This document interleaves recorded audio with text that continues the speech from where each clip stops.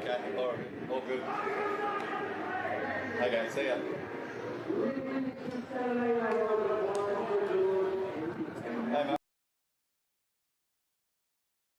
I'm just for you trying to get the live stream on, and I'll like near it. Yeah. Okay, see ya.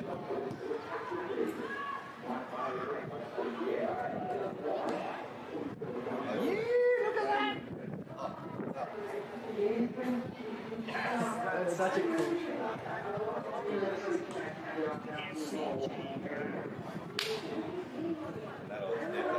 Alright, you guys are good?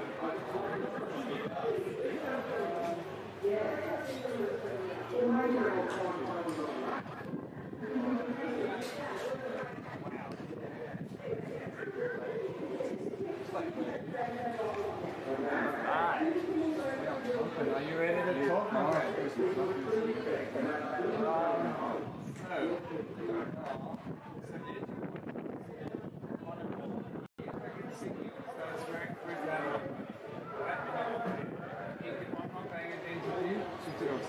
Switch it on.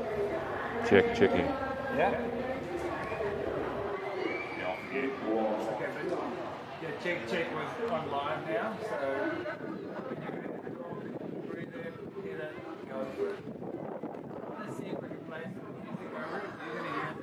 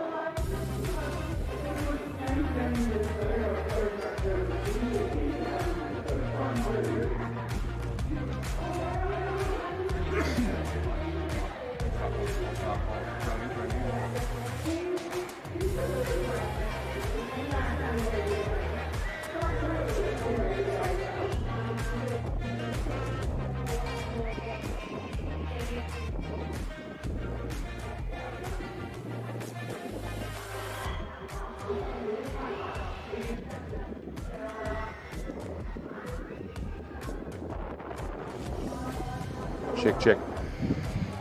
Good afternoon, welcome to Great Barrier Reef Arena here in Mackay for the DBCT Pool Cup final between Walkerston and Magpies. The play will commence in about 5 minutes. What I can tell you is that Walkerston have won the toss and have chosen to bowl. My name is Sam Burns. I'll be keeping you for company for most of the afternoon and evening. I'll have some guests at some stage, so we're looking forward to a cracker of a game here. So, just quickly, the Walkerston lineup is as follows: Tom Vandenberg, Sam Vassallo, Jacob Ferrix, Peter Blake is their captain, Riley Jackson, Luke Jackson, Neil Gustavusson, Chris McEldowney, Adam Knezovic, Liam Newbury and Nicholas Harsey. The Magpies lineup is led by Captain Ben Zervis, Adam Zervis, Liam Zervis, Isaac Borg, Matt Borg, Andrew Borg, Jackson Sine, Todd Dixon, Finlay Wilson, Nick Bononzi and Blake Ryan. As I said, play will commence in the next 5 minutes, so looking forward to a cracker of a day here at the Great Barrier Reef Arena.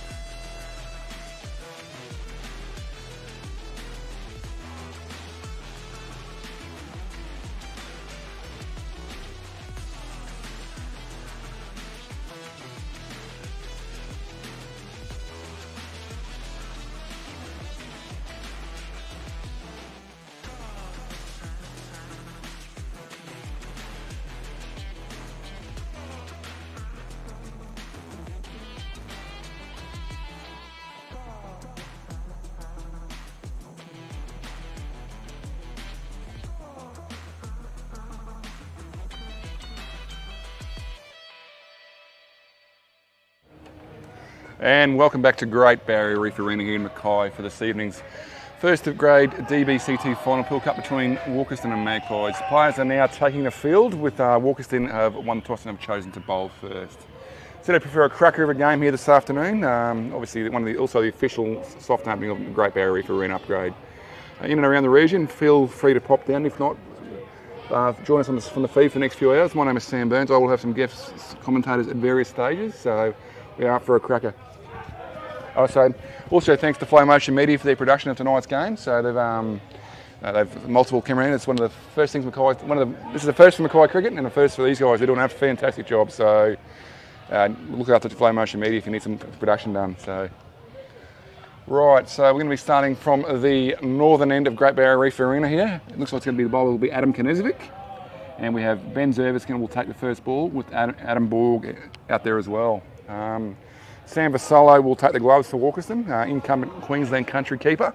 Done a fantastic job this year for the guys. So either which way, this final could go either way. Got the experience of Walkerston. I mean, arguably one of the most successful sides in Mackay cricket for the last probably 25, 30 years. And Magpies on the rise after winning the Dixon Holmes T20 shootout only 4 or 5 weeks ago. So all set up for a cracker of a game here. Stay tuned. Umpires Colin Morris and Graham Husking. 3 slips, a little bit of noise in the background. It can be heard from the earlier second grade final between Brothers and Walkerston. Knezovic comes in off his hip, pushed down to fine leg for a single. So as I can see, a bit of noise in the background. North took on Brothers in the second grade final this afternoon. That game was taken out by North. North successfully chased the score of 116 in about 15 overs. So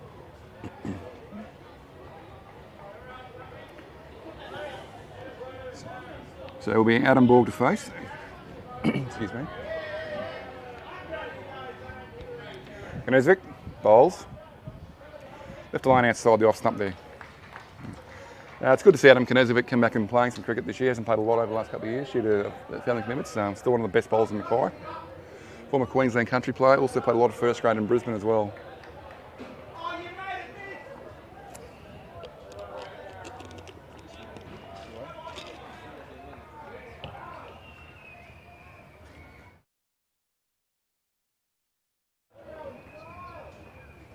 Knezovic, come in. Sort of off stump. Push away to point, no run there. Fielded by Chris McEldowney. So yeah, both very experienced sides, and I know Magpies are on their rise, up and coming side in the last couple of years. They've done a good program down there at Magpies. So this game could be anyone's. So we'll see how we go as the night goes on. Beautiful evening down here in Mackay.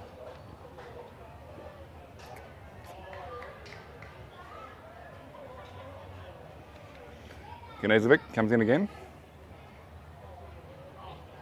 Left line outside off stump.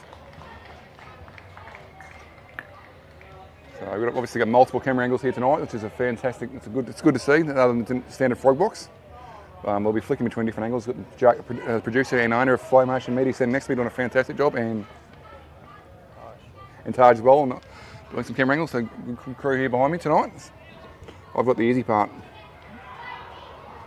Well, in theory anyway. So here we go. Knezovic will come in again. It's Borg. Beats him straight through the keeper. Great. Now, good first over so far by Knezovic, showing his class. Veteran of many, many years in first grade finals and wins over the years. I know, looking at the side, Luke Jackson and Adam Knezovic have played many grand finals over the last 20 years. They've won many finals as well back in the 2-day format back in the day. So the veterans of Mackay cricket still running around. Good Knezovic in again. No run there. That's the first over of this DBCT Pool Cup final complete. Walkerston that score at none for one.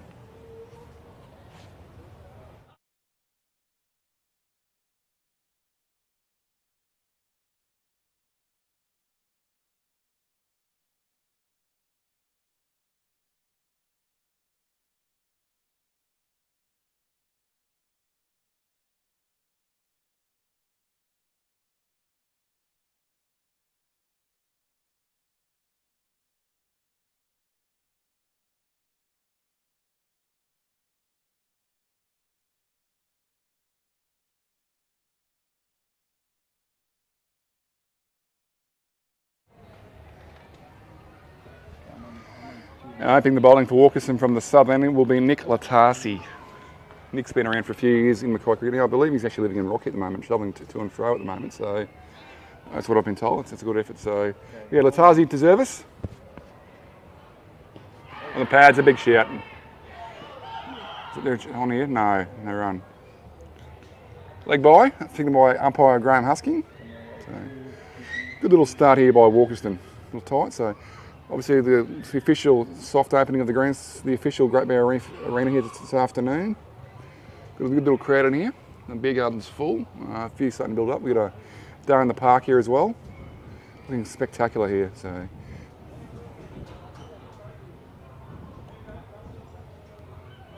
Okay, go on 2. Field placing, then on 4. And back on 2. So they're looking an absolute treat here. And the local cricket is well looked after. It's a world-class facility here. As your side screen is being adjusted. I believe local country music identity Graham Connors is in the building as well. He's has written a song for the Great Barrier Reef Arena in Mackay cricket. He will be doing a rendition of that song at the half-time break up in the grandstand. I did hear it a couple of weeks ago and he's done a fantastic job, and it's good to see a world-class act in Mackay, still living in Mackay, doing great things for the community. There's the Tarsi comes in again.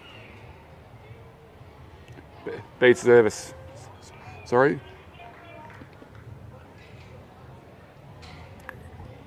Beats ball, my apologies.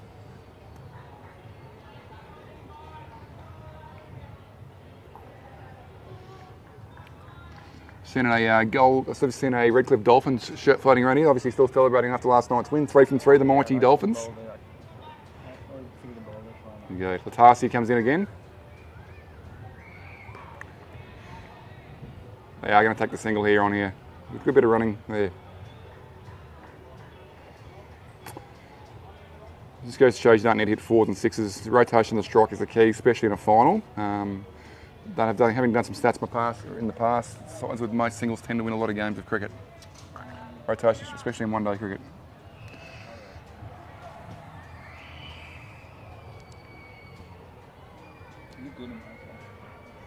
Latasi again, bowling to service.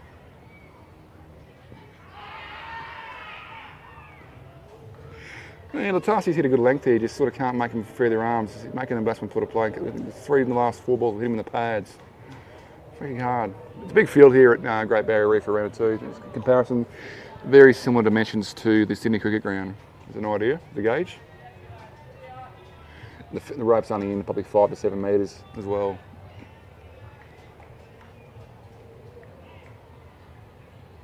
Latasi again. Reserves.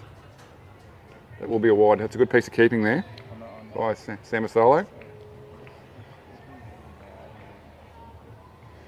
Sam coming off his first stint with Queensland Country, the National Championships in Canberra at the start of the year. Worked very hard for a lot of years to get that result. In my opinion, he's the best keeper in Queensland Country at the present. Very fit, also a very good AFL player as well.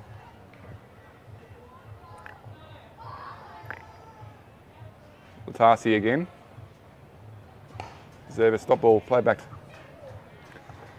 Good tight lines here by the Walkerston bowling attack up. Then there's a few new guys on there, especially on debuts and finals, but around a lot of experienced heads.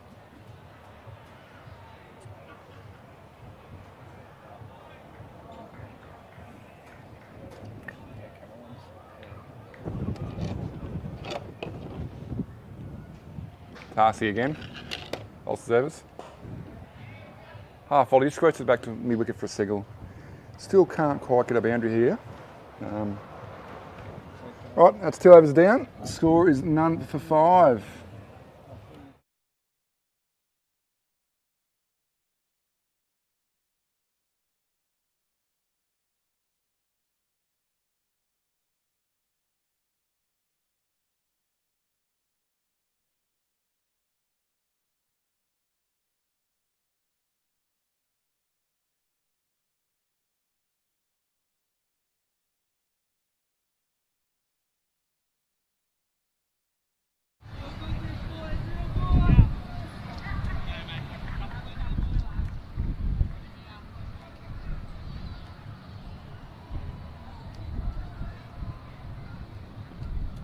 Here's Knezovic again.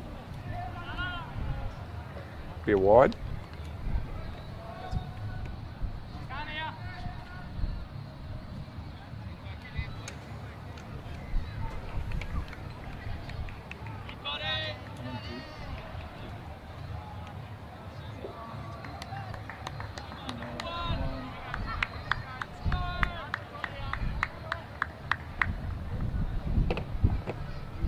Knezovic in again. Got ball to service. Tight bowling here. Show the experience of Walkerston bowling lineup. So we've got the keeper, 3 slips, cover point, cover, mid off, mid on, mid wicket, and we have got a fine leg in place.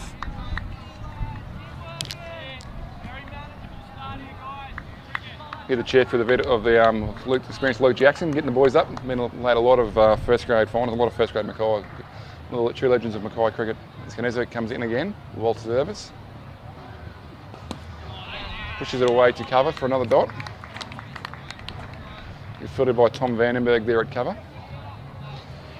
Interestingly enough, it's about 3 keepers in the side who could actually keep for Walkerston. You've got obviously Sam Sully, the best keeper in Queensland at the moment. You've got Neil Gustavson, the former first grade keeper as well, and so is Thomas Vandenberg.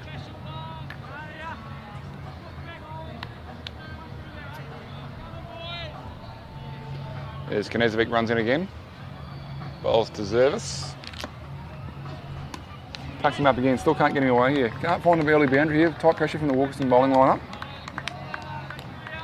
So wherever you are, whether you're in Mackay or in Melbourne or Sydney or even on London, the other side of the world, I'm sure you're tuning in to watch a cracker of an afternoon Mackay cricket. My friends in the UK, I'm sure they're watching as well. So Knezovic runs in again, bowls to service.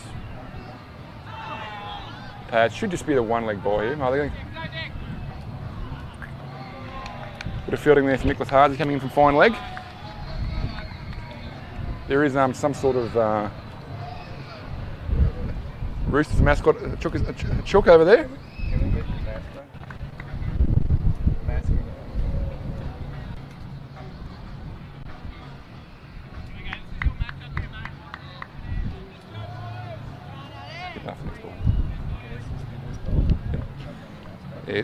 Knezovic comes in again. The covers that line. It should only just be the 1.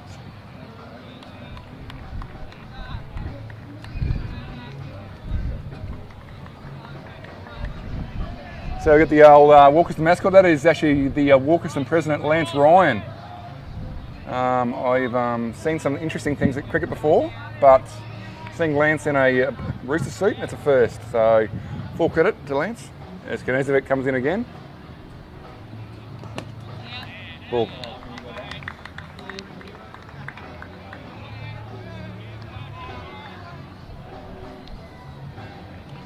That is the end of the third over. Score is number 8. Yeah, it's good to see this.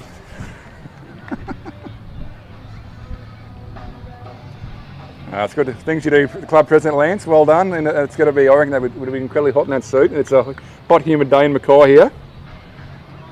Having done a few mascot suits in my own stage back in the day, I know how hot they can be. Good to see. Good to see support from both sides down here. So I will be joined by some various people at different stages of the chat, so you can see my own voice. But I hope you're having a great day. Here's Nick Lattarzi again. Still can't get a loose ball here. What are we? We are 3 overs in. Still no boundary. It's just that goes to show the class of the Walkerston bowling lineup.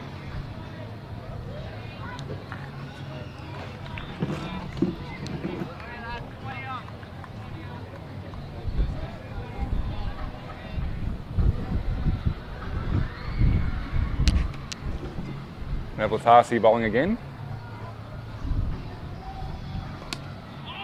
Tight, they can't quite tuck it away here. Walkerston putting the pressure on here. That rooster is gold. Oh, it's one of the funniest things I've seen in Mackay cricket for a while. You feel the Walkerston supporters are on the deck as well. Good to see support for both clubs.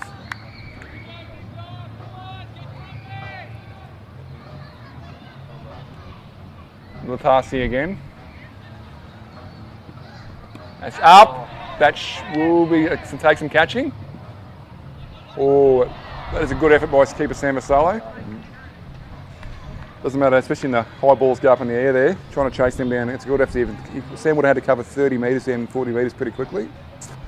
To get that close. Good effort by Sam.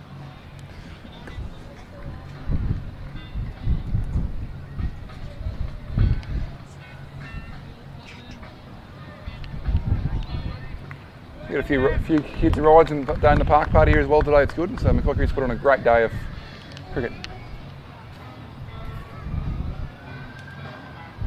Tarsi comes in again. Good ball, that's well played too. That's good cricket all around. So, well, yes, they can't get the boundary away. They are looking to rotate the strike in the single here.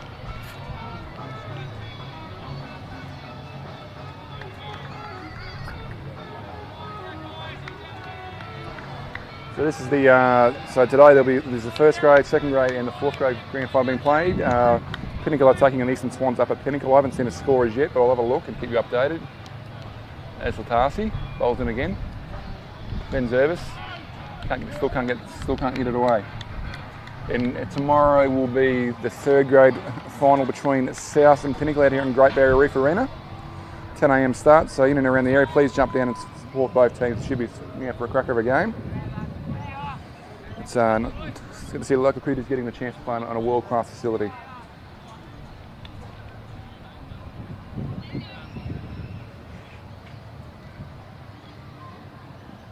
Tarsi again. Great catch. 4 overs gone. Score is none for 11.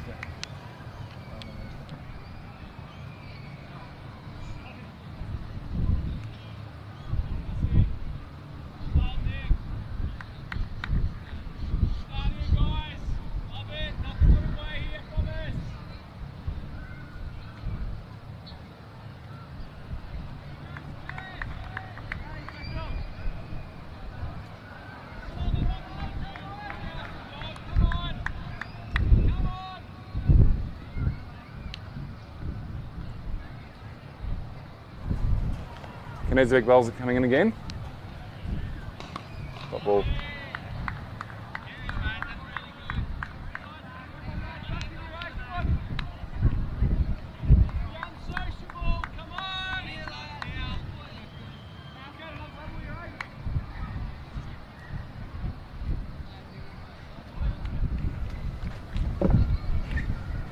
Kinezovic again.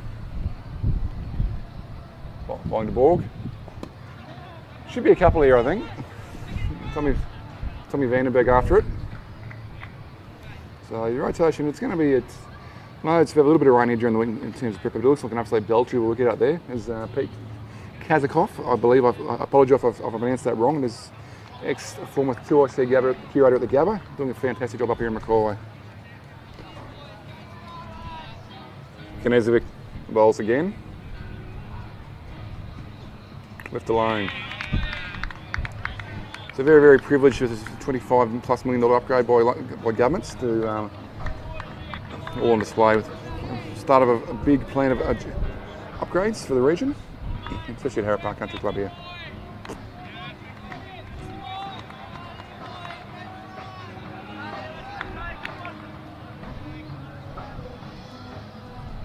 Kinezovic again.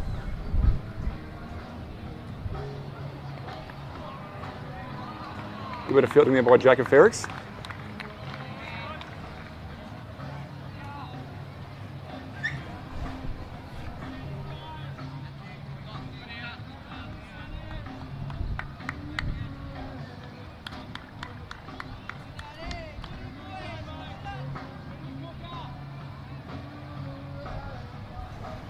Kinezovic comes in again. Top ball, still can't beat the field. Great bit of tight work on bowling Adam Kinezovic. So number 5 in his third over. Class of Kinezovic.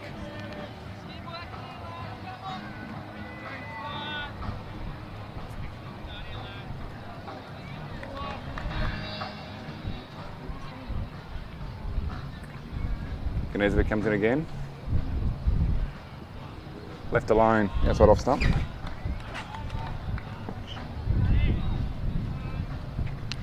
of the over. And the score is number 13.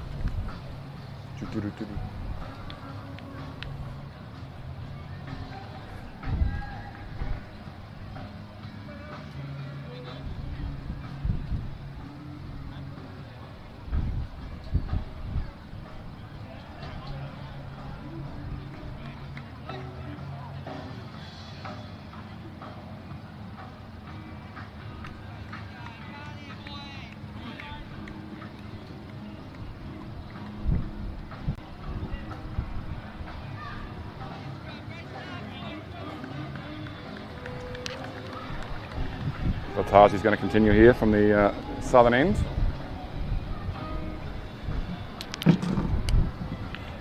Tarzi to Ben Zervis, got ball. So, going to be joined very shortly by brothers player and first grader Andrew Vanderfield. Just kicks in there. Bit of gets in the mic for a while.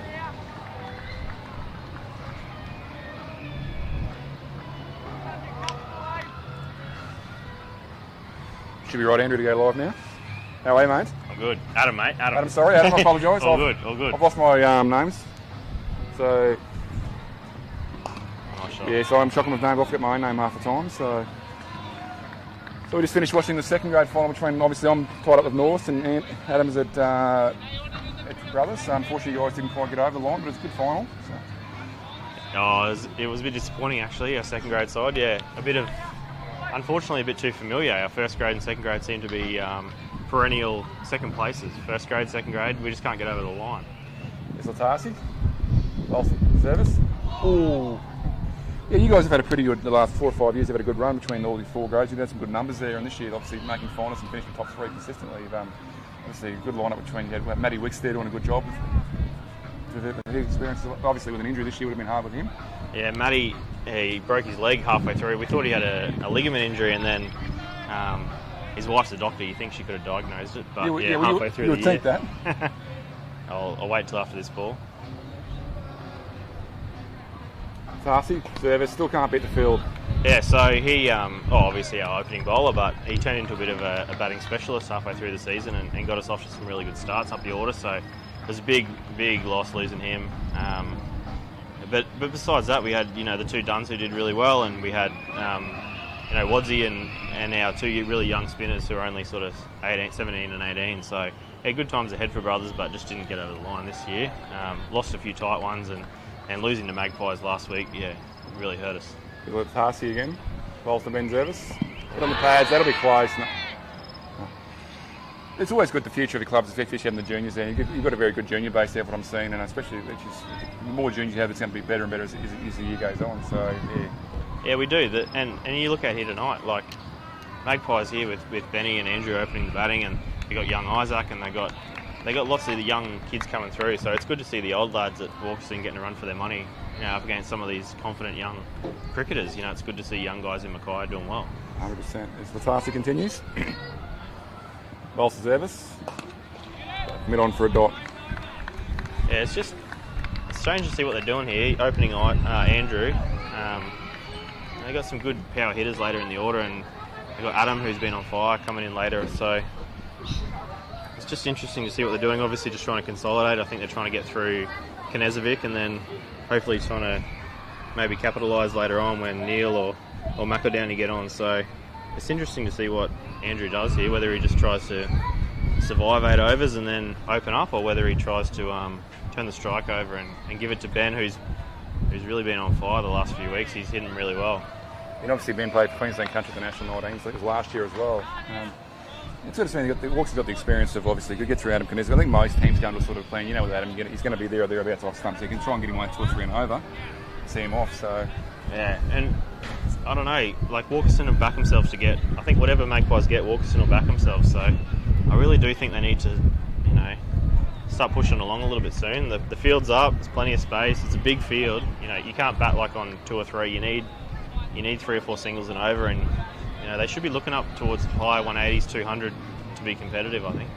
Yeah, definitely. I'm going to change a bowler here by looks from the northern end. I'm just trying to see who it is. Gus, I think. Neil. Is it Neil Goodness? It looks like I think it is going to be Neil Gustavsson. Yes, it is Neil Gustavsson. Yep. So, Gus, former keeper, and loves to hit sixes over cover for fun. End point. Gustavsson continues. Start, sorry. So single there. Yeah, what I've seen so far, the Magpies just haven't been able to quite rotate. And as I said earlier on there, it's quite rotation of the singles. You need boundaries aren't, especially on a field like this. You can get 4 or 5 and over in singles. The field's up at the moment inside the first 8 overs. I think the rule is. Yeah. Well, this is where Magpies need to really push. They've got through AK and they've got through Nick Latarski, so this is sort of where it drops off a little bit. And no disrespect to the Walkerston bowlers, but a bit more part-time-ish. Starverson. Service can't quite do it, but that's got a bit of fielding. They've taken a single there now. Yeah, so I wouldn't be surprised if Walkerston, they'll bring on Chris McEldowney soon to try and dart through a few overs. They'll try and get it through, a few from Gus and some of their part-timers here to try and race through the overs and put a lot of pressure on Magpies. You're right, I think so that's been McEldowney will bowl for 7 or 8 overs. You go for 2 or 3 and over quite before you know he's bowled 4 or 5 overs. As Gustavsson continues. A bit poppy there, a quick single over. That should be alright. So. And that's what Andrew's good at. He gets off strike, he's quick, he's young, he's fast. He's not going to pierce the field, but he's going to push 2 or 3 singles and over. So, if I was Walkerston, I'd be really trying to, circle in here and go for the kill. I think Ben, he wants to go big here. Yeah, it's been Dungan and been a captain, especially in the ground. Probably just a bit scared of going a little bit harder at the start, but T20, he's been making runs all year. Starverson continues to Ben Jervis. Left it lane. Yeah, good patience, but I can see Ben trying to open up here. I think the pressure's sort of getting to him a little bit. What are they now? None for 15, 16, so something's got to give, but so you can hold on the longest. Starverson continues. Bowls to Ben Jervis. Good bit of fielding there. Yeah, that's the key with Walkerston. I think I've been at North from over 10, 12 years. I had 10 years in the Walkerston setup as well, so I know how those guys think. They just come especially come grand final. You never write them off. They are one of the most successful clubs in the cricket for a reason over the last 25, 30 years, especially near a 4-day and 2-day cricket. And they've grown up together too. They've played a lot of cricket together. Mm-hmm. Still can't beat the field. That is the end of the over. It is none for 16.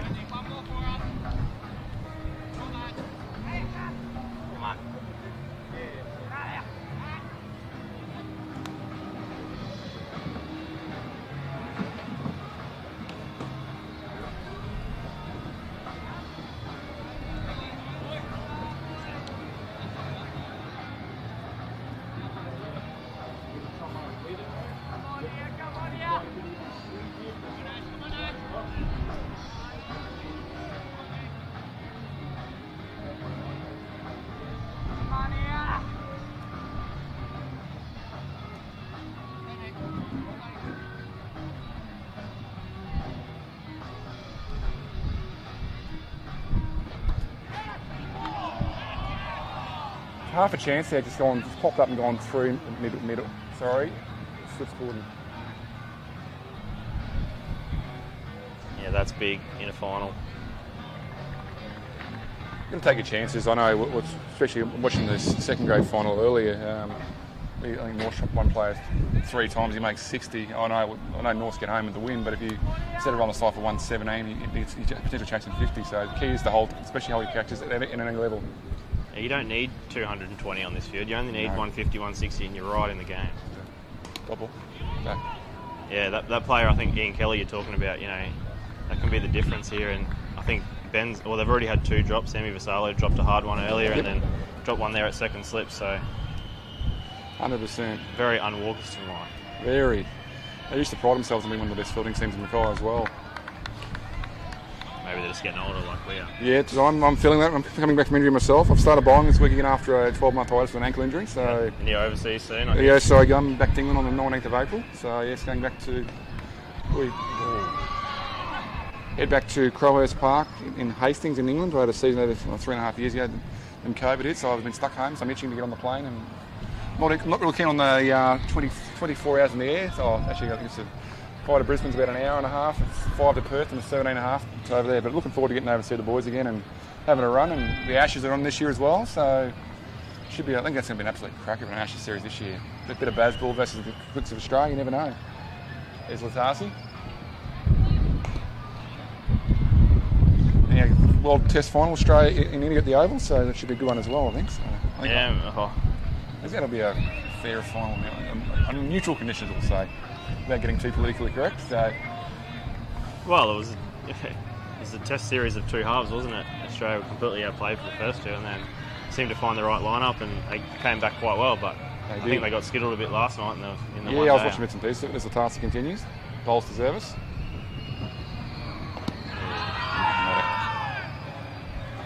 Yeah, it's a bit of a two-half series, so it's, I think I got tickets to day one of that test, so it should be a beautiful part of the world. So, love the UK.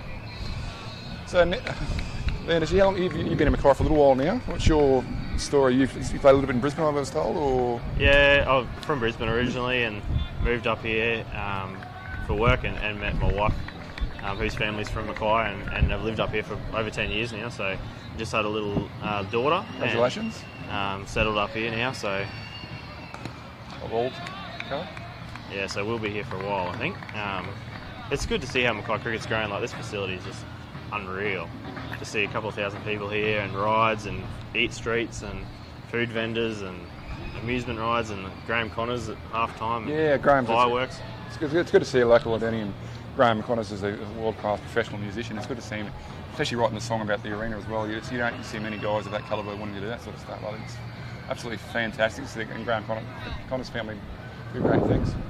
Well, anyone watching now, like, these facilities are unreal.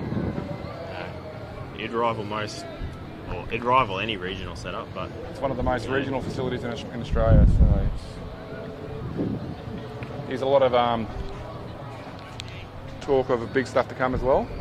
Obviously, with the Gabba out of action with the Olympics coming up in 2032. There is a high chance that you might get a Australia-South Africa potential. I'm not speaking out of skill, it is a little bit common knowledge at the moment. South Africa has scheduled a tour on Northern Australia in 2025. So Mackay is definitely up there with the upgrade now. So this all wouldn't happen at the government, the grants, and Mackay board. That's very, very lucky.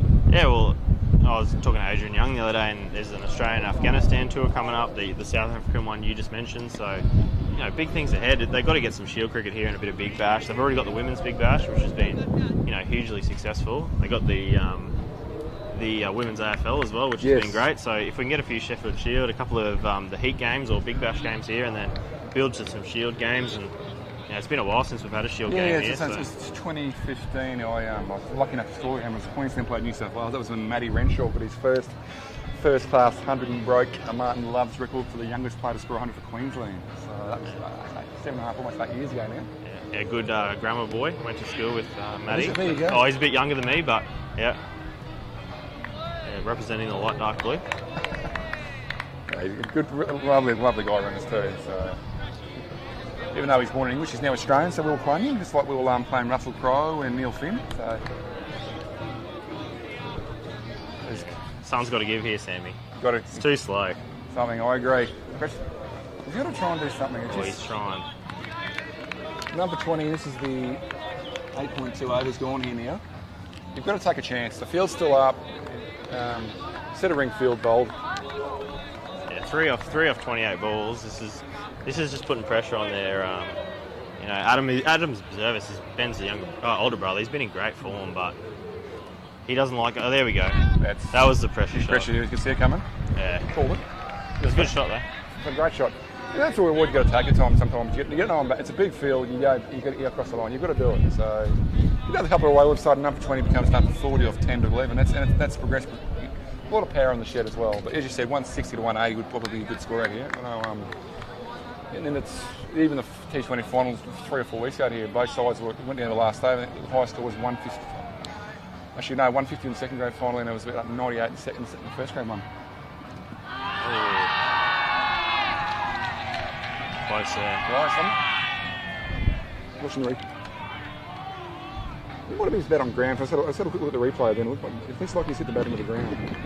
It's unlike Ben to be 7 off 30 is unlike Ben. It's just normally he is. Yeah, he will go over the top. He won't go over the offside, but he doesn't mind the leg side. So, and where he went last ball, or the ball for last. There it is again. You know, he loves just over the top. Give me a couple of them. That won't quite go. It's very, very well run. Big boundaries out there and lots of room. So that's his safe shot over leg side.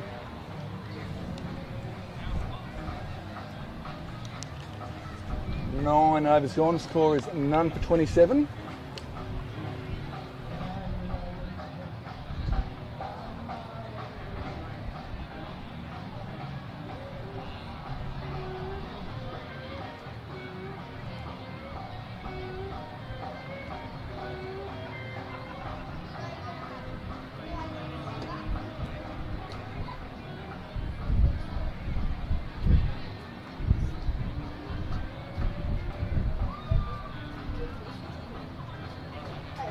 Wave to the camera.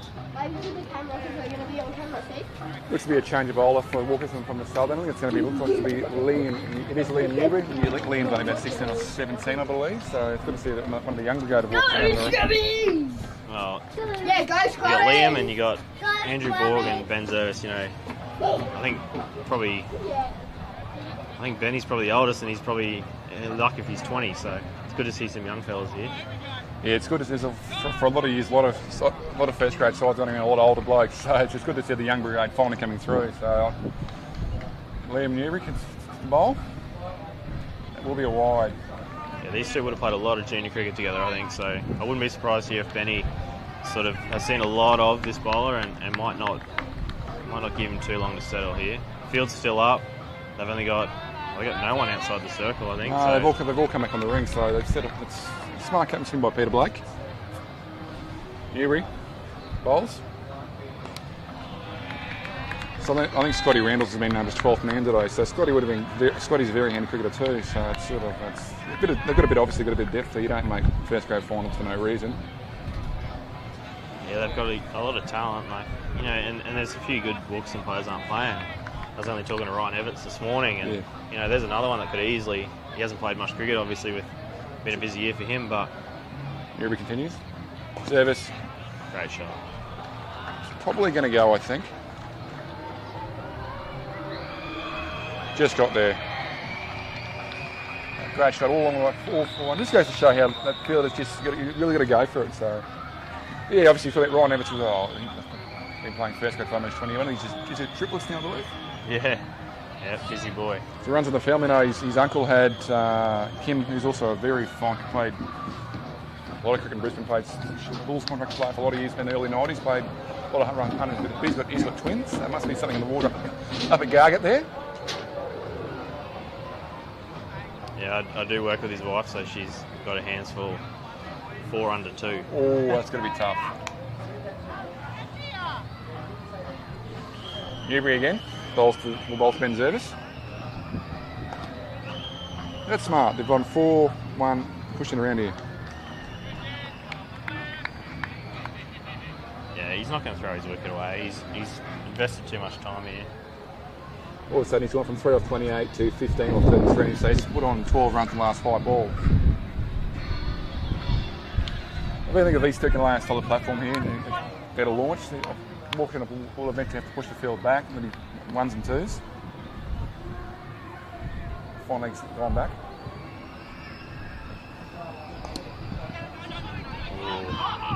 Oh, that would have been close. Out of hit, I think. It's obviously good to see. Obviously, another one. Riley and Luke Jackson playing together on a first grade father and son. Remember when Riley was born, so he's been around for. It's good to see. I saw his dad play a lot of first grade finals in the 4-day era of Mackay cricket.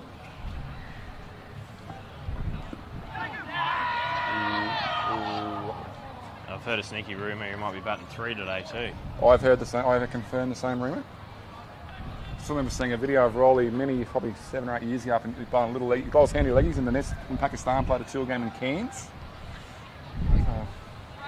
Yeah, you see his dad's name up on the Harrop Park honour board. You know, been a great cricketer for a long time, and second generation coming through. They bat together really well. Push the singles, and they bat very similar. They do. Tarsi again. So not Tarsi, Newbury, sorry, my apologies. Sam hasn't gloved that one, has he? Sammy's a little bit off it today. But yeah, Luke, I think Luke would have over, I'm going to say 30 to 35 first grade hundreds in Mackay. Luke get a lot from him, used to be a little running around for me, so a lot of respect for the Jackson family. Obviously, Luke's brother Clint was been in Brisbane for about 12 years now, living in the Gold Coast, but he would have scored 30 plus first grade hundreds as well. Luke, obviously, Let's go, Scrubbies. Let's go, Scrubbies! Yeah, Scrubbies, go, Scrubbies!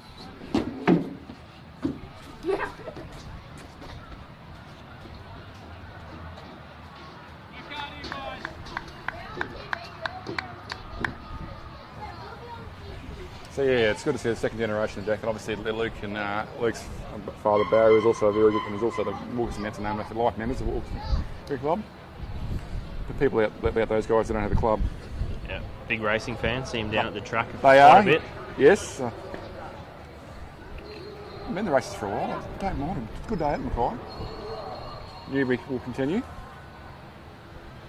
Good pressure again. It's just that Walkerston tighten up. Even though they have a 4-go away, bang, bang, bang.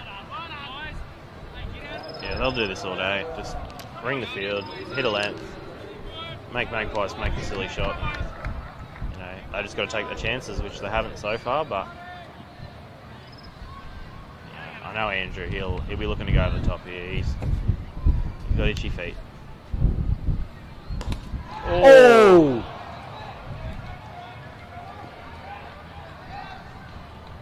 That would have been one of the catches of the season of all time. So that is 10 overs down, number 35.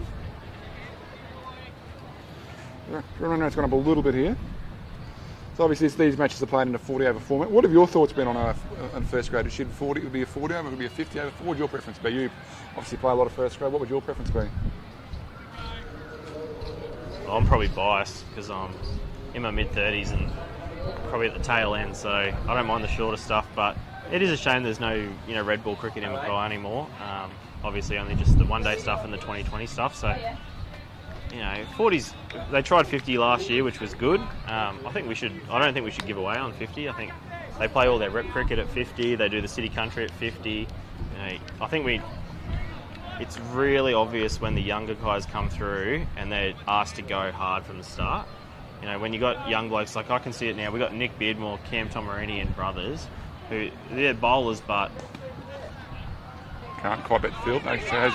We're on here. No, not. And they're asked to go hard from the start.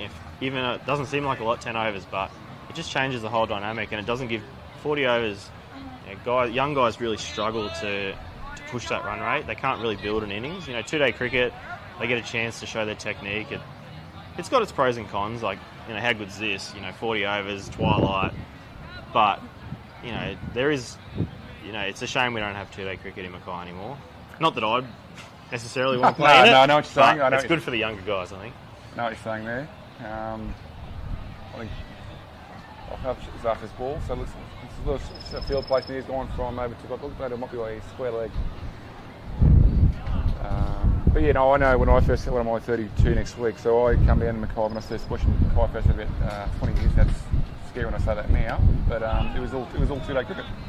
And it was back in the days, if you finished on minor premiers, you played a 4-day final and you had to be beaten outright. And that was some of the best finals I've ever seen. Obviously a lot of guys might have had the advantage, but I saw sides win outright as well. So different eras, different cricket. It's always generation things. Starverson. It's gone over. Oi, probably a little bit of wind there. But yeah, right. A lot of these kids don't know, especially if you're playing in. If you go down and play in Brisbane, if you ever played a lot of guys have played 40, 50 over. You haven't played 2-day games. Technique's not as what they used to, even just bang bang. Yeah, I do worry that our younger guys don't get exposed to that longer format, and a lot of them do go down south. I'm a school teacher, and any sort of talent we've had, lots of them have gone down south on cricketing scholarships to GPS schools, or just to be exposed to that longer format. The quality's still good up here, but maybe not as good as what it is down south. But just that exposure to longer format cricket where they can get themselves in, play in innings and set themselves up rather than just going bash from the start. Starvison continues. Oh, missed out there. Missed that, should have been on the hill. But I guess probably one of the more recent guys that have gone on is obviously Mitchell Dillon. He's in college. He went to Toowoomba Grammar for a while, and he just actually he's also the grandson of Terry Dillon, the chairman of Mackay Cricket. He got his second first grade 100 in Brisbane for North last week, and they're playing in a semi-final. I want to say against West. Yeah, I think you're right. At West today. Yep. Starvison. There's quite a strong connection in West up here in Mackay. Yeah, obviously it's that Steve McGiffin, the beat for Queensland a couple of weeks. He's the first Mackay guy to play for Queensland since Grant Sullivan. So yeah, Steve McGiffin and Pete had a lot to do with brothers. Yes. And Mitchell Wadsworth, yeah, a good West man from Brisbane. So I did not know that. Oh, here we go. Got the chicken on the screen again. Good to see. Yeah, Walkerston president Lance Ryan in his chicken seat again. I think he's going over a few of the Walkerston boys, having a few beers and enjoying the day out. It's got to be hot in that seat. Is this the mascot running around? Where is he? I can't see him. Directly over next to something. Oh, yep. Your behaviour That would be after very jumping and clawing at me demanded. Good to see. Full credit of Walkerston putting a mascot suit on. For someone who's done a few mascot suits in the day, I don't anything at the moment. It's got to be hot.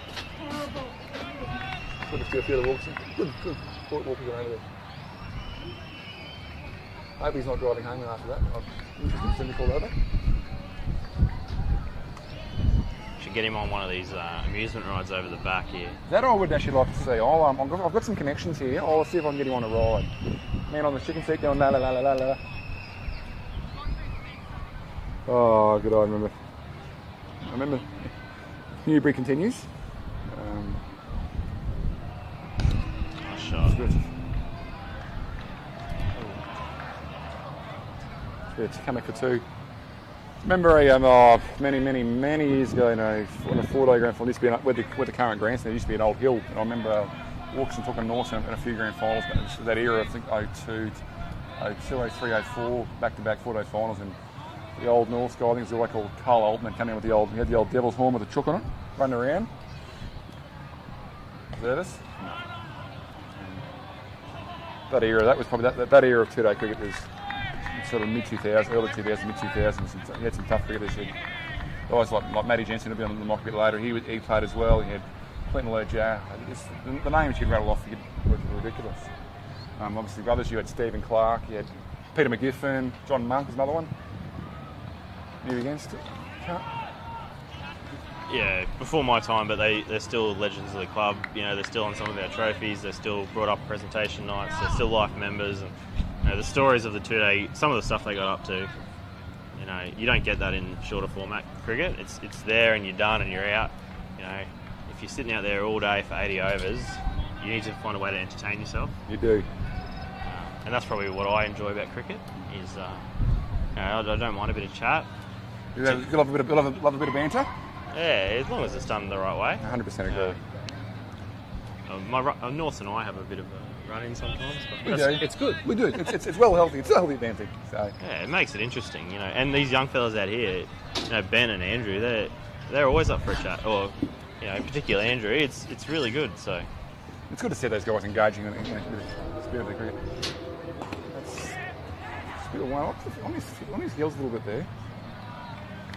Yeah, you got to be onto it. That's all he's going to do. That's his job. His job was to survive 10 overs, get the shine off the ball, and then get, Adam Zervis in a bit later. And Blake Ryan, he's been in great form. He's been hitting the ball really well. So they've got some hitters. Jackson Sign, he took the game away from us in the semi-final. So they got some good hitters coming in a little bit later. So I think, I don't know, it's a bit preemptive, but I think maybe Andrew's job's nearly done, and we might see him open up soon.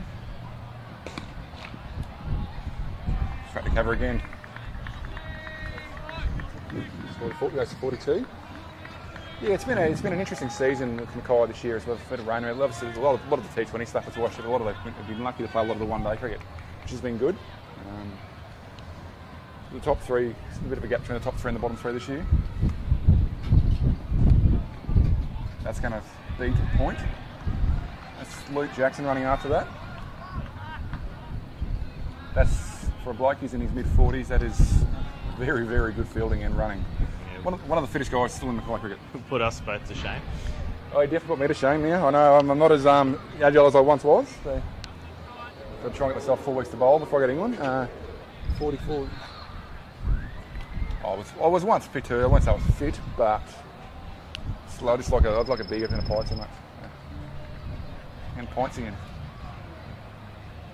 Yeah, well, St. Paddy's Day yesterday. There was a few pints sunk around here. We're here on Friday afternoon, so it's pretty good. Good crowd in here last night? Yeah, there's still a pretty good crowd here. I think a few of them have turned up again. They've done the quick turnaround.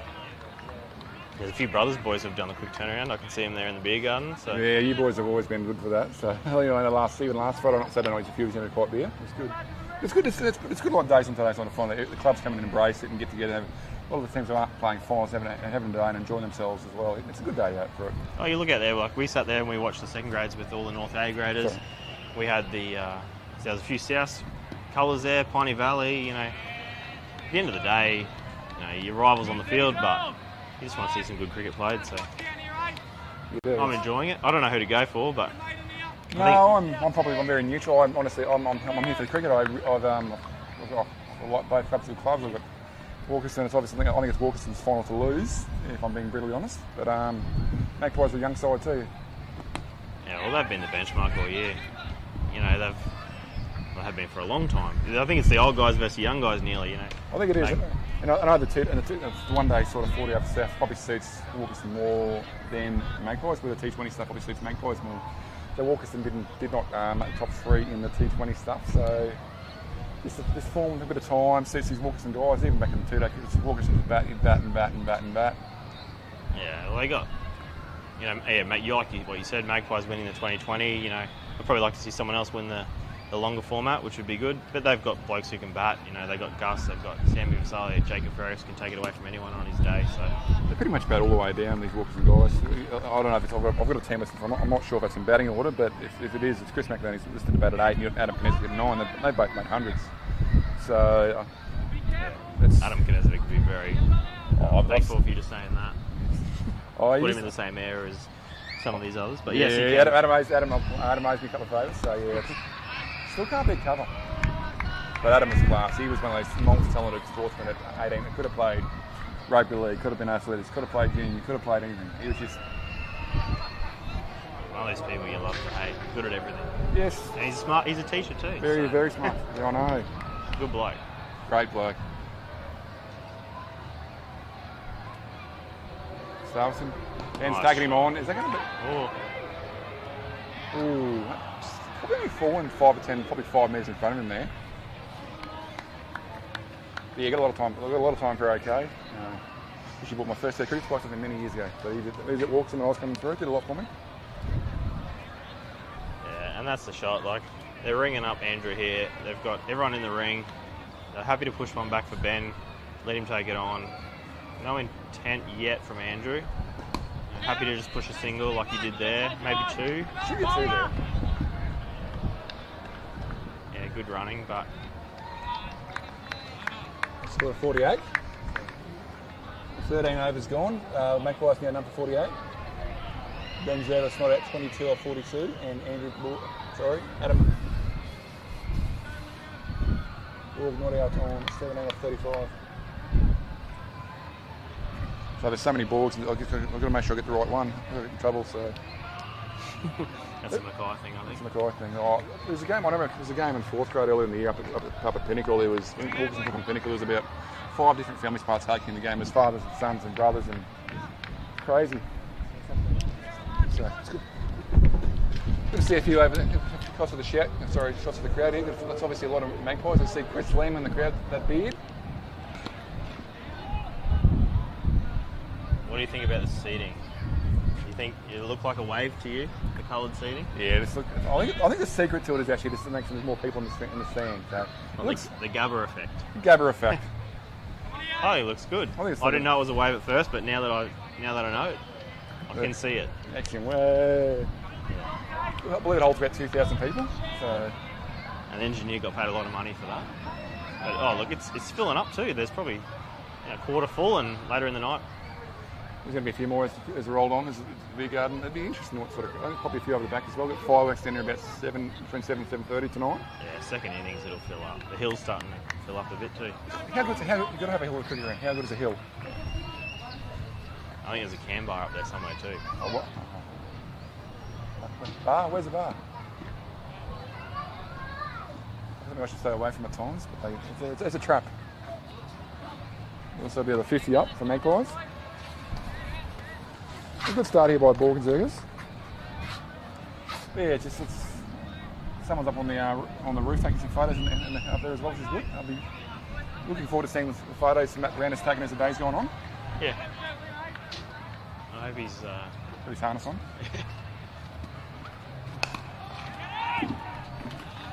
Yeah, obviously this is stage one. Obviously the media facilities, also the various change walk-up facilities. It's going to get more and more sport up here. I know up here in middle of May, it's Legends of the Lawn Festival, headlined by Paul Kelly. It was played on one of the backfields last year, and it was Jimmy Barnes, Johnson.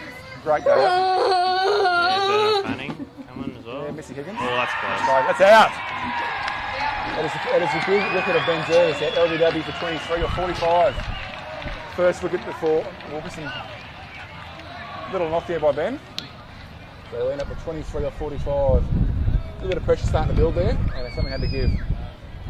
Yeah, he tried to go his favourite over the leg side, and you notice there he didn't know where to walk. He went to walk to the old change rooms. This is the first time they've used the new facilities, and had to turn around and come back the other way. So for those who don't come down here regularly, the old change room to where we are in the old Terry Hayes grandstand. Obviously Terry Hayes is a former life member of Mackay Cricket, passed away in last year. Bless his soul, he did so much for Mackay, and he's a great community man, historian of Mackay Cricket as well. So yeah, the old change rooms to the right and the new ones are over there. So it's good to see the opportunity to be using for a flat night today. They might get a little bit louder there later tonight.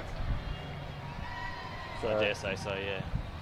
Terry Hayes, a good brothers man as well. He was a great brothers man. I believe life member. Life member, yep. World War II veteran as well. Yep.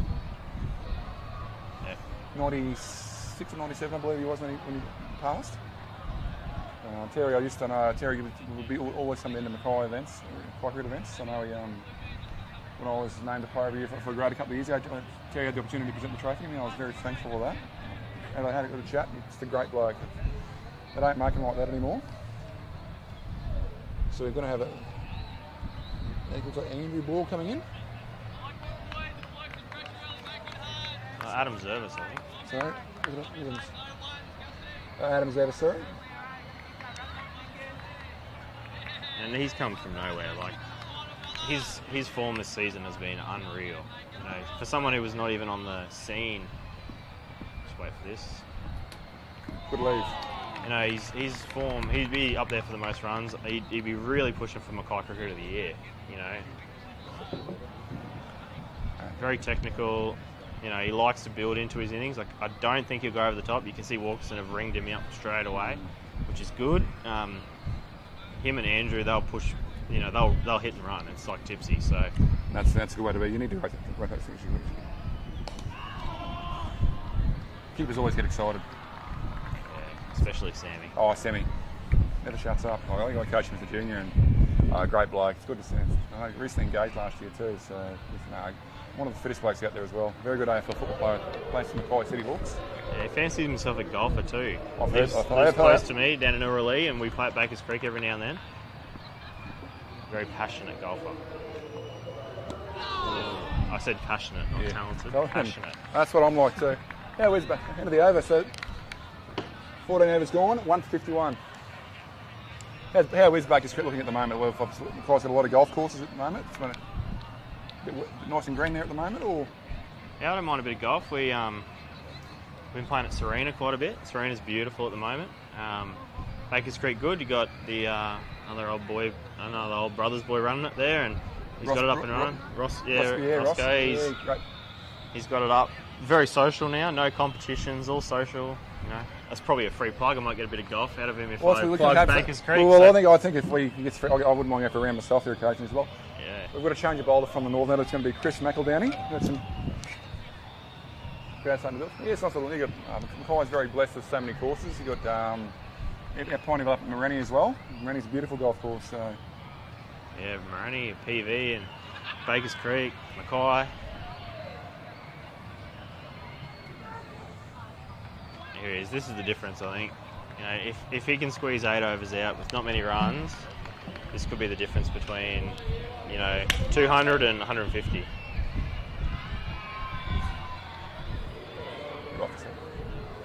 You're right, I keep talking. I was going to take it going. You're right, you still on. Yeah, so Mackay here. He's not gonna waste any time. He takes 10 seconds between each ball, darts him in. You can see Andrew here just trying to slow him up a little bit.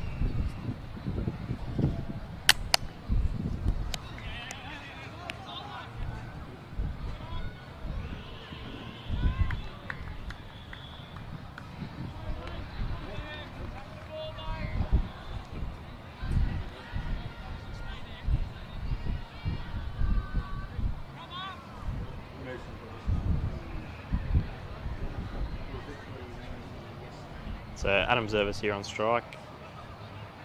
Mackay down near the bowler. A complete ring field, not a single person outside the ring.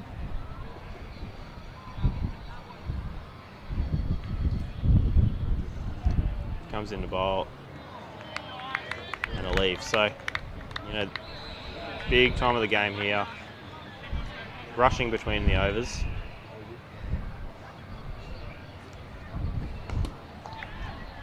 A bit of a misfield and they'll sneak through for a single.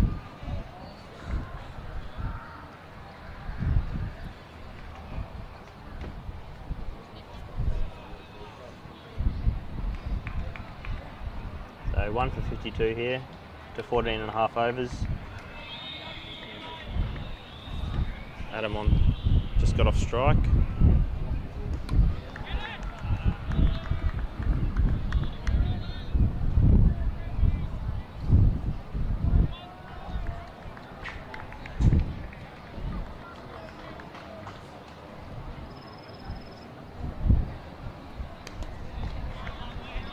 This classic, another classic over there from Mackay. Only a couple off it.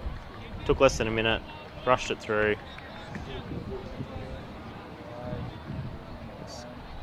Score is 1 for 53 off 15.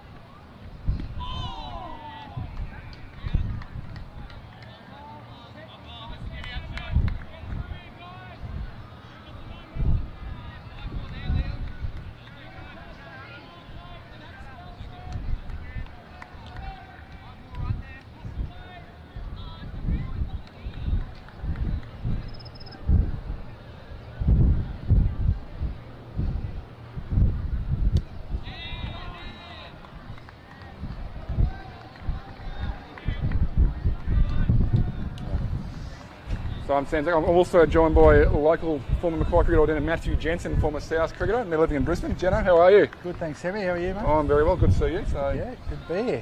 It's been a while since you've been up here. You've been in Brisbane. Yeah, mate. It's been a few years. It's changed a lot. I was going to say that. Yeah. Newbury.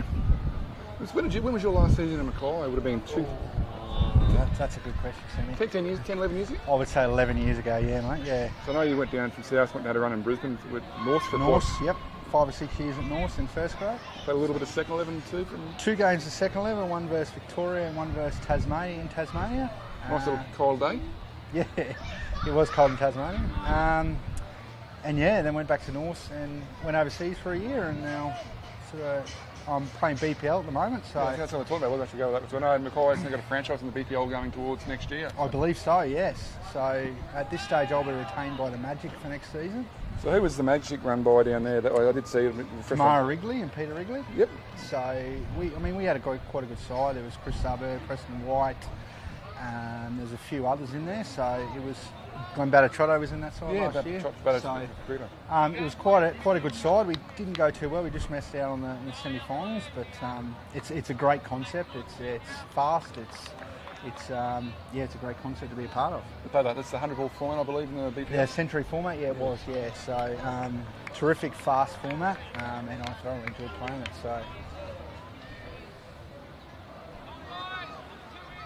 So where are we at here, Timmy? What are we at? We are currently at Magpies are 1-55 in the 16th over. So it's a typical Walkerston. You played against them many years of 2-day. You played in 2-day final. I remember you watching you playing 4-day finals. 4-day finals, 2-day finals, 1-day finals. So it's all changed a bit since then. Remember you and Brad Dillon bowling pretty much all from one in one. Yeah. It might have been a bit scrappy, I think, when Jack. It was a rain-affected final, but it was. Yeah. It was always a good rivalry between South and Scrubby. Yeah, that was some tough. Let's just talking to Vanders earlier on their years and that era of different eras of cricket. Yeah, there is. It is. It's good to see likes of Blakey and AK still going around. So it's good to see. Well, Blakey's obviously Blakey's my age. I played all my juniors with him. I played a little bit of senior cricket with him. But yeah, you would have played against some of these guys many years ago. Luke Jackson's still getting around, which is good to see. Yes, I remember you bowling a mini final back in the day. Mate, honestly, I said in an interview in Brisbane probably 2 years ago, that's the best battle I've sort of had, and where I learnt my craft the most is here and against Jacko, to be honest, because he'd sort of just come back from Brisbane. I was a young quick coming through, and he taught me a few valuable lessons. So, and by the end of it, I think I worked a hell of a lot out bowling here to Jacko. So, yeah, him and his brother Clinton both. No, unreal cricketers, man. 60 to 65 first grade hundreds between them. Yeah, unreal. Different era. So Chris McElverney continues. So just running out. So just trying to slow it up a little bit here. Just the same event as an earlier. Just Walkerston have just been able to apply the pressure. Yeah. Magpies, 156 is not a bad start so far. But we're saying earlier, 180 to 200 would be a very good score, but 160, 180 it's just been slow. Well, they've obviously scarified and resurfaced the wicket side of the field in the last 3 months too. A bit of rain as well, which has washed a little bit away, but it's looking fantastic. It's looking amazing, to be honest. So obviously, will you view if McElverney continue? It's going to be very well bowled there. Very well bowled. Well good. Reverse sweep. A lot of them played a lot in this day and age. But you would have seen, he played here 20 years ago, back in the day when you come through the finger at South, and it's getting better and better. We played on the field when it used to overlap. Yeah, I certainly did. For those who haven't been here before, there used to be 9 fields down here at Harrop Park, and the fields 1 used to overlap with fields 3, 4 and 5. Literally be facing one bloke looking the other way and hoping the ball's going to hit you in the back of the head. The old steel fence, yes, I remember that. Yeah. Oh, that's a tough chance, but down it goes. I'm back in to take that 9 times out of 10 too. Yeah, you see the old change rooms over where the part of the upgrade is in the extension of the clubhouse. Yeah. Funny story, I actually got married on this field, would you believe? Did, I remember that. Yes, yeah. I think I was the first and maybe the last person to get married on this cricket field, so that's how much this field means to me. I think it was Chris Selberg was obviously one of your groomsmen, wasn't he, as well? Yeah, he was my groomsman, he was. Yeah. I actually remember that, that was a while ago. Was it 10 years ago? You're exactly right, Sammy, 10 years ago. I've got a good memory at times. Yeah, it's good to see Chris is actually getting a run for Scorchers the last couple of years too. Yeah, mate, he's doing quite well over there. He made the move to WA and... what was his, obviously, I know you're Chris and pretty good mates, I spoke to Scorchers a while ago, but he's... just opportunity, mate, to be honest. He's always been a good cricketer. Yeah, he's always been a good cricketer. He wasn't getting a great opportunity with QC at the stage, so he decided to make the big move over to WA, and mate, he killed in his first 2 years. He just made runs galore. So he got his opportunity, and he's still finding it hard to sort of get a full-time gig in that format. But I mean, with the players of Marsh, Turner, all those kind of players, it's very, very hard to get a gig. But to get a gig in a side like that, at least, is a very good achievement. 17 overs gone, now 1-59. So yeah, sure. I see Dolphin runs down. He's played a bit of second level for both Queensland and WA as well, and obviously he's now a Scorchers winning BBL champion as well. 2-time winning Scorchers BBLs. And he also won for Brisbane Heat back in 2012. He certainly did. Yes. I don't know whether you call that an omen, but well, it could be. So yeah, it could be. I remember that was actually at the Wacker as well. I was in Brisbane at Toombul. I was in there for being away of Australian country. I was in at Toombul watching that game.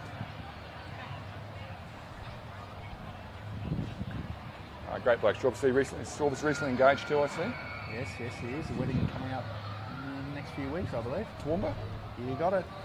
I do read Facebook at times, so.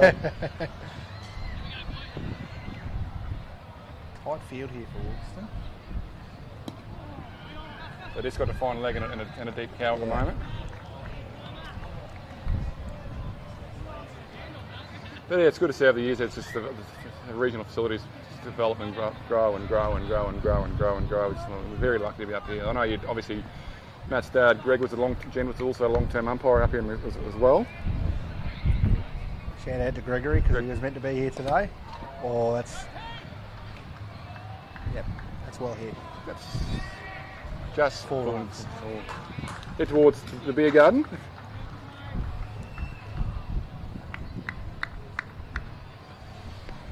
Excuse me. My voice lubricated. It's been a long day.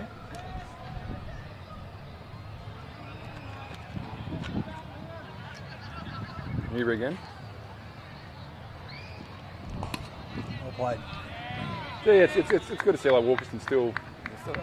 They've gone through their peaks and troughs over the years and go and they always find a way. A lot of clubs go up and down, up. I think numbers in general across Australia at the moment aren't. I guess everyone's going through rebuilding phases. I'm not sure what it's like in Brisbane at the moment, but I've heard it's not. It can be tough at times. Yeah, it can be tough at times. It's going to. Well fielded. So with the BPL, do you see that as probably a 100-ball format? Is it an opportunity to get more people involved in, like a T20? Or yeah, absolutely. I mean, I play T20 in this 100 format. I love the 100 format, especially as a bowler. I mean, I'll say it again, but it is a batter's game these days. But I love the format. It was a bit more challenging. So I think it's a great concept moving forward. Here again, got ball. So I know they were supposed to, England. It's funny. It's like they play a lot of cricket in England. And that was another. They trolled in England. It seems to work over there. Oh yeah, it was. I mean, the comp in Brisbane was the second year it was running. So this will be the third year it's running. But I mean, it went ahead leaps and bounds. And I mean, the crowd they got down there was terrific. It was televised on KA. It was a fantastic concept for Test cricket. Well played. So good. Still can't beat the field. Getting close to drinks here. 18 overs down, 164. So should be drinks in 2 overs. 20 over, halfway through. So 64 at the moment. It's not a lot on the board. I think Magpies are going to have to put their foot down here at some stage and trying to get that to probably 160 to 180. So that we could get the batting of Walker. You get Tom Vandenberg, Sam Bassar, the current Queensland country keeper, Jacob Ferricks, North Queensland, and Blakey, and obviously get Luke and Gus. They bat pretty much all the way down. So they bat very deep, don't they? So it's good to see some more. It was good to see Sam finally get around for Queensland country. I know you played for Queensland country yourself in, I reckon it would have been Mildura 2007. You got it, Mildura. And I was supposed to play Mackay in 08, but yes, injury. That's correct. Yes.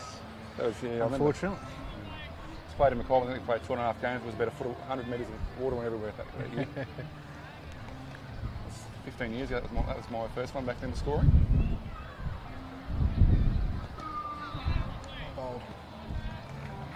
But now North Queensland there, it's some very good cricketers. You had the likes of you to play the likes of Luke Feldman, who went and played for Queensland. Brian May played a lot of second level. Yep. Brian May should have played first class cricket in my opinion. So. Yep, I value that opinion. That's probably right there. Different area, just tough areas, and yeah. And Fox went from playing literally in the country and 6 months later playing for Queensland. Yep, he did very well, the old Fox. Actually, his old man Bill sent me this the other day, which is good to still keep in touch.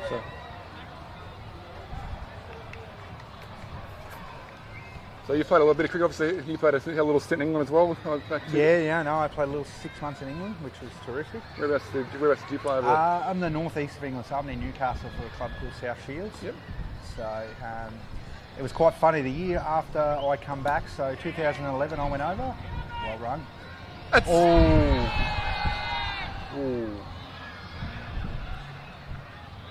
Close. No cigar.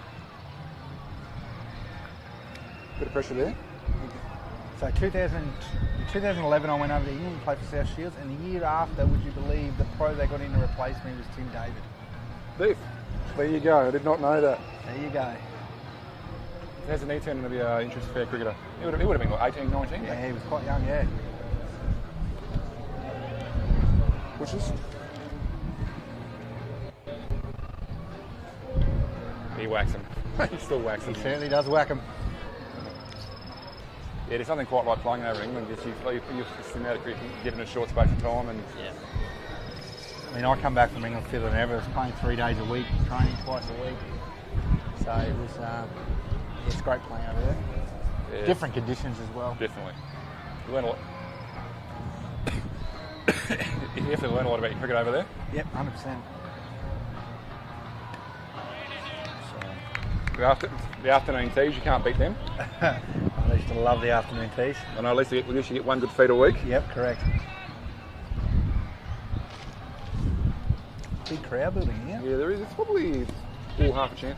I know they've got the fireworks at half time as well. We've got Graham Connor singing his song as well. It was written about the arena. I actually heard it the other day.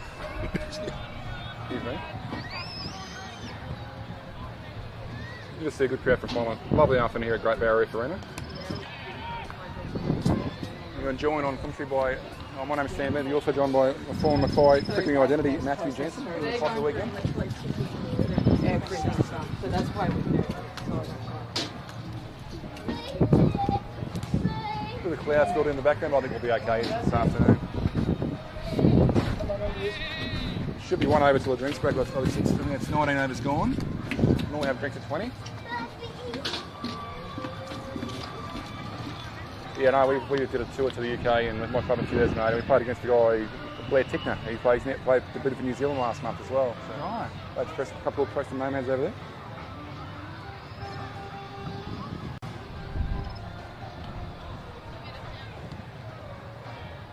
It'll be a change of bowler from the southern. I think it's going to be young Rolly Jackson, I think. So, son of the legend. Yeah, it is Rolly Jackson, bowls handy leggies. So, Son of Luke. Yeah, son of Luke. There you go. Good opportunity for a father and son to play in a first grade grand final. Terrific opportunity. I remember when Rolly was born. He's turned 18. Oh, I think he turns 18 this year, actually. Very, very talented young youngster.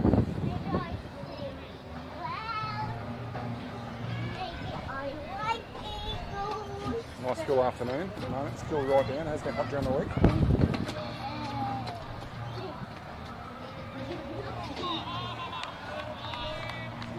A few of the former South boys while you're in town, Jenno? Yeah, I just went to a South Junior presentation, catch up with a few boys there, and I'll be catching up with a few tonight while I'm wandering around. Oh, very good. Great week to be back in Mackay. Yeah, it is.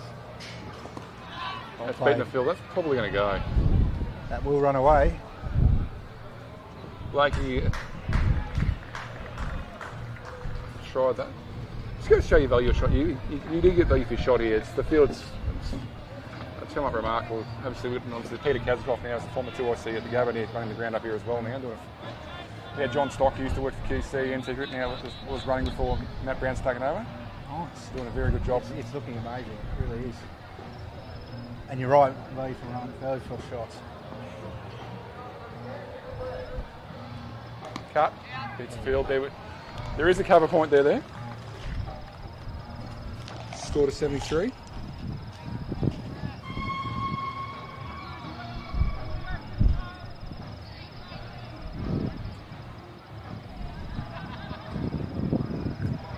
August 28 and the service will be on 11.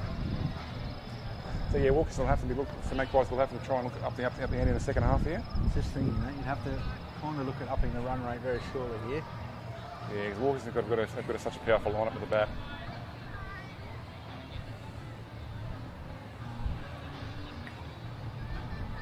I would back them to chase most things. Riley, Jackson bowls in. Blakey said a good field here. It's good to see Blakey, former Walkerston juniors player, been playing for him for many, many, many years. It's good to see him. Very talented cricketer.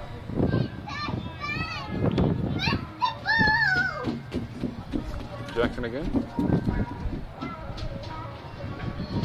That's probably got what it deserved. A couple of pressure release balls here this over. But yeah, it'll be good. It's obviously with Mackay and that BPL thing this year. It'll be interesting. It'll be nice to see how it all goes again. I think it's more cricket they can play the better. Never play enough cricket, in my opinion. No, that's exactly right.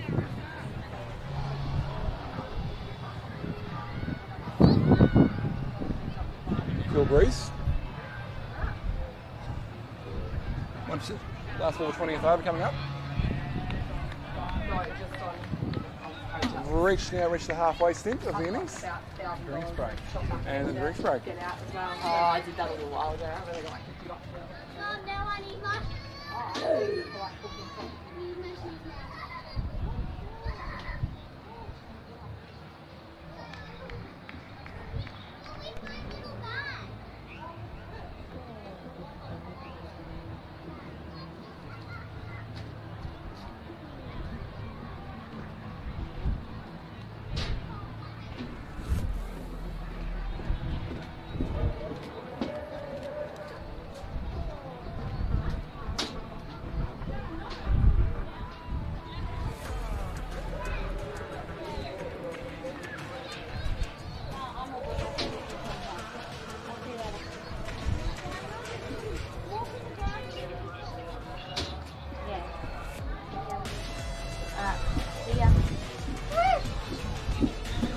Yeah, we're coming over.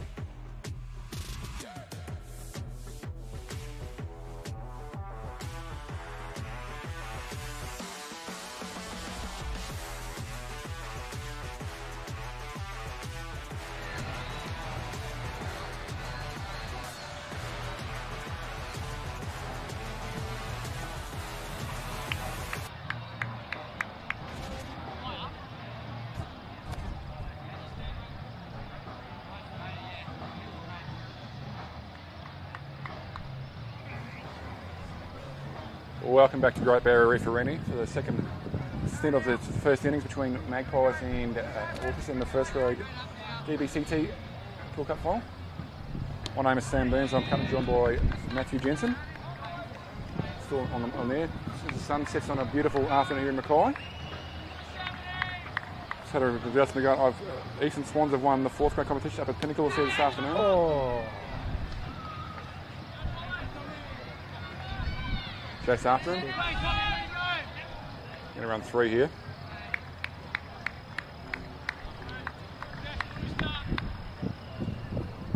So yeah, it's an interesting little start here by Magpies and Walkerston. It's going to be they're going to have to 1 for 80 so far after 20. There's still 20 overs to go. You're going to have to at least double that, probably get another 100. I would suspect to be. That run rate's going to have to lift shortly.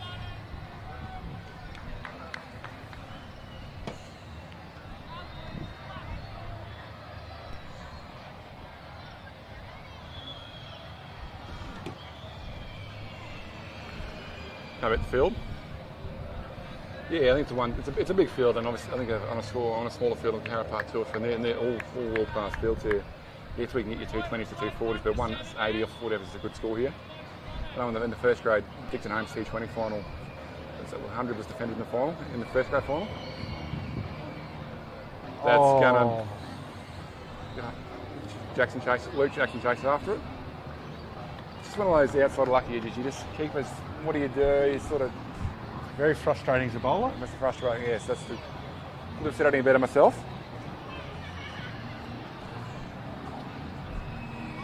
Work hard all day to beat the bat and doesn't go to hand. It goes an edge.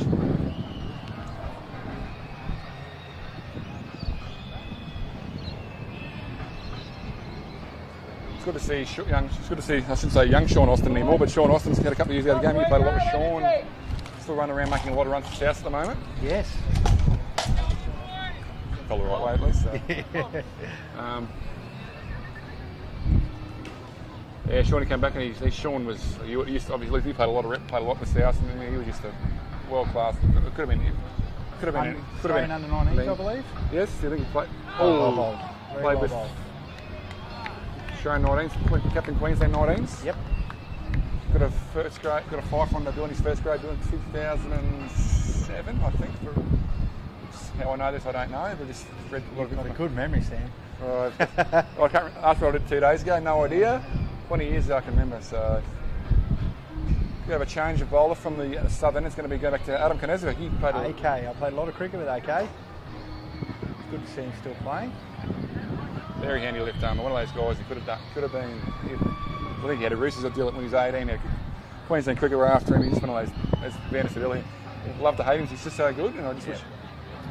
But very class left arm. Had a played a fair bit of cricket in Brisbane. We would have been in there, probably close. Yeah, no, he did. I believe he played for Beenleigh in Brisbane. Yeah, Beenleigh don't existed now. Ipswich Logan, I think. Yes, that's correct. Ipswich Logan is now. Me and AK played a lot of junior cricket together. I think we played from under 12s all the way through to opens as opening bowling partners. Good. Those some tough eras in Konezovic bowls. Yeah, Adam hasn't played as much this year, but due to his family and work. It's good to see him back running around again. It's just never write him off. Hat-trick last week, didn't he? He did. The other week? Did, I believe, yeah. Unfortunately against South. I was watching the live stream at the time. How good is FrogBox in this day and age? Your life, you can watch cricket anywhere. Awesome. Cut. Shot. Beats the field. I don't think it's going to go though. It's a big. No, it's held up there the last 2 shots out, don't they? Going back to 3. Yeah, that era of Austin himself. Oh, the names, you're better off, I think, no disrespect to the current proper first graders. Now, there's some guys who could have played 10 years, but a lot of these guys wouldn't have been playing first grade 10 years, and that's no disrespect to these guys. It's just this 2-day cricket versus 1-day cricket and this more power game now. Yeah, correct. Just a completely different era. There's some guys are playing first grade now. We played in that era 10 to 15 years, but a lot of guys would probably struggle. It's the likes you get Walkerston, you got the likes of Sammy the Solo would have, I think Blakey would have, obviously Luke Jackson and Neil Gustavson would have played. AK, yes. But Toddy Dixon from Magpies definitely would have. Nesvik. Not bowled. But yeah, different areas of it. And it's a shame at the first grade. I was talking about earlier. The first grade is only 40 overs. She should get 50 over cricket, in my opinion. Up here, and you got the penalty. Now they've got lights in the 3 fields. One behind us in field 3. The old 70s days back. Remember, it's world class. So more cricket, the longer cricket, the better. Develop the techniques. Nesvik continues. And straight up. Is that going to go to the fine leg fielder? No, it's short. It's been about 3 or 4 field. It's been about 3 or 4 field short today. But I guess when you went down and first went to Brisbane in early mid 2000, mid to late that 08-09 period, you obviously played a lot of 2-day cricket, and you would have had the opportunity to bowl 15, 20 overs in a day. I guess it would have helped you progress through into Brisbane. Oh, 100%, 100%. It was good, very good, tough cricket, and you're right. You're bowling, anywhere between 15 and 25 overs a day, and it was tough. And some of the bowlers, I remember my first grade debut. I was presented a hat by James Hopes. I had Clinton Perrin in the side, and I was opening the bowling. I was bowling to Lee Castledine and Daniel Payne, both Queensland Bulls players at the time. So that was my introduction to Brisbane first grade.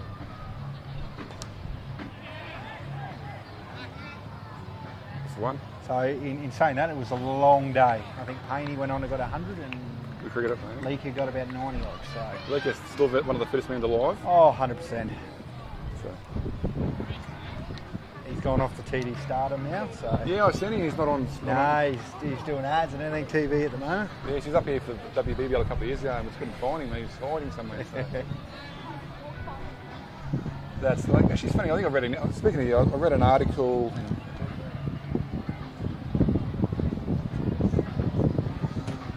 Multiple messages coming in from various people at the moment. I've read an article with Joe Burns. He did pick the team of his. He played with or against Brisbane. And he named you on the side from what I read from memory. Yeah, he did. It's nice. It was nice of Joe, apart from the last comment. Yeah, I was going to not bat. Could not bat. I was going to say that. You kind of don't get a chance at 11, Joe. Yes. Oh, I'm very good friends with Joe. Lovely guy. From what I've heard. Very good cricketer. Should play a lot more cricket, especially for Australia, to be fair, I think. So. Funny story. I made my QAS Bulls second 11 debut with Burnsy. At that stage in his career, he was struggling for lifts to grade cricket. So he'd ring me on a Friday night, can you give me a lift for cricket tomorrow? And these days, I think he's got about 10 cars and 10 houses. So our times have changed. Our times have changed. Yeah, 4 test hundreds an average about 33, 34. Not a bad rate. McElhaney continues. Well bowled. A great bloke, Joe. You send him a message, even if he's playing for Australia, he'll reply. Fantastic bloke. Struggled a little bit for the runs this year, unfortunately, but I think it's just a couple of injuries and that. Yeah. Oh, can't quite let the Got that injury for the Stars. Yes, he did. I think it was first or second game for the Stars. And he's come back and played a few great games for North. Still loves playing great cricket? Oh, he loves North. He loves the club. He'll play whenever he can.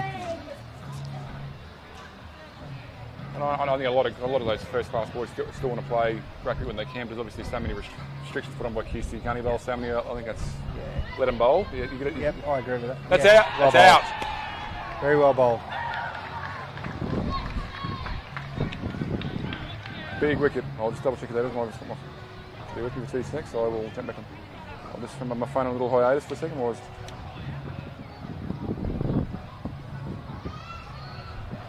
Big wicket of Zervis for 16 off 33.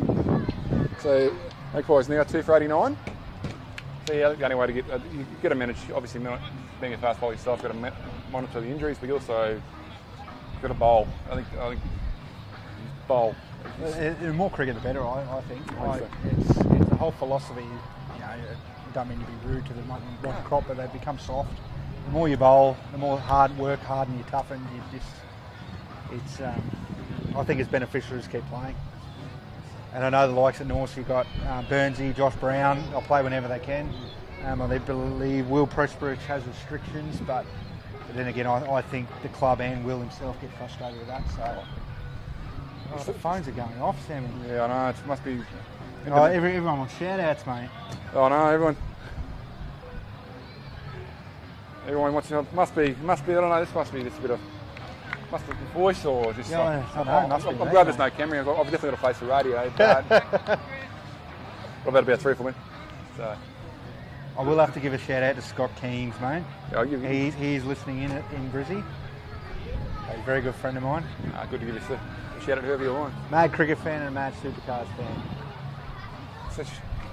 So yeah, I've seen you've been to a few of the 8 races. Oh, mate, I love my supercars. I'm back into my Formula 1 now as well. So I love my supercars, man. Gold Coast. Yep.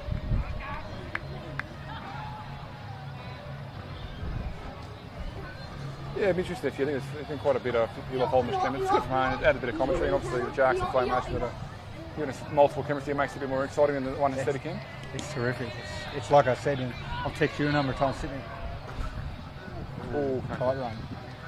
Sitting in my couch in Brisbane, I can keep up to date with all Mackay cricket. Oh, it's fantastic. Even last year, my club I play for in the UK, they Frogbox on a fight. In the winter, I'll be up at 10 watching a bit of the game for a while. It's been great. It's just Frogboxes. Even though Australian country this year, I think I've done a few of them now, but it's just all the games are live streamed. It was also, speaking of players, it was good to see Luke Feldman go from Valleys to North, have a couple of years at North before he retired. Yeah, It was a shame I wasn't back playing then at that stage, mate, because it would have been good to sort of bowl in the same attack as him. Over. Score is now 2 for 90. Borgie on 39 and Jackson signing on 1 off 1. But yeah, Fox, that's literally Fox went from playing in Charterstown first, got Charterstown playing to Brisbane within 6 to 8 months. Good era of fast bowlers. It's good to see Fox went over and had a run with North. I think the whole lot of those likes of Connor Sullivan, those guys out at North. Yep, that's exactly right. We've just Norths have just tied up the club championship in Brisbane. I did see that. Playing the semi today, I believe. Yes. I'm not sure of the scores at the moment, but I see. I thought earlier, but I know young Mitchell Dillon got another 100 for Brisbane. He certainly did. Yeah. Got 2 this year. The funny story, I started training for the BPL last year, and I went down to North and rocked up to training because it had been a few years since I rocked up, and literally I knew absolutely nobody. They rocked up and I said, "How you going, mate? Do you battle bowl?" And I went, "Okay, this is quite strange. Nobody knows here." And one friendly face stood out. That was Mitchell Doolan. Oh, there you go. He's a great kid from a great family. He won. Worked very hard. He's had a scholarship at Toowoomba Grammar there for a while. You know, and it's good to see him making runs, especially in that era in Brisbane. Obviously, his grandfather Terry's on the board, president of Mackay Cricket, doing a great job. And he's obviously his dad Matt as well on the committee as well, on the board as well, doing great jobs in Mackay Cricket. The other thing, actually, it's funny. I played a second game against Mitchell probably 5 or 6 years ago. I did nick him off, but I feel very privileged to get a guy who's got a couple of first grade 100s in Brisbane now. Yeah. And Ezric. Borg. Couple there. Take Borg on to running for 3. Oh, what would have been close for the direct hit. So Borg now lives on to 42 of 60 balls. Magpies move along now 2 for 94.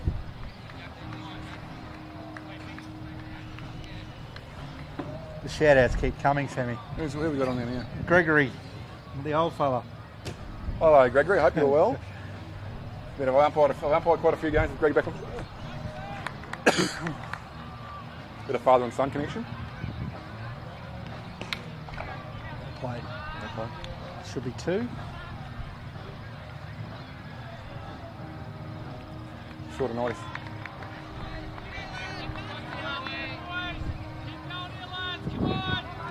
Funny thing is, Sammy, when the old man used to umpire me here, do you think I get LBW? No. You go the other way. You go the complete other way. Greg was a very, very good umpire. Come on, Dad. Oh, hang on a minute, mate. You're a good umpire, really. Oh no, I've got to say that because I don't want to get. You're a big bloke. I'm not as small big as I used to. That was we had some good. Speaking of umpires, good umpires back in there. Now the umpires, it's tough. No one wants to do it anymore. It's just no. I think in those days we had Gregory, Richard Davis, Howley, Reem Wilson. Stuart Woolley, the Cougar. Yeah, the Cougar. The Cougar. The Cougar. Oh, well bowled, okay. That's well bowled, okay. Yeah, for the... Oh, run out's on here. Oh. Yeah, for story with Steve, the Cougar Woolley. He used to be the old Cougar Burma. Steve Woolley used to look like the Cougar. They actually gave him a hat in the end. It's quite funny. I don't think he liked it, but he eventually got onto it and laughed about it. So he was a spitting image. He was a spitting image. He was spitting image. They give him that cap as well. Yeah. AK in the bowl. Great line length. He's just still relentless, isn't he? Just ball after ball after ball after ball. They scored a 2 for 99 after 24 overs. Hello, we're going live. So, it's the first time I've been on camera for a while, so I'm definitely not the face of the radio, but thanks for joining us. Obviously, my name is Sam Byrne, joined by Matty Jansen, former Mackay local legend. Still a local legend, so. Oh, thanks, Sam. Oh, being honest. Suck the gut in a little bit. Yeah, coming out from injury now. The injury's progressing well, touch wood. Touch wood, Sammy. 4.5 weeks, and I'm out of here again. Off to the UK, yeah? Yeah, off to the UK on the 19th of April, so another stint at Crowes Park in the UK. So I was meant to go back 3 years ago, then bloody COVID. So, yeah, so touch wood, that's all over now. Yeah, so the Ashes are on this year, World Test Finals on as well, so it's good. Love the UK. That's nothing quite like watching cricket in the UK. Oh, that's very well bowled. We'll also bring the 100 up for Magpies. Yeah, off a little place called Hastings, about an hour and a half south-east of London. We've got an affiliation with Crowes Park Club. We've had quite a few of those guys come this way and vice versa, which you have one playing guy called Josh Jones played today. Second grade from took Fifer. So, terrific. So as he said, we've been looking for him the whole time he's been over. He's turned up on the final day. So, great bloke. Him and Josh and his partner Laura come over. They've had an absolute rule. Those guys were very good to me when I was over there. So yeah, back over late. I'm back over on the 19th. Just a long flight going via Perth. So here to Brisbane to Perth, and Perth direct on the QS9. So it's a long flight, Sammy. 17.5 hours. So, being 6'6" and 125 kilos these days, something of these. But no, it'll be good. Looking forward to it. Got a couple of mates, got a wedding to go to, and a few little places on do. My parents are coming over for a little while as well. Oh, nice. 3 years post. Oh, dear. Oh, here we go. Yeah.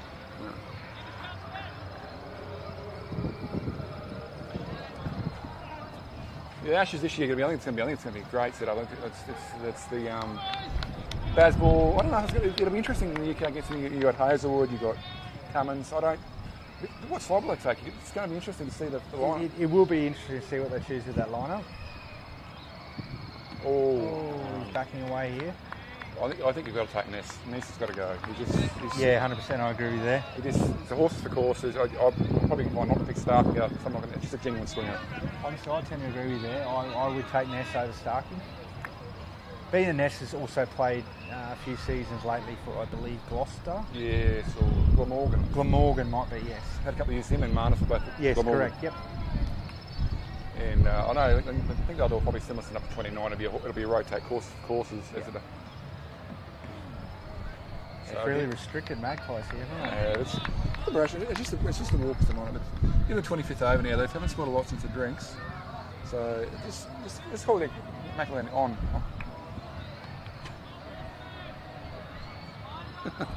Just to send some photos of what I look like on the camera. No wonder they don't see me very often. Straight to point, Jackson. Oh. That's the end. That's 25 overs gone. Magpies now 2 for 103. Adam Borg not sorry. Andrew Borg not out at 45 off 63, and Jackson Sign not at 8 off 7.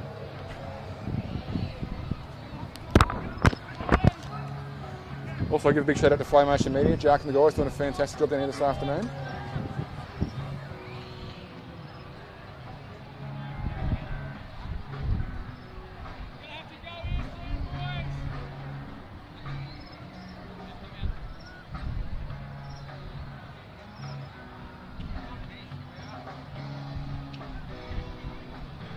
Yeah, back in obviously little technical issues. We've all got it sorted. Got to put a bit of wind around. I know the Mackay Cutters are playing tonight as well, and over behind us as well. I'm not sure who they've got tonight. I believe it is the Capras. I believe Milford will be playing over there tonight, so it should be this big crowd. Looks to be good. There's so much on in Mackay. We're so lucky in Mackay in the region. We've got sporting at Great Barrier Reef Arena here. Got Virgin, it's BB Prince Stadium here across the road, and we're so lucky. I guess probably as much as COVID was a bad thing, Mackay was blessed with a lot of sporting events come through.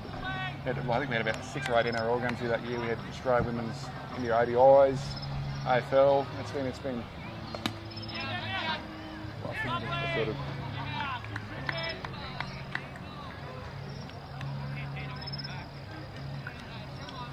It's even Michael Comerford.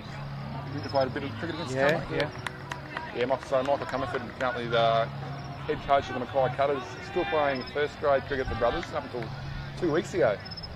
Good cricketer, so Michael's doing great things. Got ball. I think the Walkerston just looked like for a little while Magpies were going to try and get away. Now they just put the brakes back. on, yeah. Some peaks and troughs here. It's going to be. We've got 14 a bit overs. That's 14 a bit overs to go here. You're going to need another. You have to get 170, 180 here. I've lost that in the. That's 6. That's 6. I think. It's gone all the way.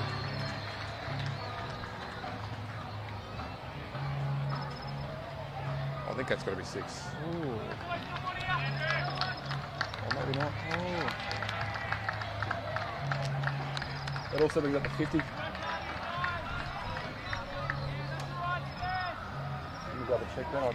My fee's a little bit out, but yeah, we'll be the 50 for Andrew Ball. 50 off 66 balls. And straight to Blakey.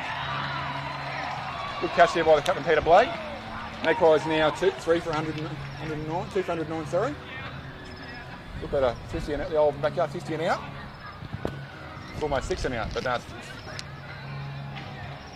So might turn the screws a little bit here. It always changes things. Yeah, Blakey's always been a good catcher. Big crowd in tonight. A lot of Walkerston fans. They always come out of the woodworks around finals. They certainly do, don't they? You don't see them all year. They tend to turn up during the finals. Times haven't changed then. No, nothing's changed. Nothing changed. They all go hiding and reappear come finals time. They've got a good bunch of supporters. So as much as I give them crap, I had a lot of years. 10 years at before I went to North. So still a very good club. Still had made a lot of my pathways through to here. But yes, no, they still don't turn up all year.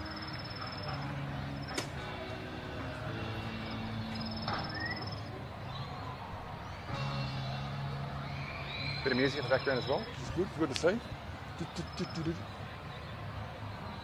So who's coming out the bat here? Let's have a look. Jackson Science not out 9 off 10. Looking at a picture of scene here at Great Barrier Reef Arena.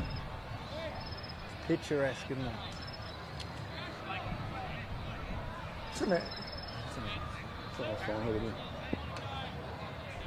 Looks to be Blake Ryan. So getting married on Harrop Park. How did that happen, Joe? That's sort of I kind of I've always wanted to be married on a cricket field, and they just put in a white picket fence. Yes. So it's kind of the old white picket fence story. Married right out in the middle, or just somewhere? No, it was kind of out of the old change rooms. We walked out sort of probably a quarter of the way onto the field. I actually got ready for my wedding in these change rooms over here. There you go. So they've only just been recently opened then too. Big shout, no DRS here. It's something about a picture. It's a white picket fence, cricket ground. Yeah. And it's just the hill. Yeah. There's something about it. I just, these multi-indoor stadiums and concrete, but the hill is so good. I agree. It was a perfect day. 10 years on, 2 kids, I believe. 3 kids, Three kids. Got Amity, Mia and Theo. They're all going well? They're all going very well. Interested in cricket at all, or sports? It's hard to tell at this stage. My eldest daughter, she's got a rocket arm and she can smack a ball, but do you think I can get her down to try some Master Blaster cricket? No chance. So we'll see how that progresses. My son is only 2.5, almost 3, so he's a little bit early to be sort of getting into those sort of things. Mackay continues. Cut. And then he got 26 off his 6 overs so far. Yeah, it's good. As long as kids are playing sport in this, I don't care whether it's soccer, AFL, athletics, just some sort of sport. There's too much time and Agreed. I couldn't wait as a kid to. I was talking about it earlier. It will just be the one now. Back in the day of when I first started coming, I was playing. I'd play 50 overs in the morning. They play season in the afternoon. It's like 120 odd overs in the.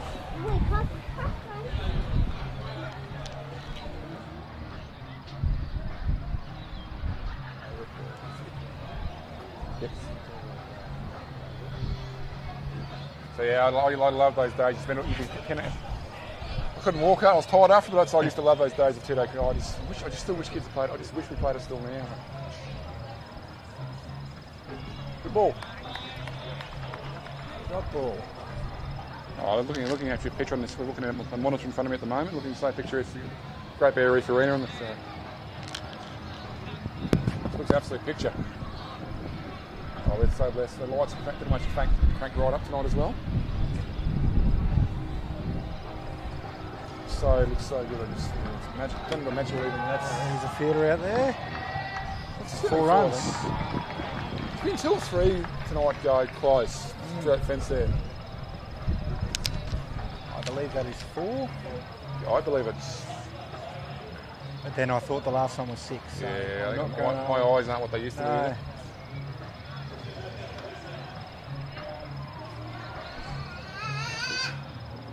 Waiting for the umpire to.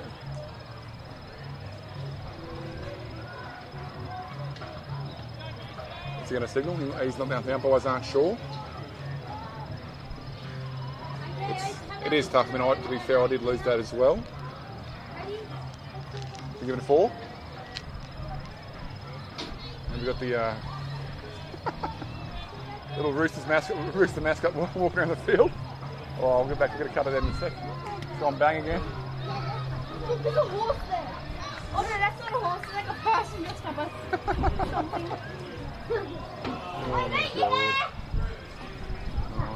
We're going to get a shot of that again, surely.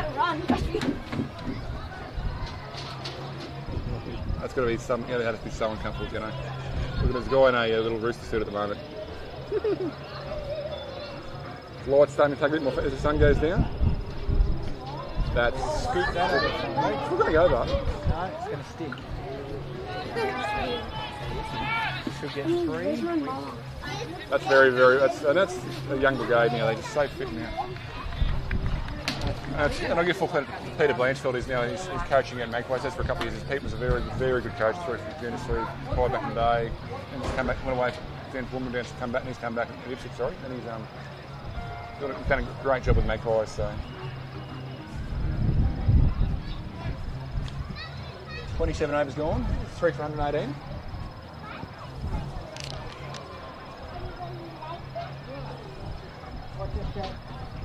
Mezovic will continue. There's some chairs down there. Mackay gone for his 29 off his 7, so he has 1 over left. Sign on 13 off 13, and Blake Ryan on 5 off 4. He's gone very well, to be fair. Special, yeah, mate, special always. I was talking to Vanders on a lot before, and he said a lot of teams now just look. If you see Adam get away from 2 or 3 over, that's fine. Yeah, correct. You've got to be smart about respect for guys like AK. He can bowl and bowl and bowl. Should get 2 here. Chased by Rolly Jackson.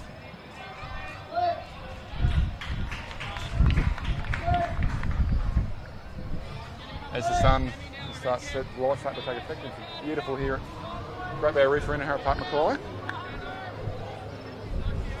Good crowd building.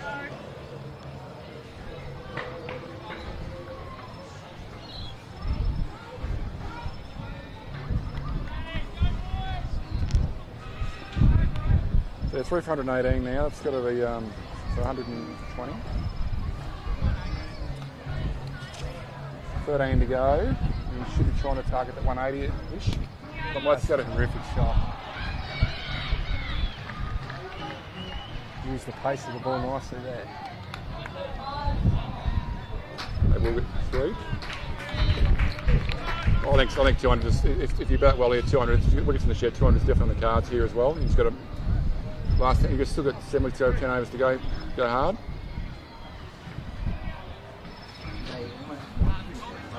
Make porn. Put your mouth over the mug. They want to make porn. Oh, I will.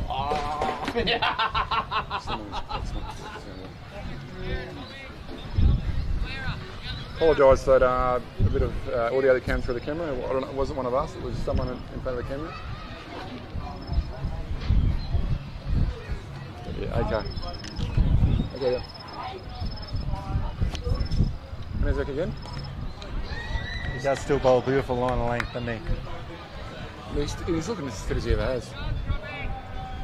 Got a little left arm.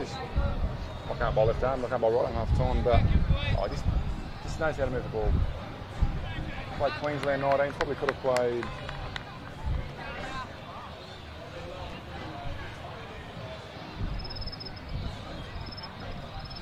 Make sure it's live. There's it. Just veered slightly onto the hip there. So now we're going to get 2 down the fine leg. It's a fine line as a bowler. You're either 2 straight Or 2 full. Or 2 full, yeah. Or And it doesn't take much. definitely a batsman's game. Oh, 100%. 100%. Okay, again. I got him. It's an absolute peach. That is a beautiful ball. That's it, yeah, line of length, top of off stump.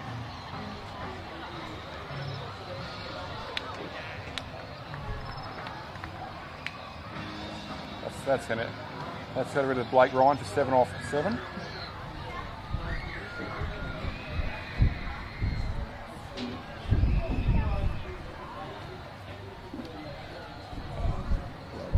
Very low ball.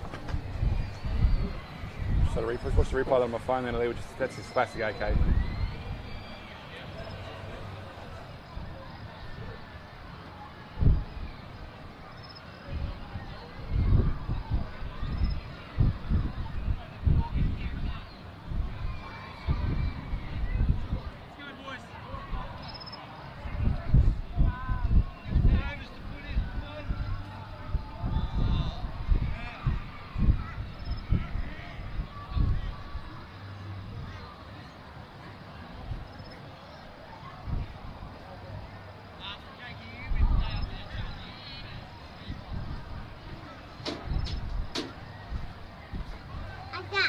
Oh, the camera looks like he's taking some video.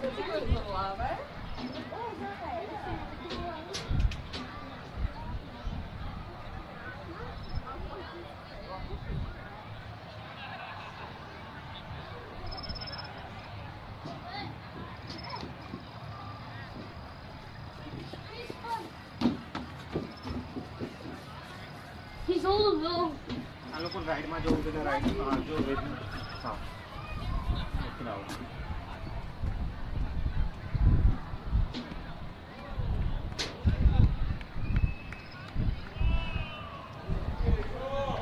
Matty Ball, new batter.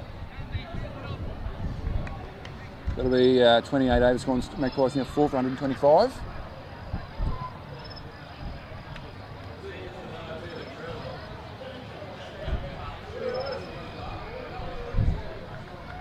Bit of fun, isn't it?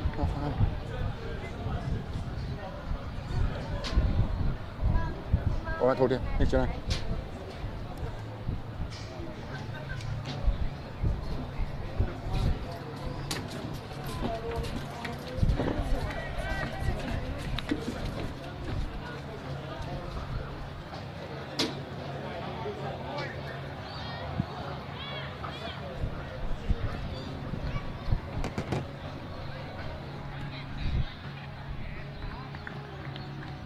Mackay continues.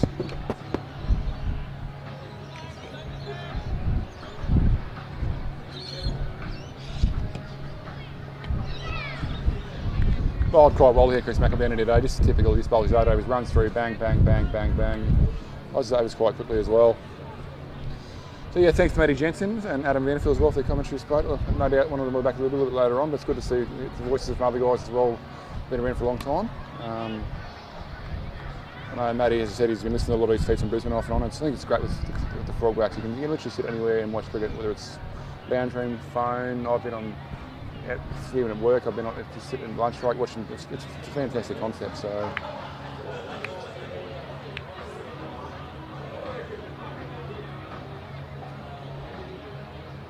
Got a good crowd rolling in here so far.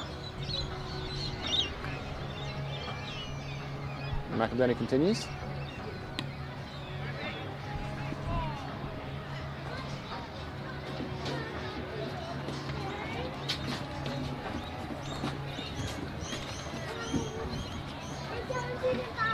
Beautiful evening down here at Great Barrier Reef and around Mackay for the Dalrymple Bay Cold Ceremonial POOLE Cup final between Magpies and Walkerston.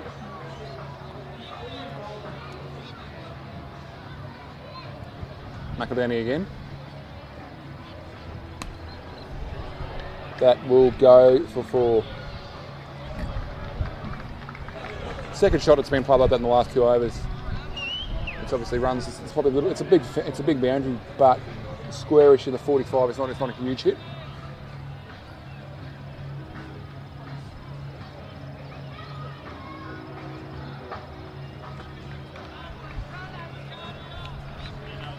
Yeah, Chaplain.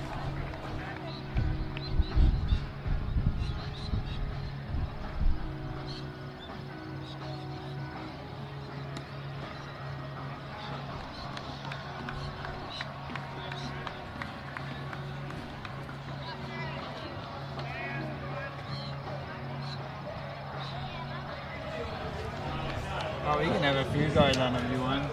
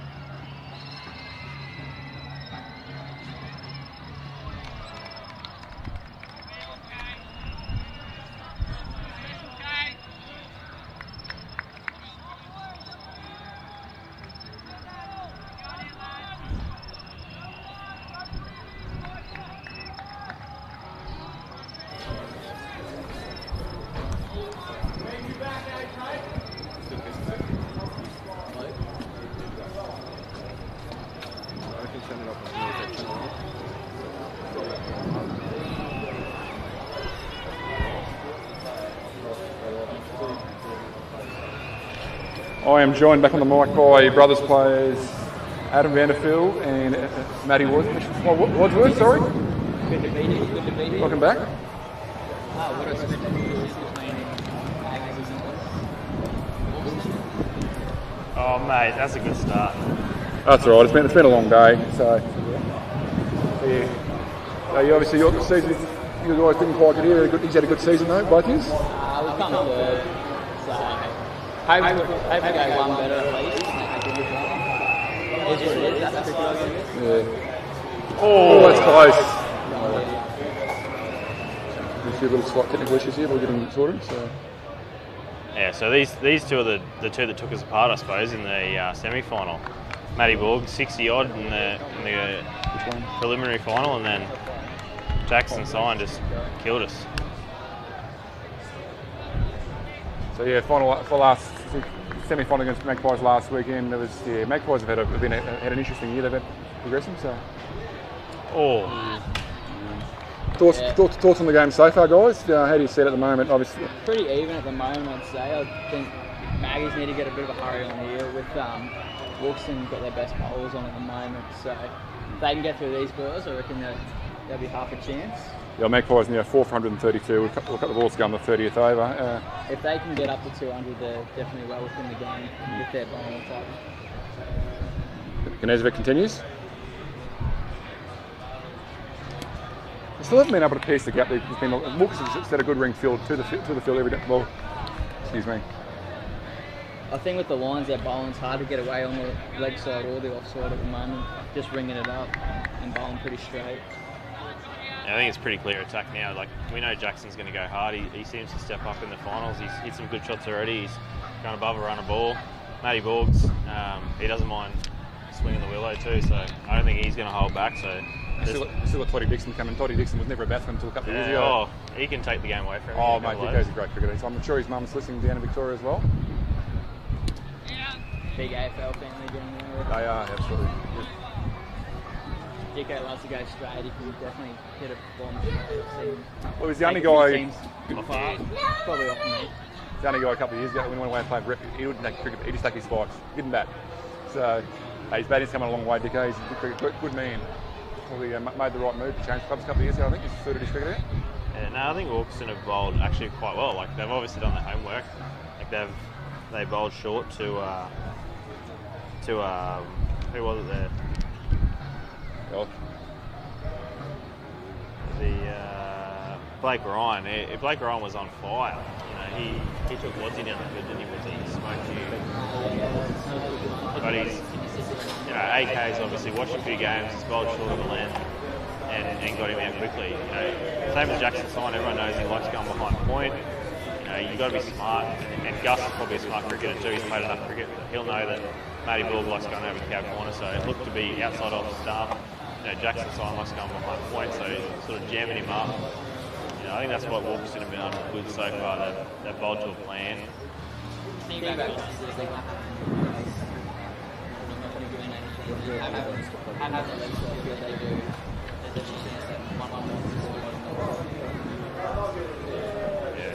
I think Matty's going hard this over. What you got to do is put 10 overs go 100, but if you're trying to go to the 200 mark, 200 up will be a big chase. I mean, Walker's got a lot of batting in it as well. You guys like to play against him most of the week, week out. You see these guys play regularly, you would understand their strengths and weaknesses, especially playing one day and teaching quite regularly.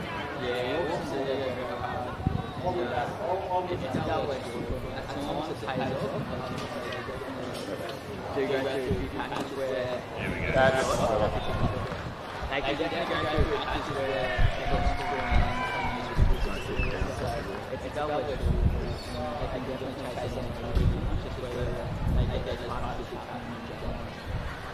If you're playing against the Walkerston side, obviously this in the side, they've got obviously Tom Vanderberg at the centre side of the order. You've also got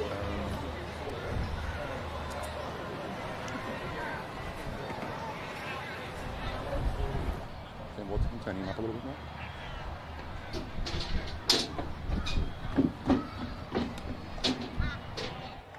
Yeah, no, Matty's not going to hold back. He likes going straight. He's going big. He's not a finesser. He's the opposite of his brother. You know, he's got the power. He likes the big shots here. And there's 10 overs to go. They've got plenty of wickets in hand. They know they need 200. I wouldn't be surprised if he backs away trying to get something.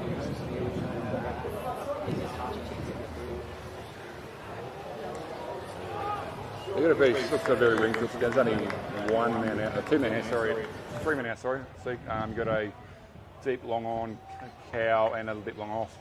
And they've done that all game. They've sort of and I think it's smart to Adam Zervis and those guys who like to sort of push and prod, like same as Andrew Borg, but Matty does have some power. And that should have got put away. Yeah. He'll be filthy at himself there. It's yours, or hold it in your hand, and it's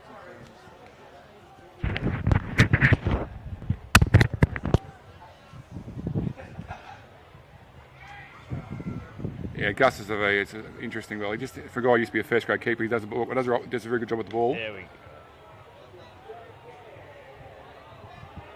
Just knows how to tie up one end, I guess. He just bowls on the spot and you know where he's going to put it and you can set a feel to that.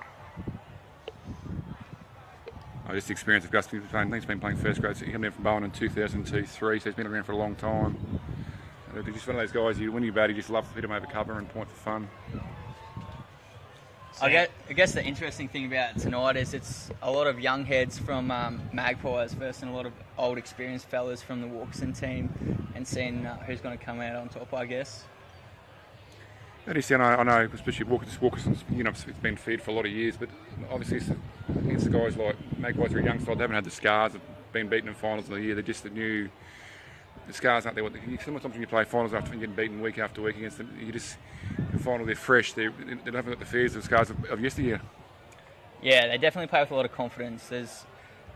I even noted today to some of the guys I was talking to, when you go and verse Magpies, doesn't matter if they're winning by heaps or losing by heaps, they're still going to have a lot of energy in the game, and that it just makes a difference. So no matter if it's going against them or going for them, they're still going to bring that energy that not many other teams in the comp bring.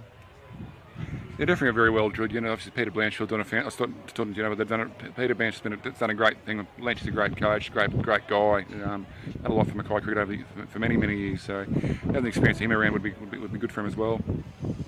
Yeah, he's taken them from when they were really young, still in high school, and then just taken them and moulded them to the cricketers they are today. So they've definitely progressed over the years. They've had the hard years where they haven't won as many games as they'd like or haven't made finals, but then the last couple of seasons everything's just fallen into place, and obviously that has a lot to do with Blanchy and his coaching and his passion for the game. So I think Magpies owe a lot to him and his commitment to these young fellas coming through. As Nick Lattarzi comes back on from the southern end. His first bowler was actually quite decent as well. He's happy hour at the moment. It's interesting. Nick Lattarzi actually played for Brothers in Rockhampton. Has come back up here to join the Walkerston team, and we got the pleasure of playing against Nick in Emerald right at the start of pre-season, and he was there playing for Brothers Rocky. And tell you what, we were playing with a two-piece ball, and he happened to swing one a mile to get me out bowled. And never faced a ball that has swung as much as that one, so he can bowl on his day. Actually thought it went pretty straight, to be honest. Glad you brought that up, Sammy. I need you to be the mediator because we've had a bit of a discussion, right? So Brothers had a bit of selection headache. Do we play the same second grade side as we do first grade side? Do we bring back some of the first graders who are eligible to play second grade for our grand final? It's a fine line. With myself being a club selector at North as well, it makes it can be hard. It's a risk. It's a risk versus reward. If the first grader is Lattarzi continue, my personal opinion is if a guy hasn't. Was that a nick? I thought he hit that. It was a no ball free hit. It was definitely a noise. That must have been. It was a free hit. Yeah, right. Well, that's no good for him. So he's getting too many years out in the diesel fitting industry. I think so too. Losing his hearing. So I think, but yeah, if a guy, you definitely want to obviously win premierships, but if a guy hasn't played much second grade all years, it's hard to leave a guy who's played all year as well. It's a fine line between winning a premiership and doing the right thing by the players as well. So what do you think about? Okay, so we've got AK Adam Knezovic, he's probably played a handful of games, hasn't played much this year. You've got Walkerston still, but Lattarzi here, he lives in Rocky these days, and he's flied up for. I think they flew him up just to make him qualify for this final. And someone like a Scotty Randalls misses out. How do you feel about that? It's a tough one. It's going to be. Oh, he's put him down. That's Scotty Randalls would have caught that. I think Scotty. Is that Gus? Is it? Sounded like Gus to drop him too. too. Very good fielder. Yeah, it's a tough one. Like you're never going to please you. But I think you've got to pick your strongest side. But I mean, with someone like Nick Lattarzi travelling up, yeah, it's probably a bit of reward there. Scotty Randalls, it's with the session we have it every week when I'm trying to pick sides, you're just going to, especially coming towards finals, you've got to try and keep it. It's a tough one. It's a nice headache. It's a position head to be in.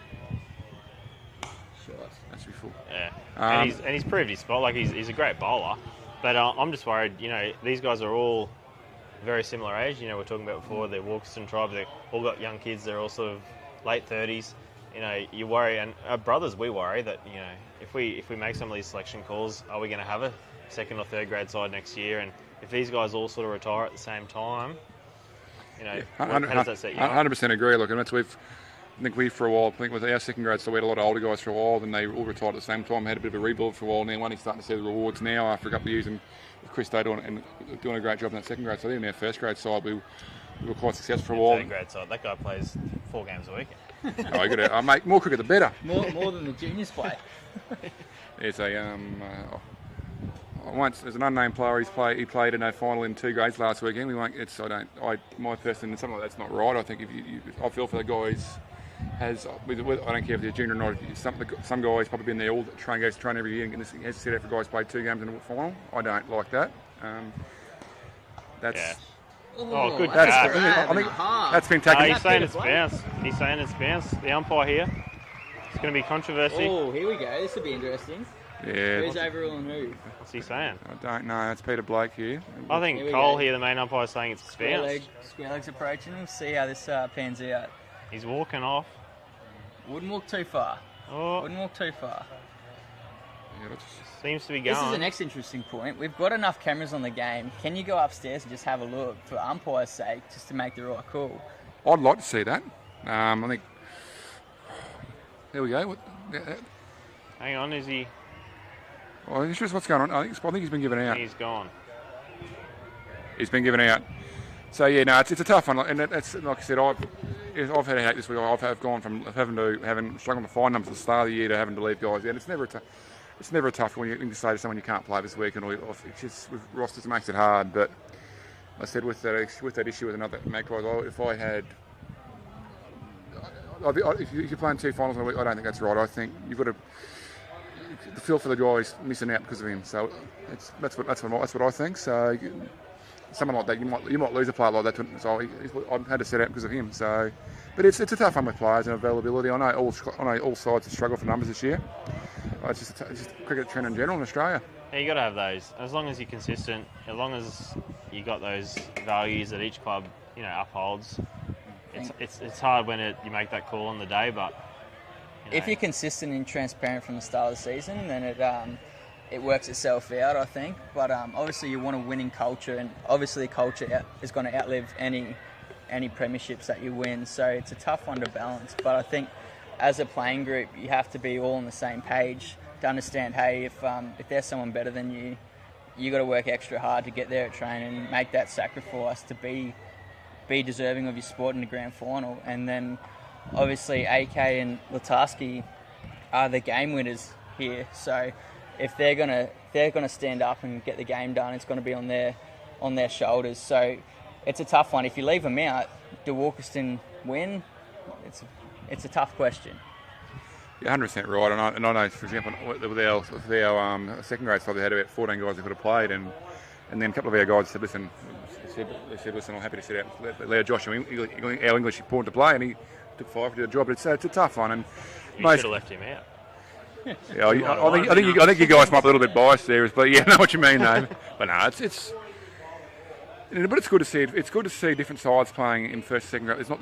It's in previous years you've had. I think Walkerston did 4 years. They're in 4 finals. That 1, 2, 3, and 4. So it's good. It's a good mix of competition and players and grades across the year. Yeah, it's good to see. Walkerston doing well, which they've been pretty successful. Pine Valley on the up. No. It's pretty close competition, eh? South is someone that can add to Shawnee Austin, and it's a very close competition. Like on their day, anyone can win. So. No, I think South have got a very good third grade side. They've got quite a lot of Asian players, and Iqbal Singh and Sunny, they've done a really good job for that club, and they're playing in the third grade final. Mohammed Wahab's another one playing from tomorrow. A lot of those guys could play first grade for South. I think that's something South probably look at going forward next year. They're a great club, South. That you put some of those other guys from the third grade into that first grade, and they're going to be a fourth record. Same with Pine Valley. Pine Valley were very lucky this year to get, especially when Mitchell English came back from England. He's playing with Pine Valley as well. He's not Mitch English, Jack Samble. They're all good mates, and it's that side. If they play all one day cricket next year, they're going to be dominators for the next couple of years. I think that's the biggest thing you mentioned. They're all good mates, and which is what's brought them together. So I think for them to have Wary as their coach, they've obviously done a fantastic job in the T20s and only just missed out on the final. But I can see something happening for PV. If they can stick together and move forward at playing T20s and one days, they'll be quite a successful club. And that's all on the back of that mateship and friendship over the years that's been that's been forged between those boys.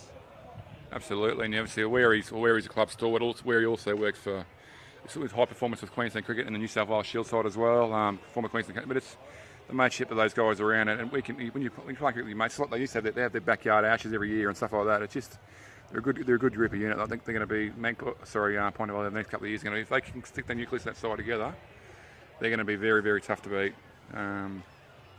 It's interesting here, eh? Like, is this Benassi? Benassi's batting at the other end. It is. Yeah, 500. Professional fielder. You called him? Was he? No, that was probably me. That was me. But Matty Borgie is going to go hard. I think. What have we got? A couple overs left.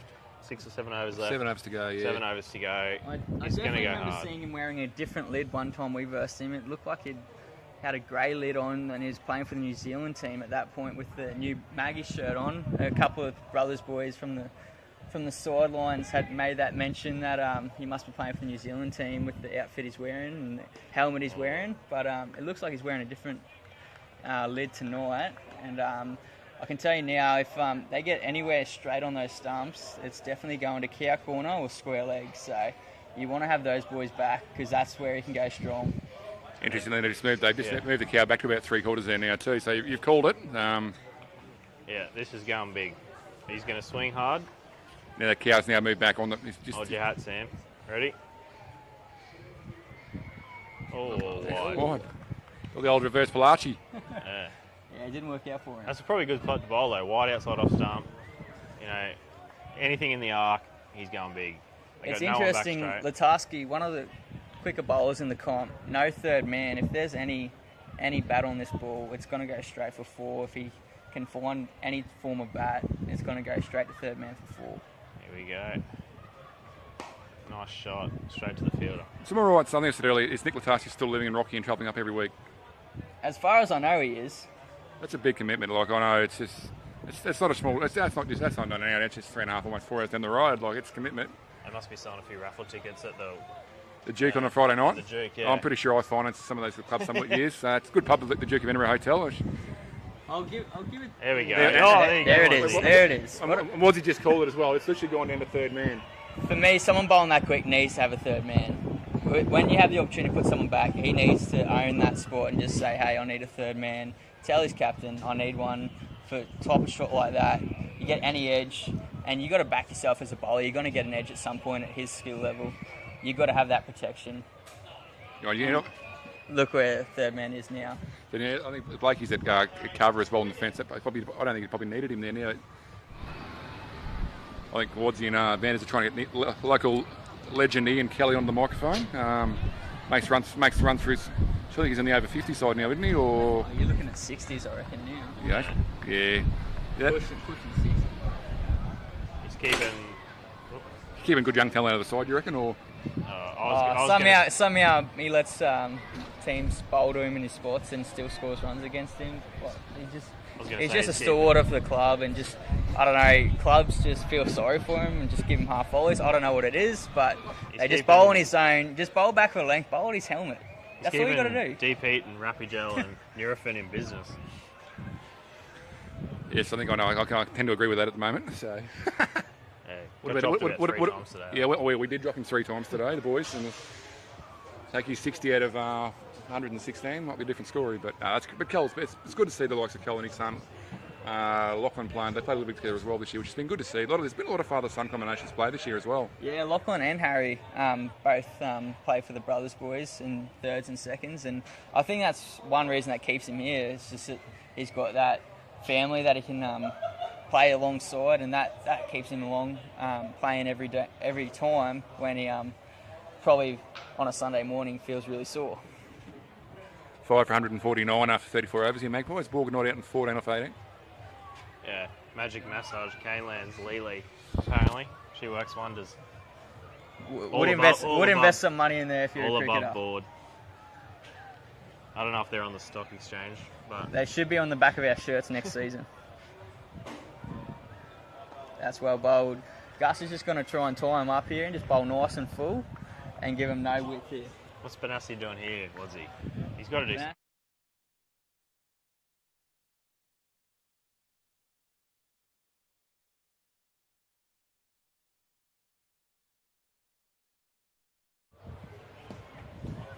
he's got to get off strike.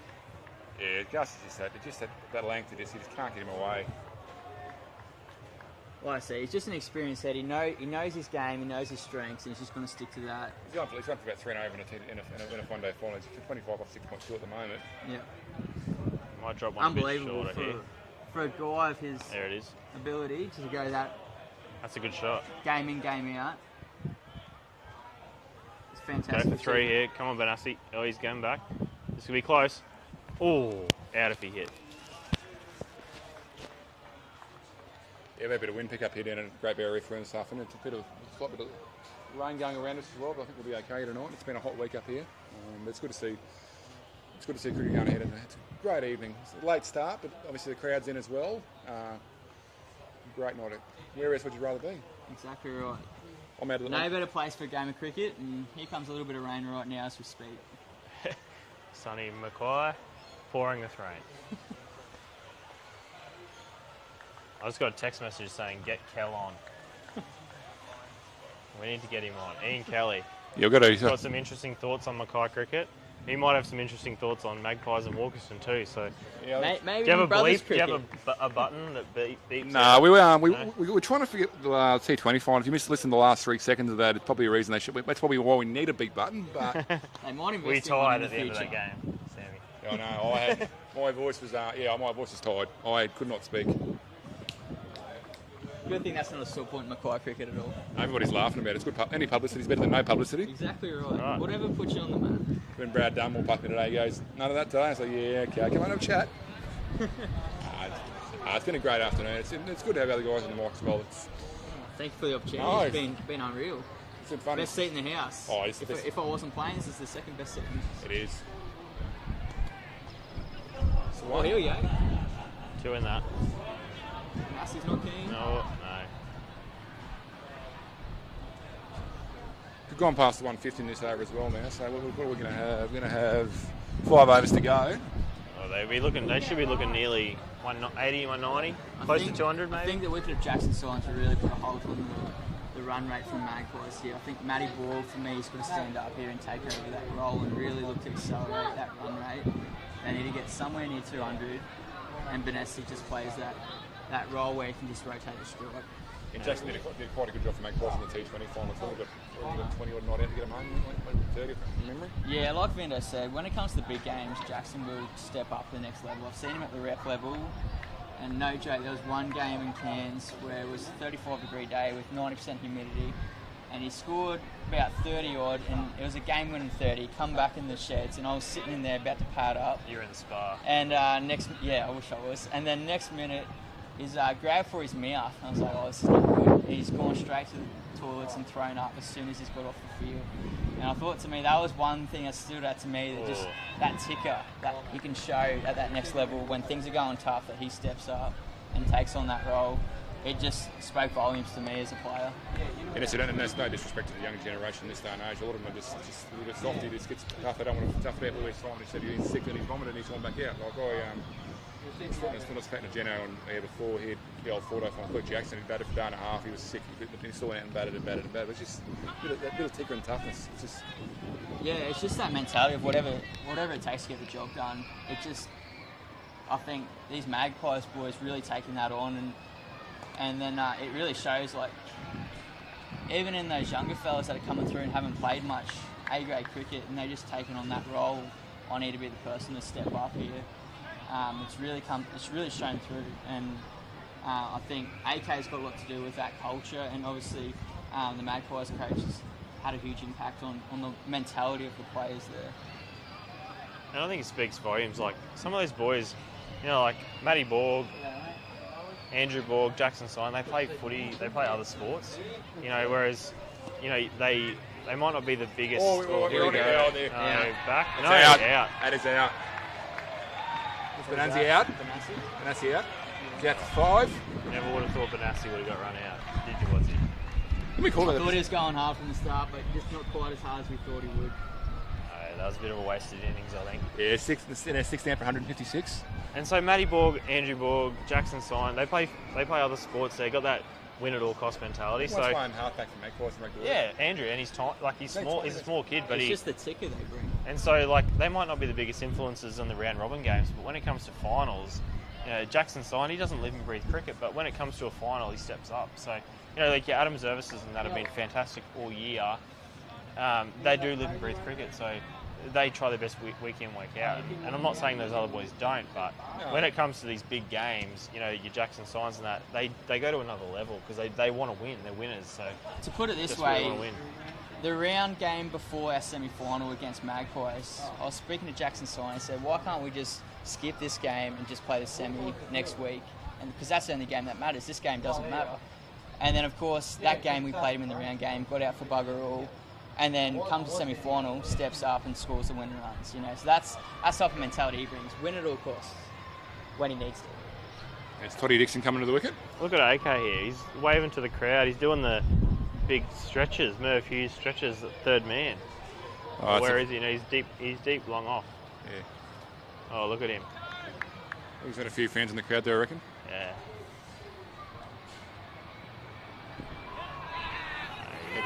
Oh, he's Another run out. Gone. What's going on? Oh.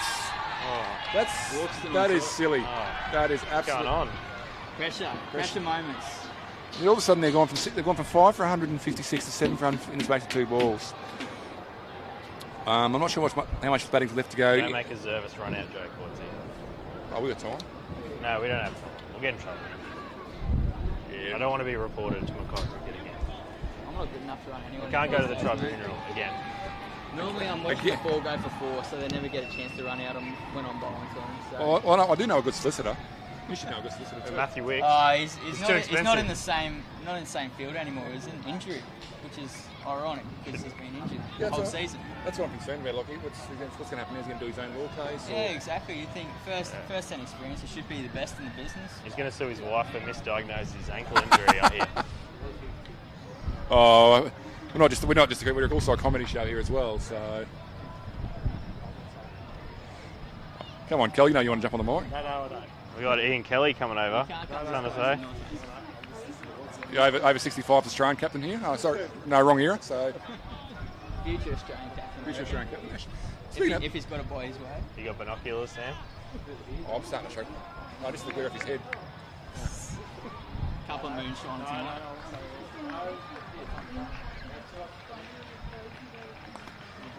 it. No team hat trick there. They pulled it back. What's the score now? Very close. 7 for 156. I reckon 180 here they'd be happy with. You have to be now.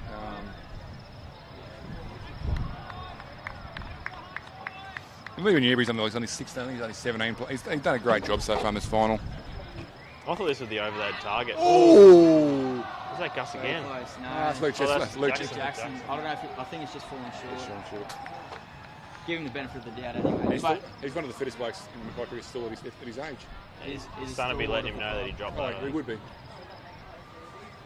He's been around the scenes for a long time. I remember when I was as a youngster fellow at Walkerston about 20 years, Luke had run me into him from cricket. I watched first grade. He ran me home. He was a great bloke.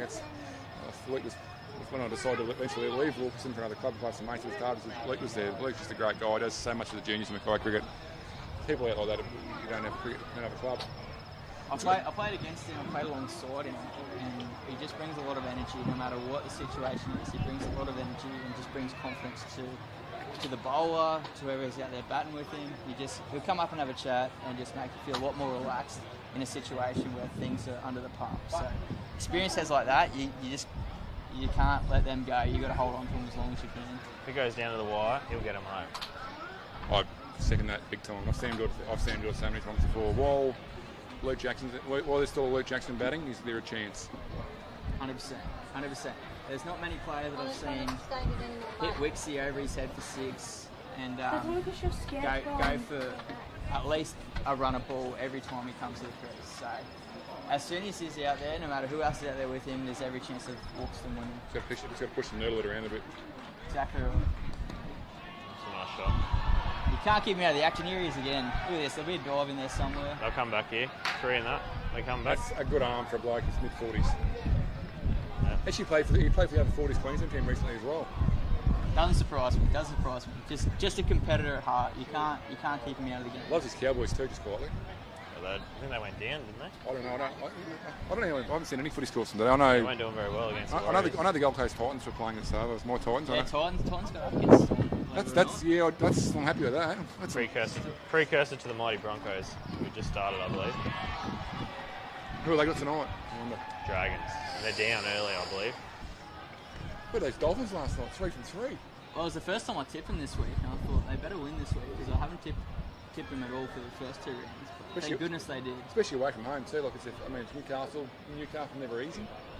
Just goes to show how good Wayne Bennett is and his leadership that he brings. And obviously they've got a good squad there, but no one expects them to probably go 3 from 3 in the first 3. Been on strike here for a while.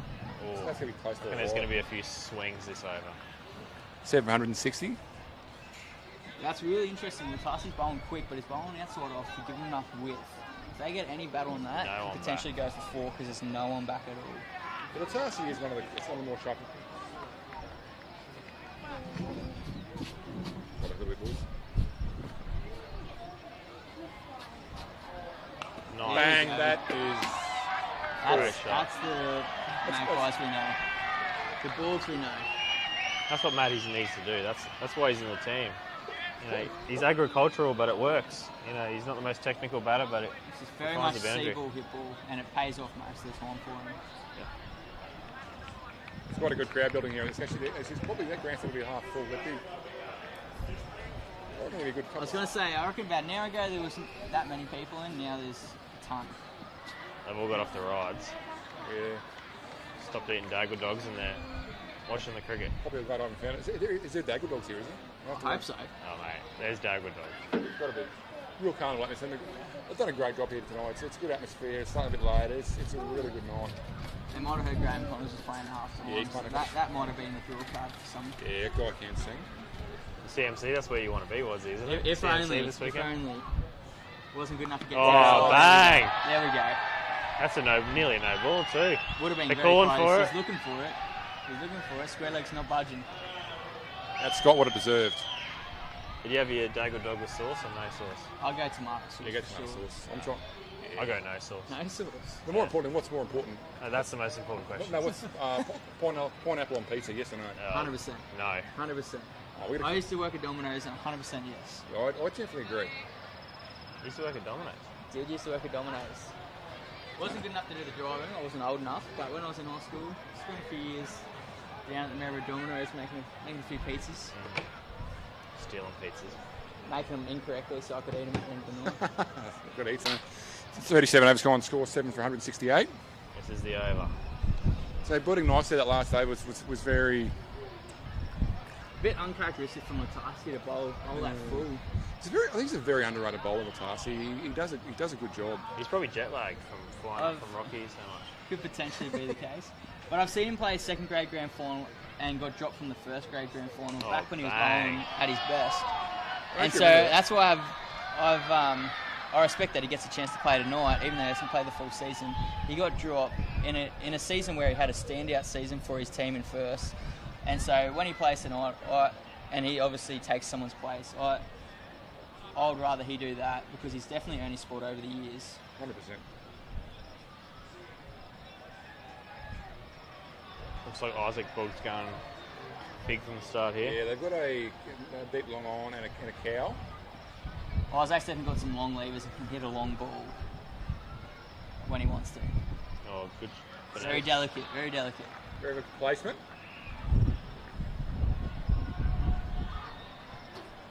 You just have to ask Isaac how he went in the rep carnivals with his batting. He probably hasn't got too much to say, but at one point he was on a pair for his batting, and a couple of howlers. LBW, I reckon, is what he was telling me anyway. I don't know how true it was, but LBW just wasn't his friend. He's aggressive though, as long as he doesn't lose the plot and punch the ground or the wall or the dressing room. Yeah, he's a few broken hands over the years. Probably should say, I know, and on the previous T20 final, second grade, was a couple of those players did that, and it has a little bit of damage. So yeah, very passionate. Love the passion in cricket. Yeah, Brad Beardmore wasn't too happy as his apprentice at the time, his electrical apprentice. So missed Did a he bit of get work. workers compo? Or? Yeah. Would Beardy have organised that? I doubt it. But yeah, to be fair, when is Beardy happy though? That is true. That is true. When brothers are winning, that's the only time, mate. So this year? Not very. When the Roosters are in the final. Yeah, true. He likes the Roosters. But he actually, I know he employs actually. He's got Robert Jackson on as an apprentice. He's got 2 apprentices in this game. He's playing them off against each other. And he reckons the winner gets Monday off. He's letting everyone know about it too. We haven't heard the end of it. Great shot. That'll be full. Should be full. That's a good shot. That's a great shot. So who's the other apprentice you got? Riley and Isaac Ball. Isaac. He's batting now. He just hit that ball. He tells us Isaac's a very hard worker, which is ironic. He wasn't at I didn't school. see that at school, but he sounds like he's turned over a new leaf and made something out of himself. So good on Isaac for working under Beardy and doing a good job and putting up these lights at Harry Park. Actually, they're very, very bright, aren't they? Indeed, I think that's Beardy was down here every day trying to figure out is this the right angle, is that the right angle, and he's very happy with the field 3 lights at the moment. Oh, they look so. How good are they?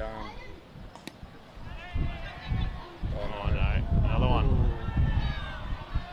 I think the plan is like field 3s and sides. Next year you can be able to hopefully play first grade on both fields under license. They're doing field 2 as well. It's all so good. It'll be a huge move for Mackay cricket. It just opens up Friday, Saturday, Sunday, the whole weekend. You could be playing T20 if you wanted to. And just, even from an Australian cricket perspective, they've told us that they want to have more carnivals here because every game is at the one venue. Whereas you go to big cities, Brisbane, Sydney, you got to go travel 20 minutes before you get to the next field.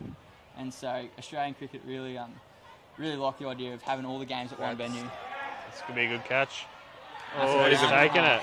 Murph Hughes. Oh, and he's celebrating to the crowd. So he should. You drop one of those in front of the crowd, you and the whole world would have hurt. Good touch by Adam Knezevic. Yeah. Well done to AK. He got a good mo too. Walkie goes 27 off 29 balls, so Magpies now 8 for 178. 2 overs to go.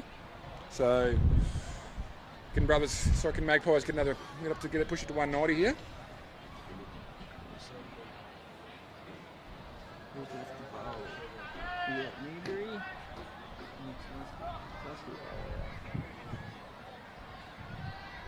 Actually, I reckon they'll be happy with this total. I think it's probably about par. Yeah. You never know. If Magpies got on that roll early, and you just get a couple of looks of Sammy and Tommy Vandenberg, and obviously Jacob out. I know you still got Jacko there as well, but it could be interesting. I think we're set up for a... We've seen it as player from Brothers. We've seen both ends of the stick where Walkerston come out and just absolutely destroyed us 3 down and chased down our total, and the opposite end. Every now and then we get the opportunity where we've taken a few wickets early and left it for the middle order or late order, and sometimes Walkerston can crack under a bit of pressure, but obviously we've experienced both ends where they come out and they'll either dominate you from the start or they give you a sniff, and it's just interesting, will they give Magpies a sniff here or will they just dominate and win the game in the first 10 overs? Sometimes those lower order bats, they haven't had a lot of batting. If Vassallo and Ferrick's up the order do the job, they haven't had exposure. Q end of the bat. Pretty close. Oh, that could be close. Very close. I don't think Cole was watching. He wasn't watching. Didn't want to bow. No. I'm saying they didn't slide his bat, so he may have been up a chance. Let's not get on to umpires. Yeah, it's not after the brothers semi-final. I don't know what you're talking about, Let's Adam. let's keep it. Let's keep this conversation another day. We're gonna have to shut this off here. Yeah. So I like my job at times. Yeah. Let's not get the duns into commentary. Oh, that's a good. There we go. That could be a no ball. It is a no ball. There we go. Free hit, baby. We're on. Is he ever happy, Bob? This one's going straight into the new grandstand. He's in charge of behaviour management over at the new St. Pat's, so I wouldn't want to be in his class on Monday morning. How did he get that job? He's angry. Is he so? He relates to a lot of the naughty kids, I think. Well, he's a naughty kid himself. Yeah. No, he's done a good job over there. Here we go. Free hit. Oh, that's a lovely shot. That'll be 2 for run hard. There it is, 2. Such a big field here on number 1. You get away with 2. You can hit straight to someone and still run 2 on the outfield. I didn't know it was okay to actually go to St. Pat's. But no, he's still doing his coaching stuff on the side as well. He's just a great kid. Yeah, you could call him an entrepreneur, actually, I reckon, with how successful he is.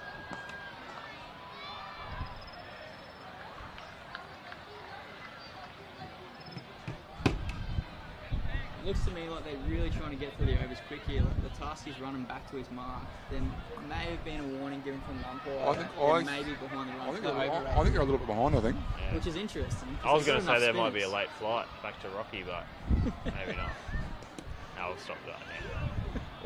The innings is supposed to finish at 7 o'clock. Yeah, they are a bit behind. 7 minutes behind now, so... We can't go too hard on the task. He did play a game for brothers Mackay in Emerald because we were short on players in the T20 comp up in Emerald. So take my hat off to him. He's a good bloke. Good bloke. And we introduced him to the team by giving him the easiest catch of his life in the game, and he dropped it. So that's how we knew he was a brothers for life, because he dropped a sitter.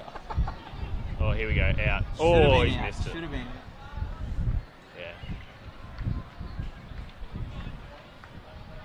Anyone who plays for brothers is a good bloke. Not biased. No, we'll go with a few blokes. Not all good blokes. Nah, he's a good bloke. You guys, mate, it's been an absolute laugh for you guys up here so far tonight. He's come back to the second half. It's been we'll definitely find our way back here, I reckon, at some point. I hope he's still. It's been good comedy value and good insight to the game. And I know Jark, the projector, he's sitting there, he's absolutely laughing his head off at the moment. So am I. So anyway, that is well behaved. That's the over. Gone there. Magpies now 8 for 183. I think that's one over. I think it should be. Yeah, one over to go. I think so. Look at Liam Newbury.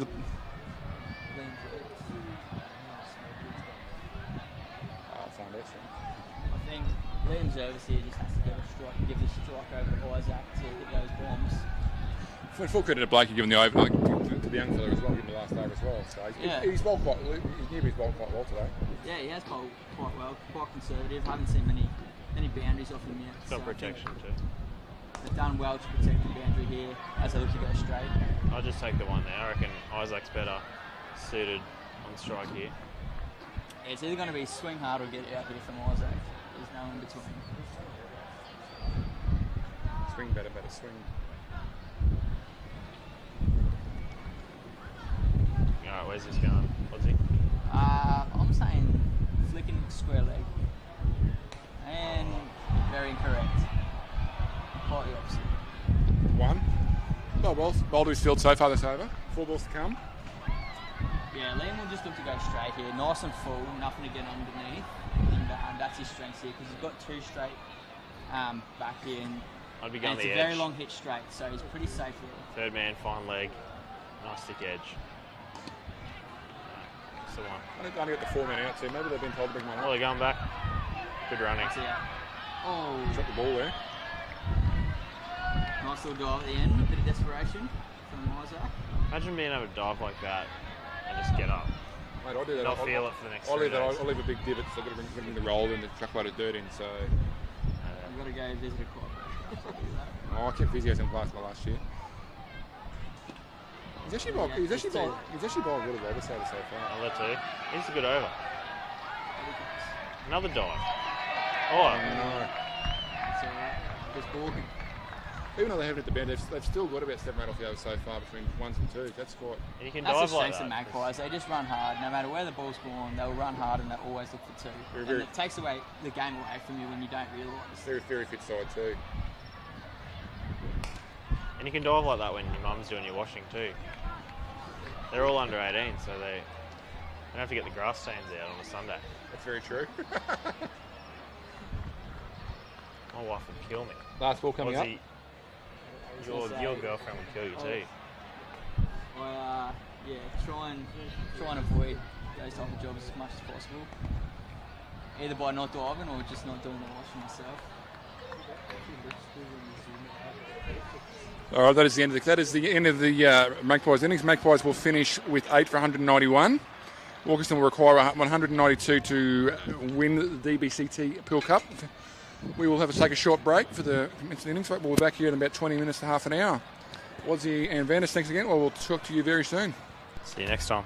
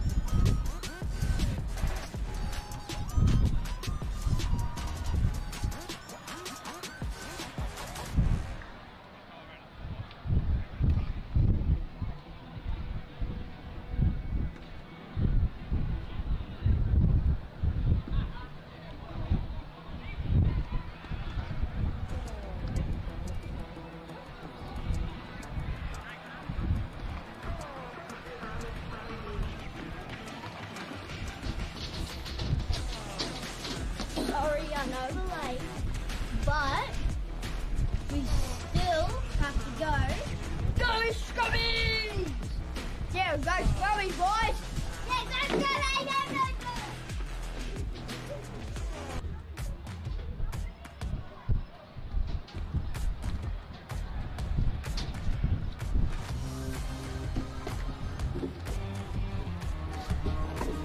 Up the Parramatta!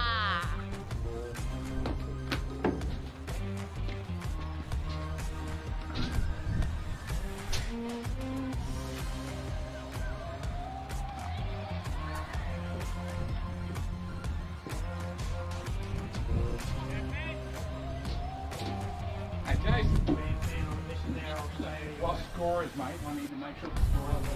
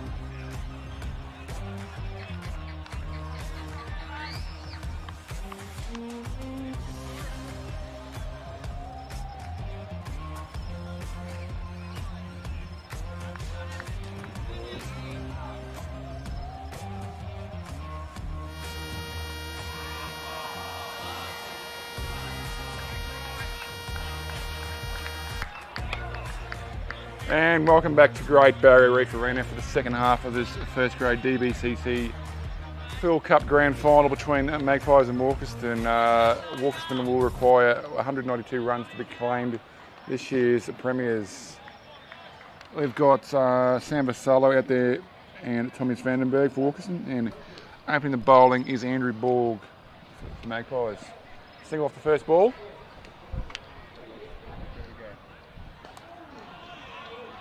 Is that's good. So yeah, good. Definitely it's going to be. I think it's a very competitive score. Probably as far as probably on par. Big fields, obviously experienced Walkerston batting lineup as well. So I think we're set up for a cracker of a second half here.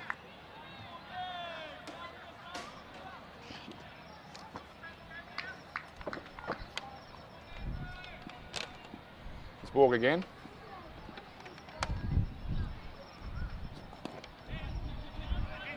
Push behind. That's a good bit of running there by Vandenberg and Vassallo.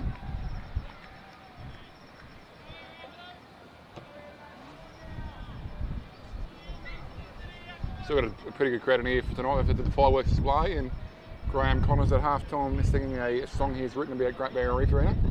Big shout out to GC, local Australian country music identity and hero, legend. Walk again.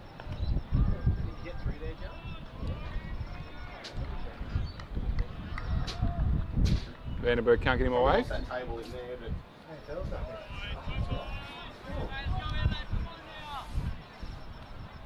come on, Colin! Cole! It's Matt Jensen!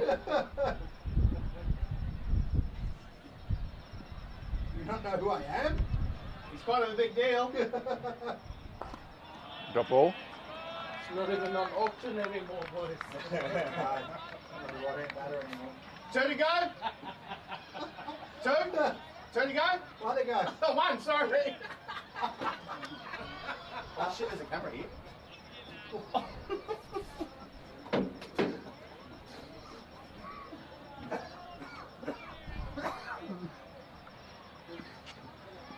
Oh, again. Wide ball. Yeah, apologies for the little bit of added audio there. A couple of guys behind the camera, Jeno.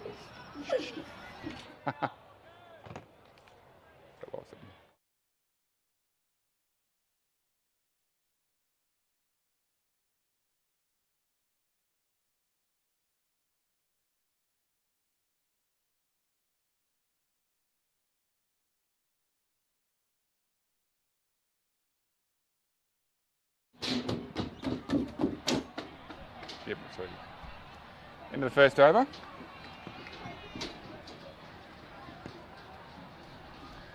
That no stranger in danger, Ryan.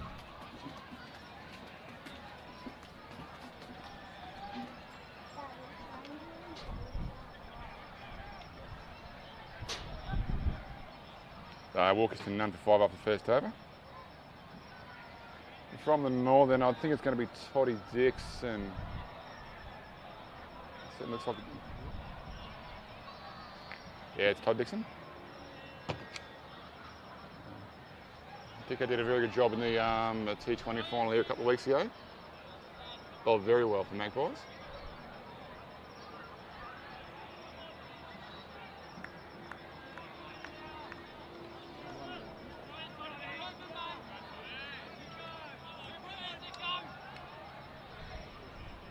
Dicko bowls Vandenberg.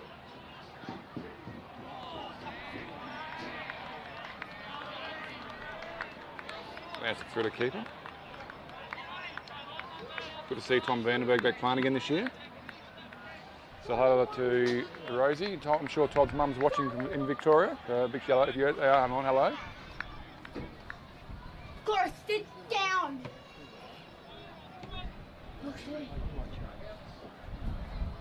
Guys, we're going through the cameras. They might see us. They're gonna see us. It's a camera.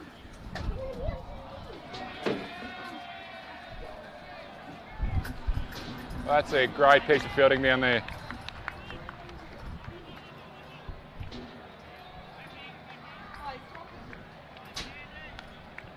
One thing I will say with that Magpies unit, they're a very young and fit side, so they're very good in the field. So, my name's Sam Burns. I'm coming to you live from Great Barrier Reef Arena here in the DBCT First Grade POOLE Cup Grand Final. Second final being played at Harrop Park today, with second grade being played earlier today between North and North and Brothers, with North getting a 6-wicket victory. Dixon. Benny is in glove.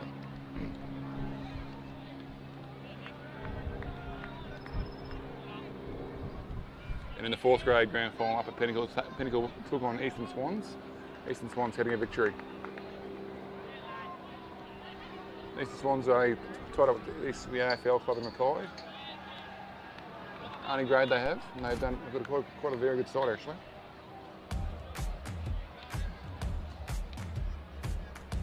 Dixon again. Drop ball.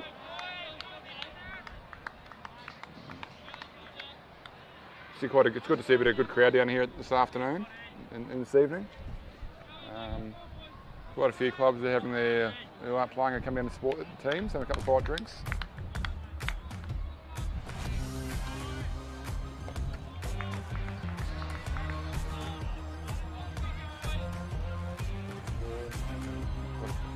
Glorious evening for cricket here in Mackay. Dixon, that's an absolute peach. Yeah, Dicko is quite a useful, he's one of the more quicker bowlers in Mackay cricket. Does hit it and get to go both ways as well. Very fit man, also decent AFL player as well. One of the most, I think he's probably the oldest guy. He would be the oldest guy in the Magpies unit, and he's only 26, 27 himself. Good to see a good crowd down here. Dixon again. Bowls to Vandenberg. Punches through the covers. Racing away. Will get there. Just goes to show the extra pace of Toddy Dixon when it comes onto the bat, will fly for 4. I know in the Magpies innings, couldn't get some of the Walkerston bowlers a little bit slower than these guys, were able to just won't quite get away. So half volley against the cricket bowlers will go. Good chase by the Magpies fielder out there. So that is 2 overs completed. Walkerston are now 1 run for 12.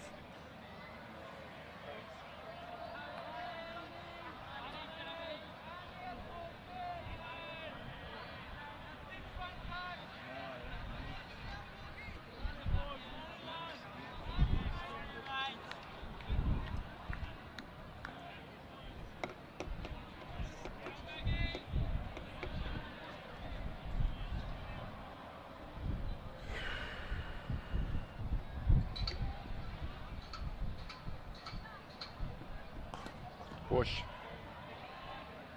We'll just get the one. That's a good bit of running there by Vasalo. One of the more fitter guys. Also the incumbent Queensland country keeper went away for the Nationals in Canberra this year, where I believe they finished 3rd of 7 teams.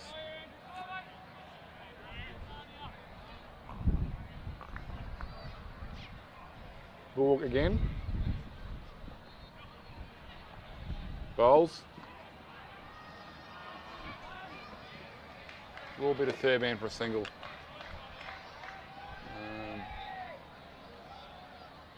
Magpies have got a third man in fine leg on the fence and outside the circle. Other than that, I've got a first slip, point, a cover, mid off, short cover, mid on, mid wickets. Borg again. Bangs. Oh, a bit of a knee carrying.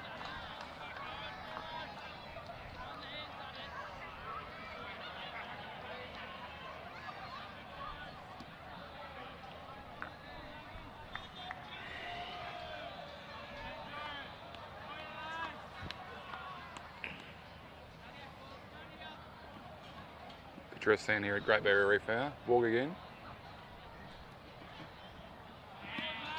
Left line through to the keeper.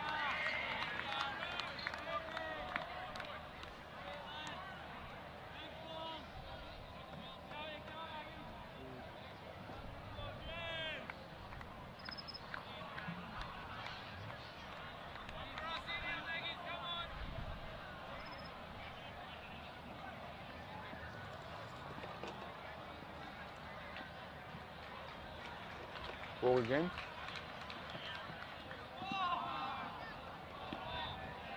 Not called a wide. Borg, I think the 2 brothers playing, and there's also there's 3 reservists playing as well.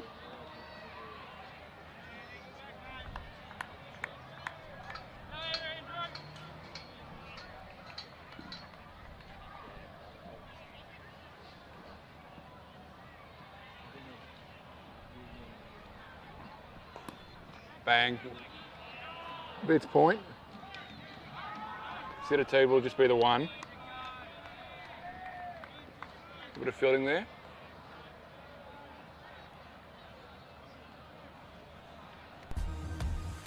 Three overs complete. Walkerston number 15 deploy to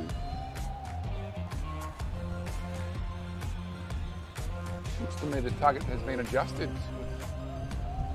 Might be a slow over at the Walkerston. I'll just confirm on my cricket. Yes.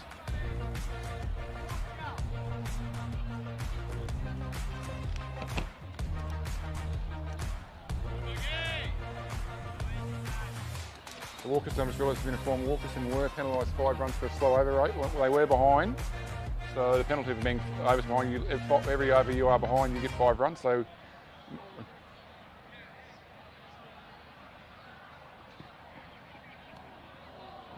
doesn't club that real well. So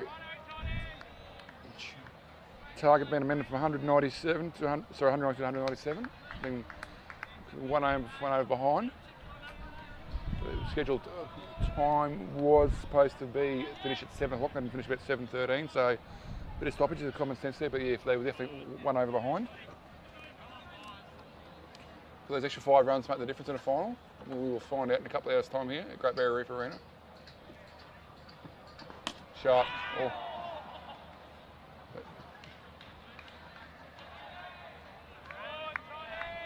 So I couldn't quite get that.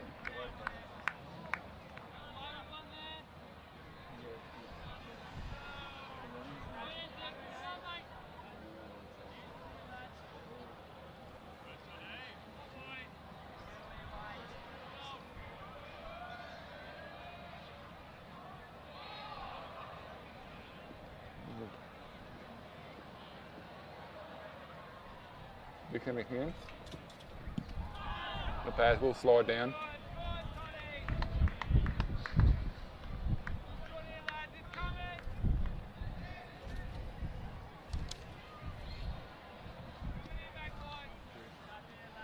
Magpies were off to a bit of a slower start. Walker's got ahead here, but it's just Magpies are still bowling quite well here.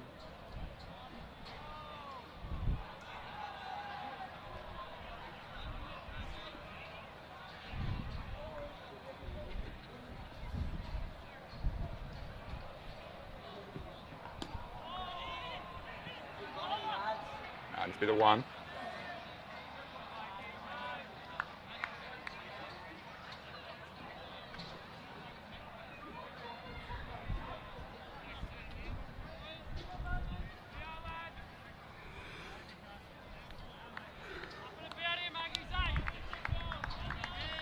A lot of chat from the Magpie stories. They're definitely up and about in this final, so we are set up for a cracker here.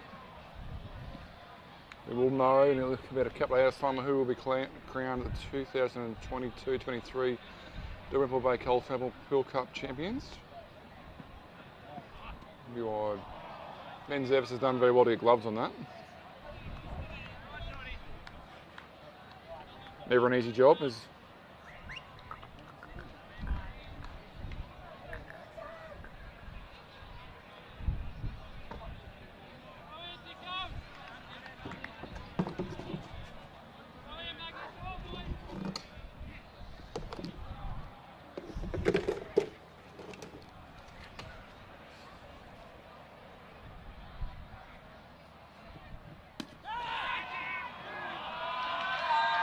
Couple there. Got is chasing after it. Will they get 3? No, it'll just be the 2.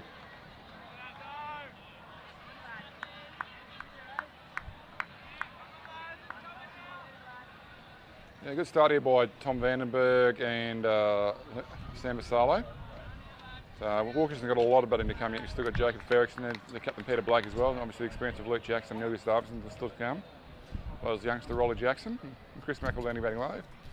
So it's going to be, even if I feel if Walkerston leaves 1 or 2 early, they've still got a lot of batting to come. So beware the wounded rooster.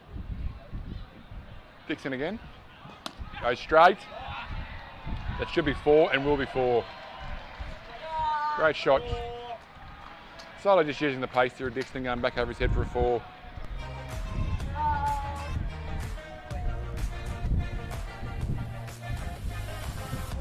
Four overs down, number 24. Run started going at 6 and over. I can sort of add up at 6 and over, 4, 4, 24 to run a ball. So I'm just had a long day and a great day here at a Great Barrier Reef Arena. Things are sign of many things to come.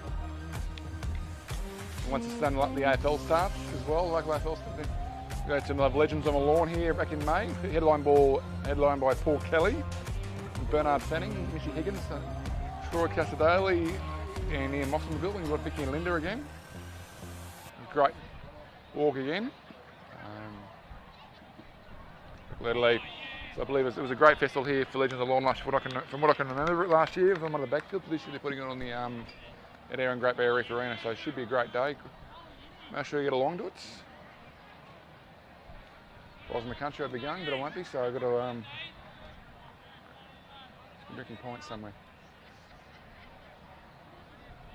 I'm trying to anyway.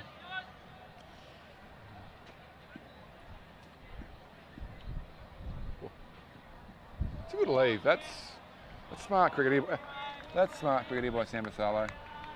Changes class and experience. Sorry, Tom Vandenberg, sorry, on strike. My cricket hasn't clicked over.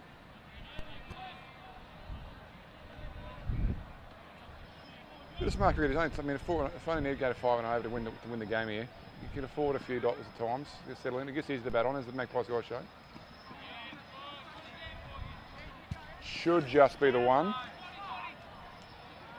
Yeah, Dicko's got a very good arm. But yeah, no, especially with the upgrade here and Adrian Young, obviously Adrian used to run River Session, which was a massive festival up here in Mackay over the years. He's got a lot of connections here, and it's big things for Harrop Park and Great Barrier Reef Arena. Very lucky for a regional town to have facilities like this. No facilities are thought of very highly at Cricket Australia.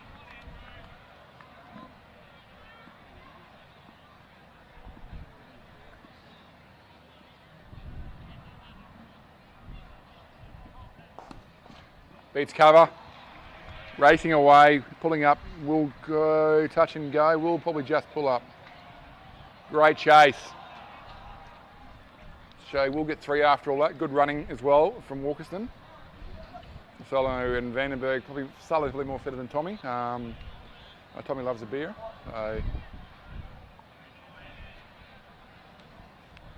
Might have had 1 or 2 of them last night myself. So I hope you're having a wonderful time watching this coverage from wherever you are tonight, whether it be in Australia, Mackay. Great piece of fielding there.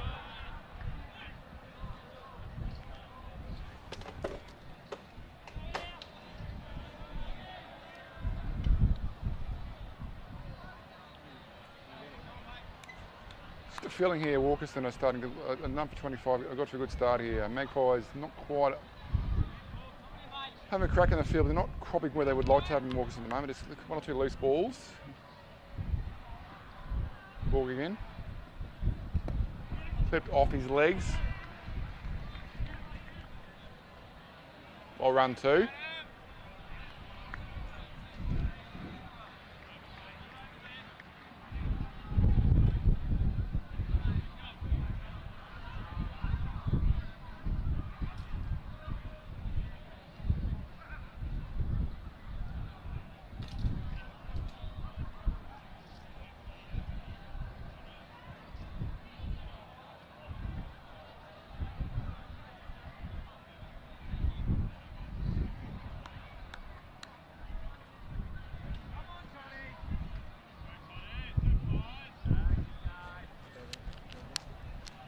Two. That's good. Dickerson, the ball to Vasello. Hey guys, we're back. I know we've been here all the time. We've just got to film a little bit out. We're going to come from Master Guide B2. And if you saw a star emoji in this video, leave a comment and hashtag TV stars. Let's go! Let's go, Roasters, baby! Yeah.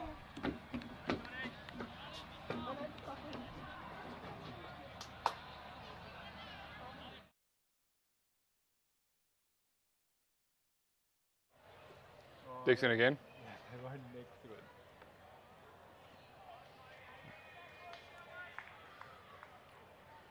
I'm not 100% sure on the rule. I'm not sure if everything in the leg side is a wide or not. I might think it was, but I could be wrong. But the umpiring has been, umpires, Graham and Husky and Cole Morris doing a great job for both the night so far. Never an easy job as an umpire. La la la la la.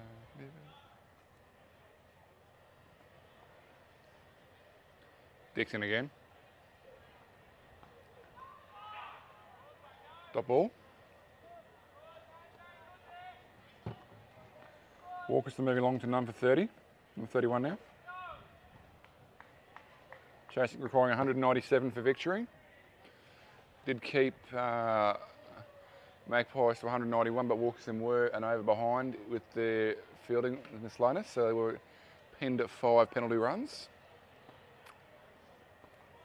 So will those 5 extra runs be the difference between victory or not? We will find out in a couple of hours' time.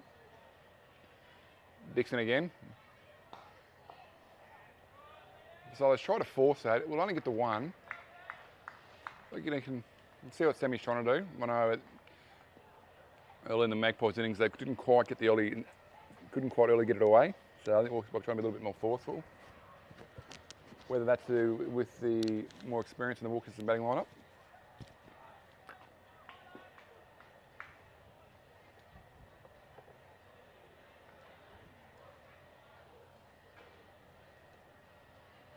Dixon again. Bowls. Hit on the pads. Nah, going in leg side. Normally tell when the umpire starts to walk away, he's not interested. I'll give Cole Morris full credit. He's only come back from heart surgery in January. He's back umpiring in a first grade final tonight. It's a good effort to be back this early. So good to see him back umpiring.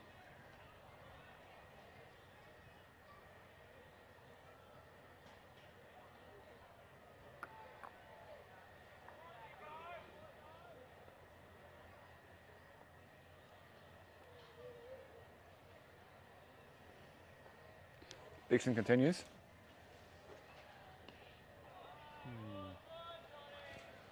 On that length where he can't quite get him away, into the pads. I know Sammy does like to go in and outside cover and he likes to flick him away as well, but just getting that length where Dicko just pinning him back. Just feels something's going to happen here, whether it's going to be a 4 or Sammy might even pop one up here.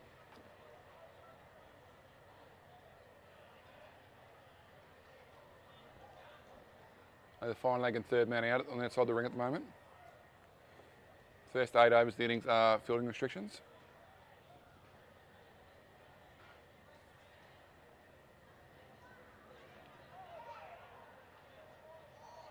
Yeah, this Solo's just he's struggling a little bit here, so he just can't quite get him away.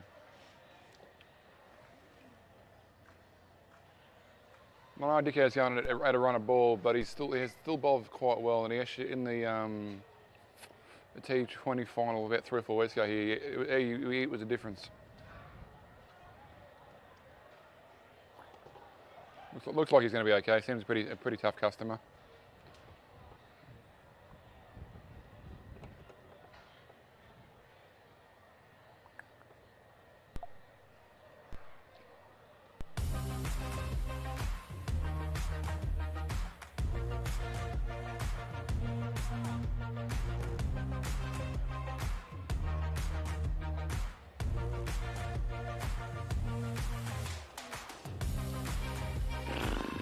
Borg again. Played by Vandenberger.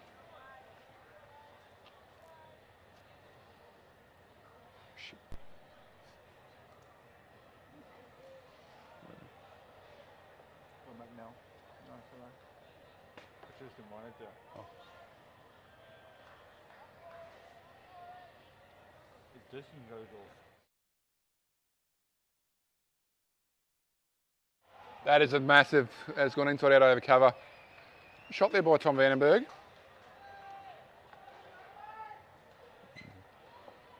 Tom's a very good, he's a handy cricketer.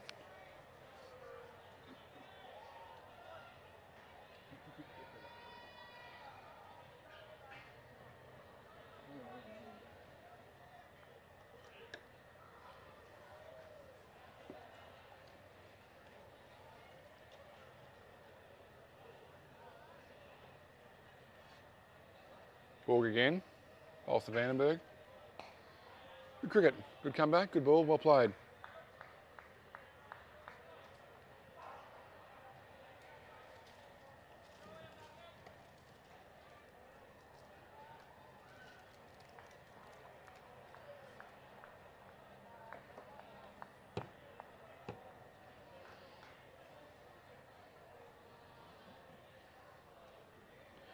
Borg again.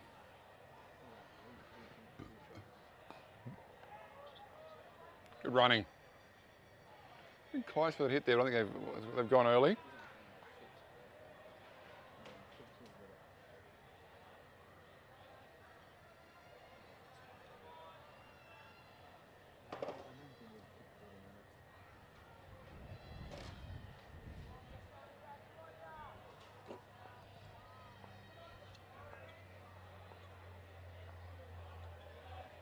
Borg again. That looks close, it looks very close. Not out, might be just sliding down.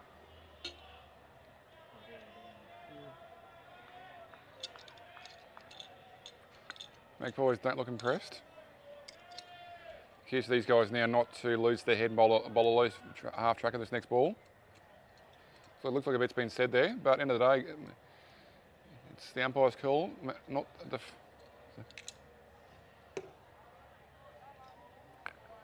So this next ball for Borg will be the key here. Can he fight with a good one?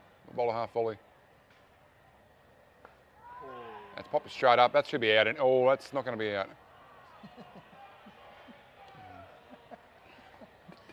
With the old Benny Hills. Okay. No, I can't sing it. I can't sing it at all. So, yeah.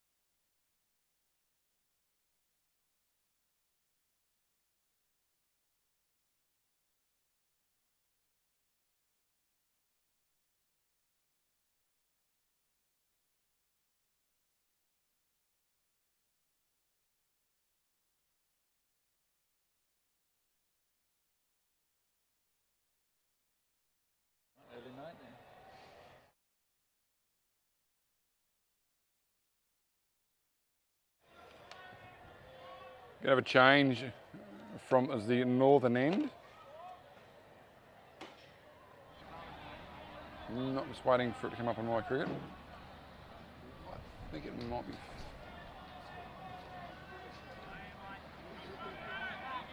It's going to be Isaac Borg.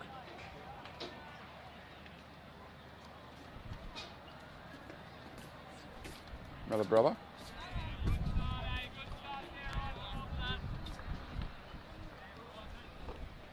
I know a key for the walks in there innings was when Chris Mackay came and bowled 8 overs pretty tightly. Borg will be trying to do the same thing here. Borg again. Little ball.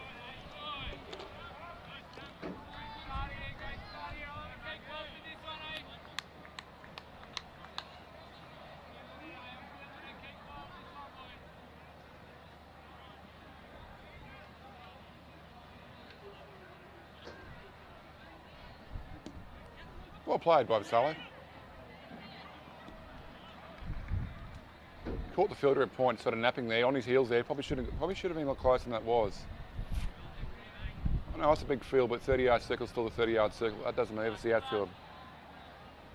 A little bit weird on this. Smarter than that.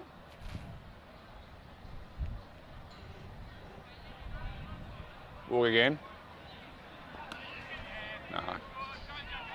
That could have been interesting. Good running though. It's just that's one thing that Walkerston are doing that Magpies weren't doing early on. Magpies too many dot balls at the start. Now, here's the rotation of the strike. I know they ended up with 191 there, but they probably should have easily got 220 if they pushed the singles around a bit earlier. But Walkerston are going a little bit smarter with singles. Dot ball.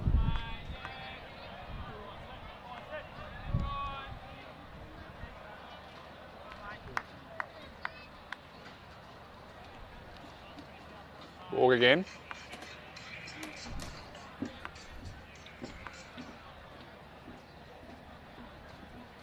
That's lovely placement. He's not easy to like cut, but he's played quite well.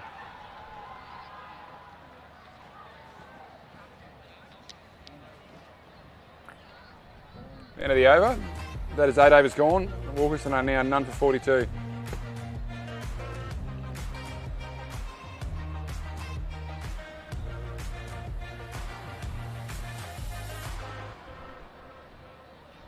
Something going on out there between umpire and captain.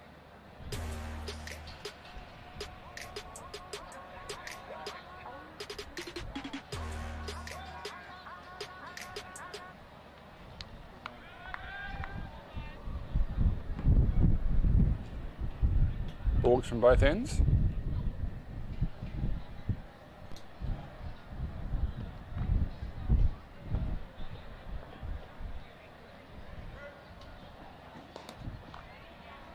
Dot ball.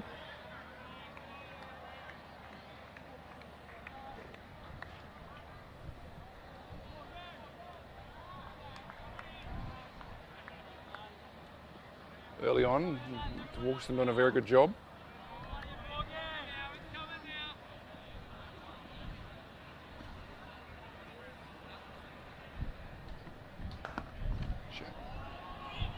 Uh-oh, in a bit of trouble here.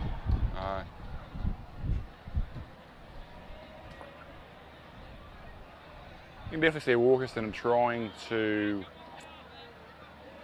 up the intent end, looking for singles early on. Rotation of strike is key. Big ground, so rotation of strike is key. Borg again, bowls to Vassallo. Can't get a pass.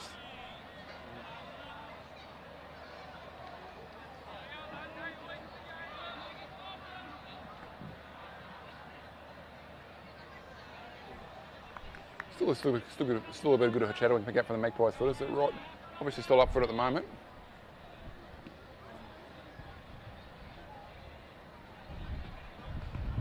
That will go to third man.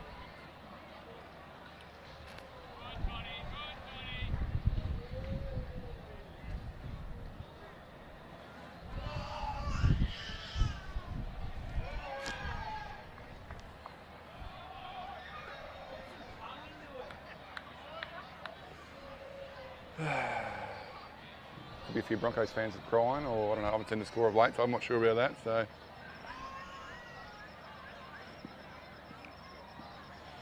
Boy, kicking.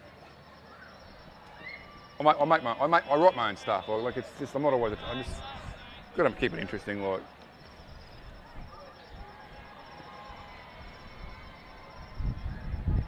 Go the mighty Gold Coast Titans.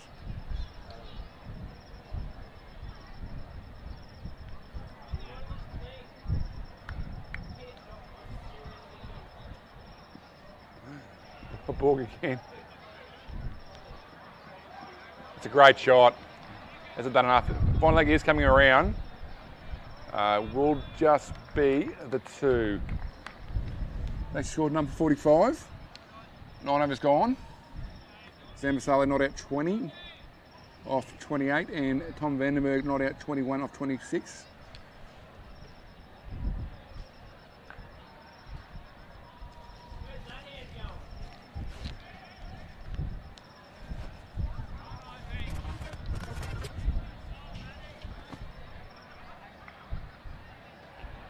Ball continuing from the other end.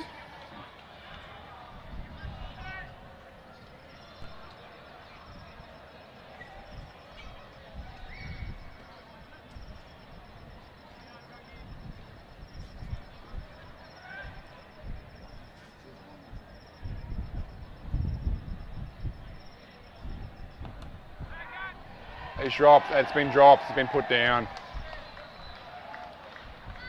Not the most simple of catches, but probably should have been taken. Unlucky. But putting Tommy Vandenberg down that early. It's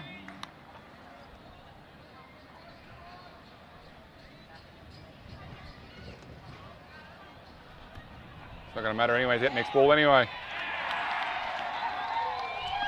That is the fall of Tommy Vandenberg. He's out 21 off 27. Walkerston now 1 for 45. Drop one ball, out the next ball.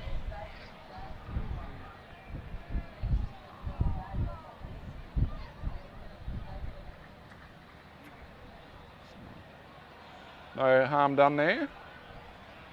Can Magpies get on a roll here? We will find out.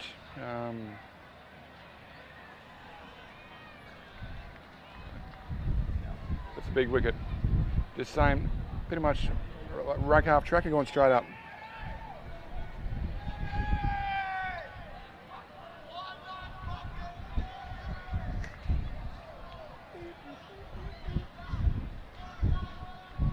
Good to see the punters enjoying the crowd on a Saturday afternoon. It's been a warm day.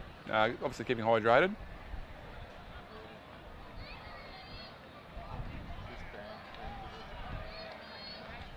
Good to see a few locals enjoying their day on the deck here at Harrop Park, Great Barrier Reef Arena. This will be joined by Jacob Ferricks. You lose Tom Vandenberg and walks in Jacob Ferricks. Played for North Queensland last year. Close to the Queensland countryside.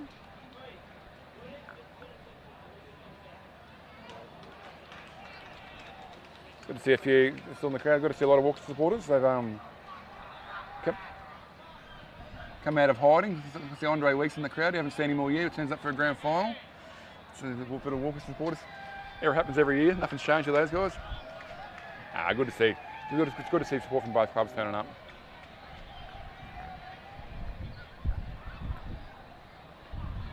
Key is here if the ball can get another wicket here. If we get another wicket here in the next couple of overs, all of a sudden 1 for 45 becomes 2 for 45. Bit of pressure on.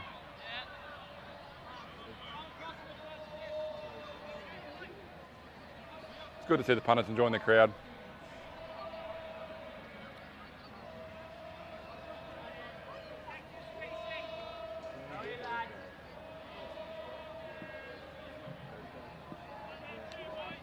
It's not too bad.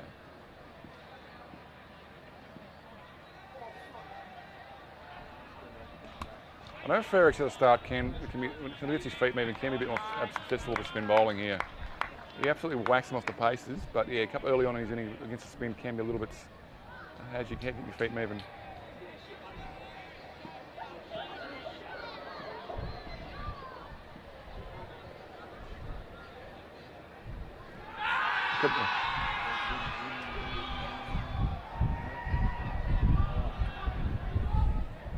I said, he can struggle against the spin early on.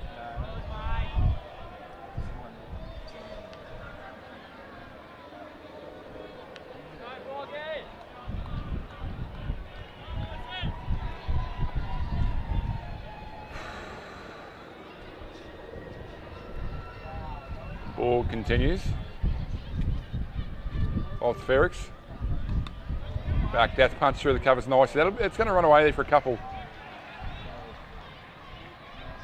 That is a great piece of fielding there by the Magpies. Three punting as the pack.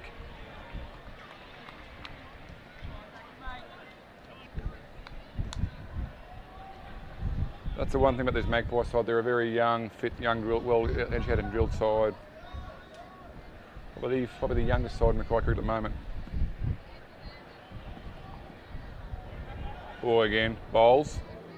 Ferrix, got ball.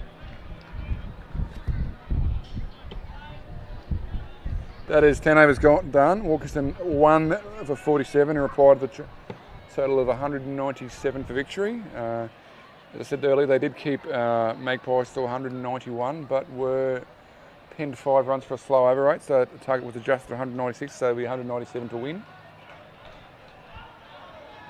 Going to be a change of bowler from the southern end.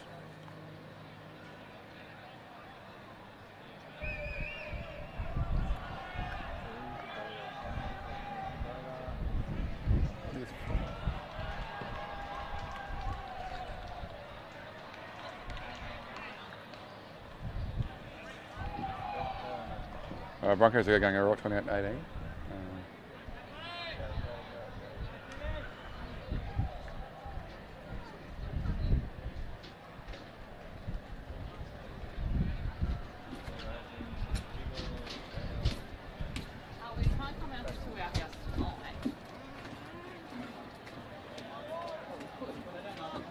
Finlay Wilson.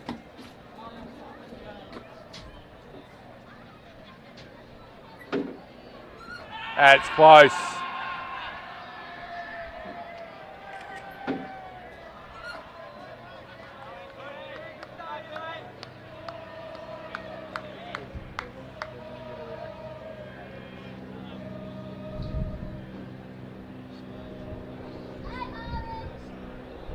Wilson again.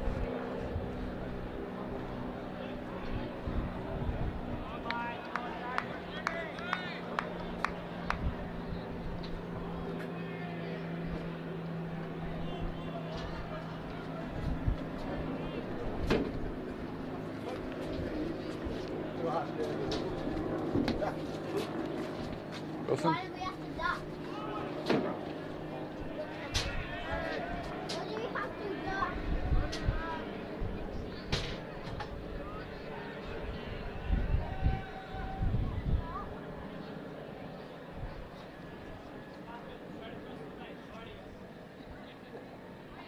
Wilson again. He's lucky to get away with that. They're lucky that didn't end up in the car park.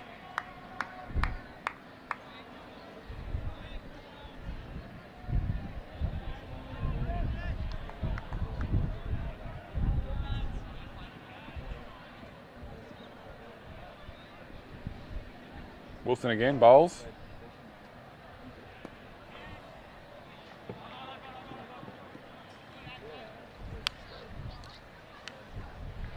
Score remains at 1 for 47. 150 required for victory.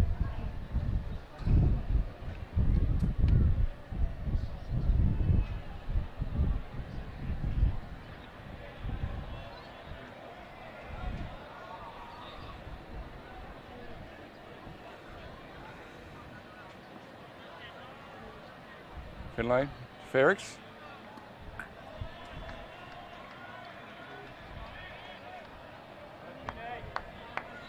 That's over, 11 overs gone. Walkerston 1 for 47.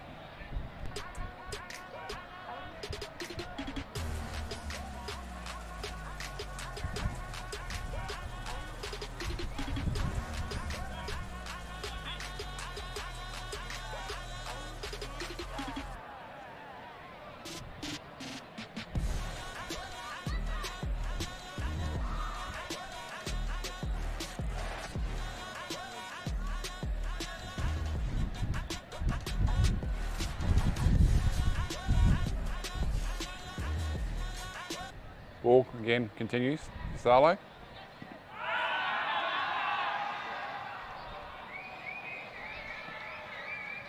Yeah, even the bowler seats hit the ground there. Keepers always get excited.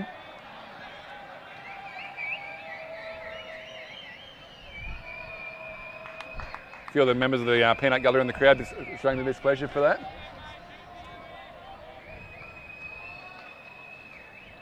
Ball again continues. Ball left.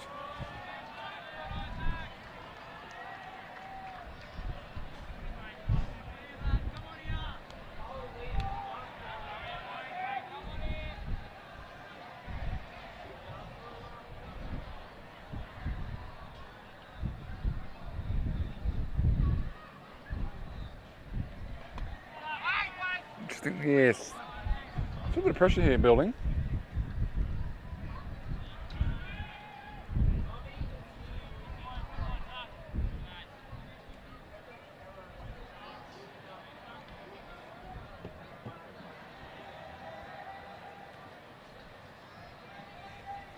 Ball doing a good job here with the ball.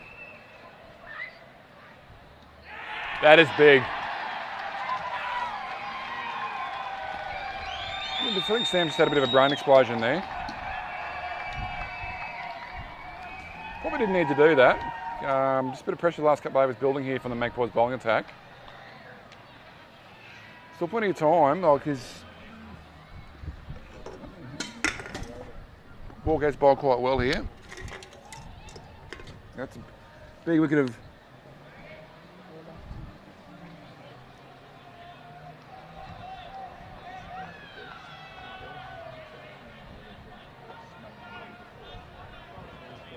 replay that.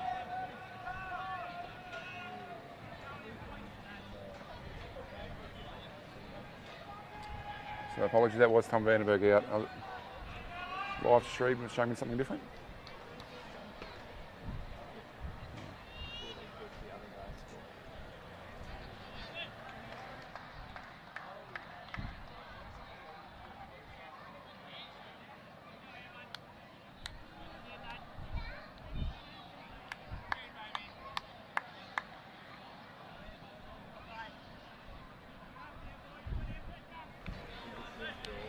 Brings the Walkerston captain to the crease, Peter Blake.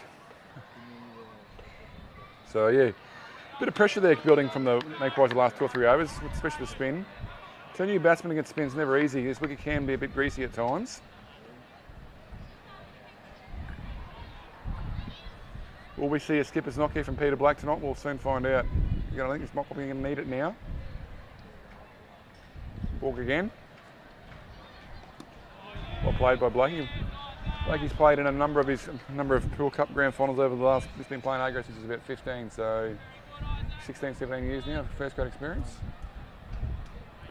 Had the privilege at one stage to play a lot of junior cricket with him. Open the bat, a lot of fun. Oh my God, that is huge. That is 3 big wickets from the Magpies have taken. That is a massive wicket of Captain Peter Blake. Walkerston now 3 down. Pressure, pressure, pressure. Well, I'm saying not right Walkerston off. He's got a lot of experience to come, but big wickets of Sam Vassallo, Tom Vandenberg and Peter Blake in the space of 10 balls. Something is brewing here.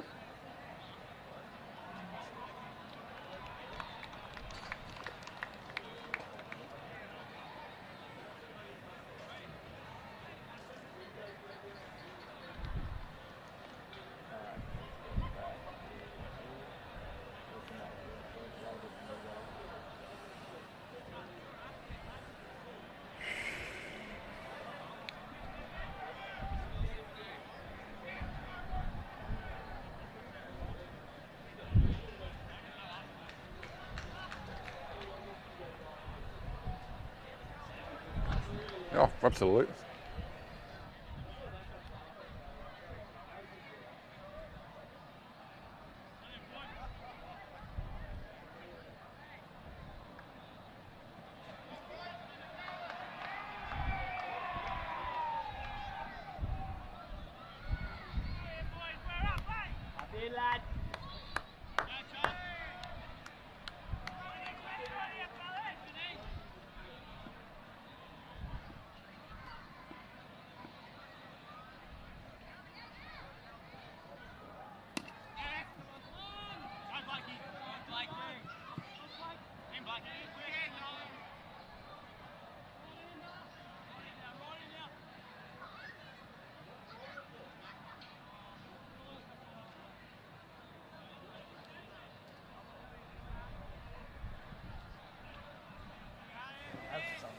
3 for 48.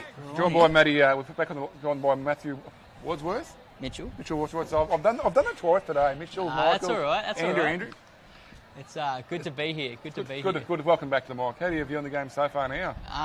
Yeah, very interesting. We've got Walkerston who have a bit of a wobble here for 3 for 48, and obviously chasing 196 will be an interesting target. But we know Walkerston probably got the biggest batting lineup in the whole comp, so I'm still confident that with their middle order they can still chase this down. It's just interesting to see how Maggies go about their bowling from here. Yeah, I think they've lost space about 3 for 5 and it's about 10 balls there. Half tracker getting hit straight back to bowl. It's probably Sammy didn't need to charge next ball. Then obviously the big wicket of Peter Blake played on. So it's going to be still got Luke Jackson in the shed as well. So yeah, that's the thing about Walkerston. They live by the sword, they die by the sword. So they can tear apart any score. But at the same time, their scores like 196, they can definitely make it look very difficult when they lose in those wickets in big clumps. So they'll definitely look for Luke Jackson later on to definitely hold up the middle order and get them through here. Davison pushes. 3-1.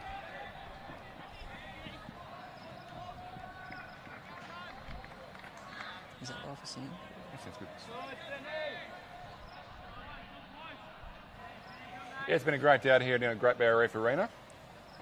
A few of the boys still around. What's he having a few? Yeah, getting around the beer garden for sure. You see a couple of shirts getting around, that's for sure. Great, it's great. Probably the best beer garden in Australia. You definitely spend a bit of time there if you're a cricketer, put it that way. And you'd also hate to spend a bit of time at Cow Corner if you're fielding on the boundary there. Yeah. I think a few of the boys might cop a little bit of ribbing down there.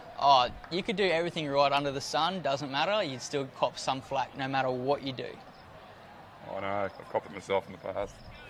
Mate, I've also copped a bloody thong almost to the back of the head. In one of my first A-grade games to the town, I come in, stand at square leg, and there's a bit of a party going on, and next minute, bloody thong almost went past my head and nearly collected me, but lucky the umpires intervened and security intervened, and that's all she wrote. But I'm still standing, put it that way. Done well. It was a very, very interesting introduction to Mackay cricket. I was just glad there was people in the crowd. I've never used to be people in the crowd beforehand, so that was a plus for me. The fact that people even noticed I was there, so. That's always a bonus.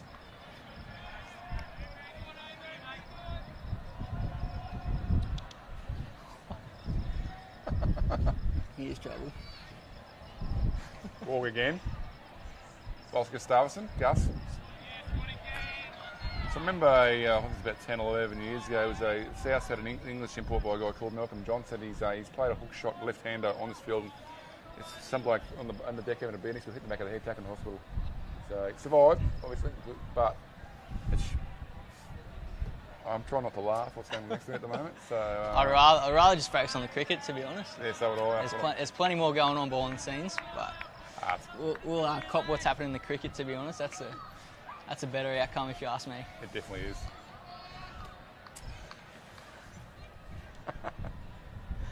But yeah, no, it's definitely setting up for an interesting chase now. No, well, definitely. Oh, hey, out. That is on the second grab too. That's a huge wicket.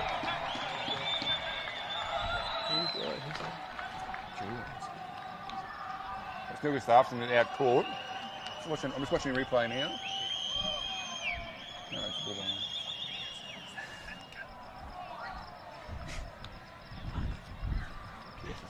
Live. I heard that.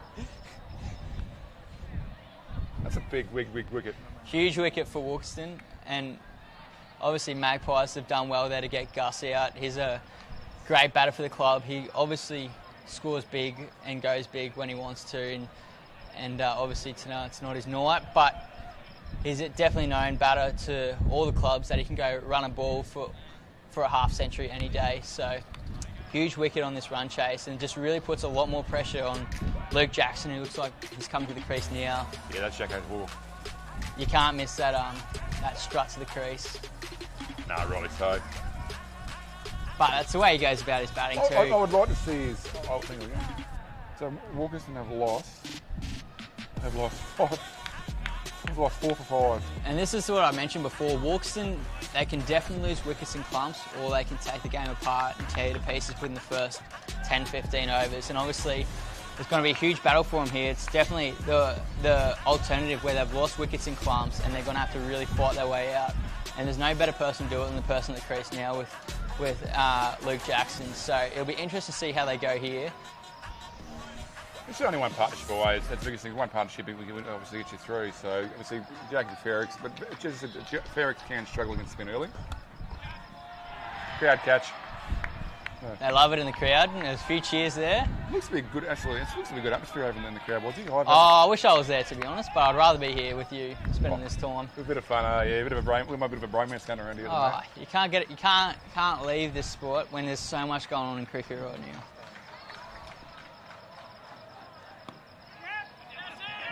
Quick single. Yeah, well done. Caught the filter there at a point napping.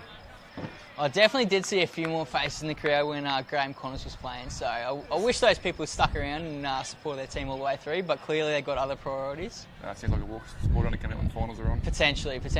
But the only thing with Walkerston supporters is they don't just come out in a couple, they come out in the whole town, so... Yeah, I'm going to try and avoid Walkerston tonight. Well, I have to live there anyway, so I'll... Well, you're going to hear about it no matter what happens, I guess. I'll be avoiding the Duke of Edinburgh Hotel for the next couple of days. I think they'll be having their silly Sundays there for the next 3 days. So. Yeah, that's a smart move, if you ask me. I've seen Walkerston win. They'll be celebrating to all hours, and I've seen Walkerston lose and still celebrating to all hours. No matter win, lose, they'll be out to all hours. So credit to them. They definitely pump a lot of money through that Duke Hotel. Yeah, I can sort of relate to that. It goes all right. I've spent a few times there in my time, and yeah, just sort of it's good. It's good stuff. That's a good job of Lee and Colleen out there. Well, they'll be paying close attention tonight to see if they've got to get a few bar staff in tonight. I've already had a message from one of the bar staff. Let me know how it goes on. So I'm on first name basis there, and they walk in the pub. What do you want? You know, we don't even have to ask what I want. So there you go. Good pub. That's how it should be. Country pub. That's what you want. Exactly. Wilson can continue. Oi, well bowled. Looks like a wrong-un. I can never pick his wrong-uns, but he bowls a good one when he does. He bowled really well this year, even when I was on the ride up to the T20 and the voice that week. His name was regularly in.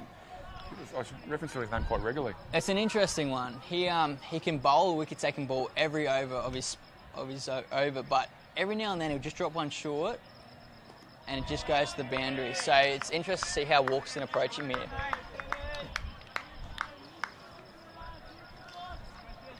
But I'll give you the big tip. When he bowls his wrong-un, he can get him to go more than most people.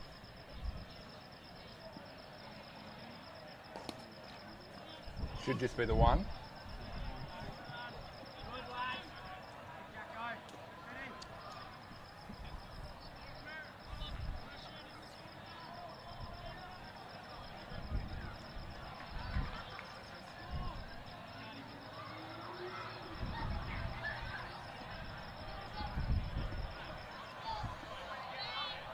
Wilson again.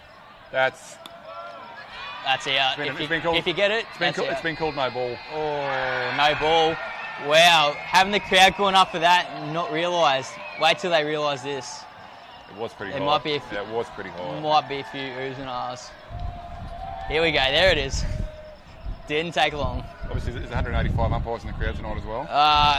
That's how it normally is in a normal round game, so I think so too. I couldn't imagine how many there are tonight. Half of them probably Walkerston supporters, to be fair, so... That's the thing about Walkerston, they get the whole town here. You see kids running around everywhere, Walkerston shirts. Everyone that lives in Walkerston, they're out here and about supporting their team, which is fantastic. I mean, I live in a red shirt, but I've had problems, so... no, it's a lovely part of the world, Walkerston. That is actually for... And I'm not going to... Oh, no! Oh, well. That is huge. That is not... That is devastating. That is honestly dumb cricket. That is absolute stupidity. And you know what? Magpies create that because their fielding is that next level against everyone else. They create those opportunities that no other team does. No, they don't. And they're well-drilled young, so as we said earlier, well-drilled. They will not give away a single for anyone. And it just shows there that if you want to take us on, we're going to match you. and we're going to get you out. They just live by that mentality that we're better than you, and we're going to prove it to you, and that just shows right there.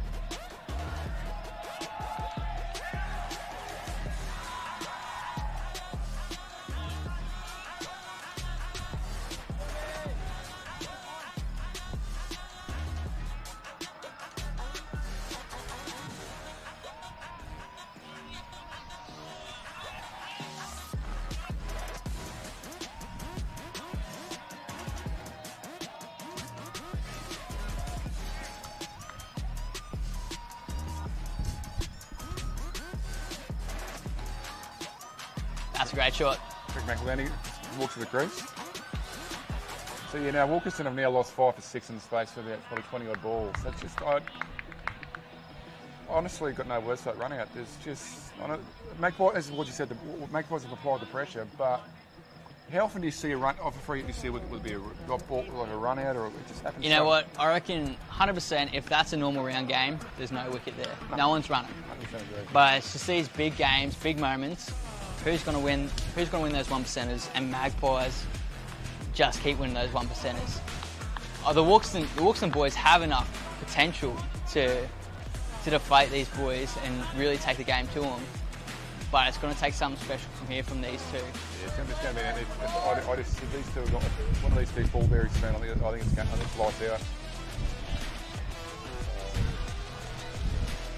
McElhenney can bat. I will never count a Walkerston game out while these two are the crease. Never will. You will never count them out, no matter what run rate they need. They will get it if they apply themselves, and that's well bowled by Isaac. He's bowled.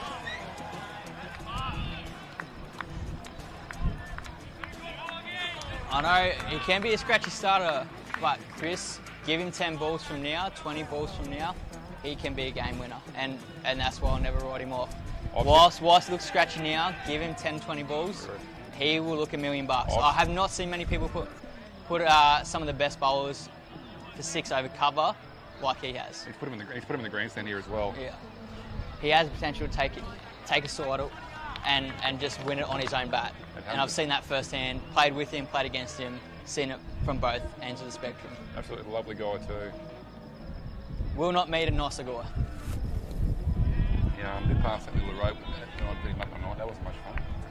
Lovely guy. I've got to say, mate, obviously what he's gone through as well. It's a beautiful family. Yeah, he's come from a tough background, and he's just taken it all in his stride, and he's just been the better player for it. He's gone through a lot of adversity, and here he is now, about hopefully shining for Walkerston.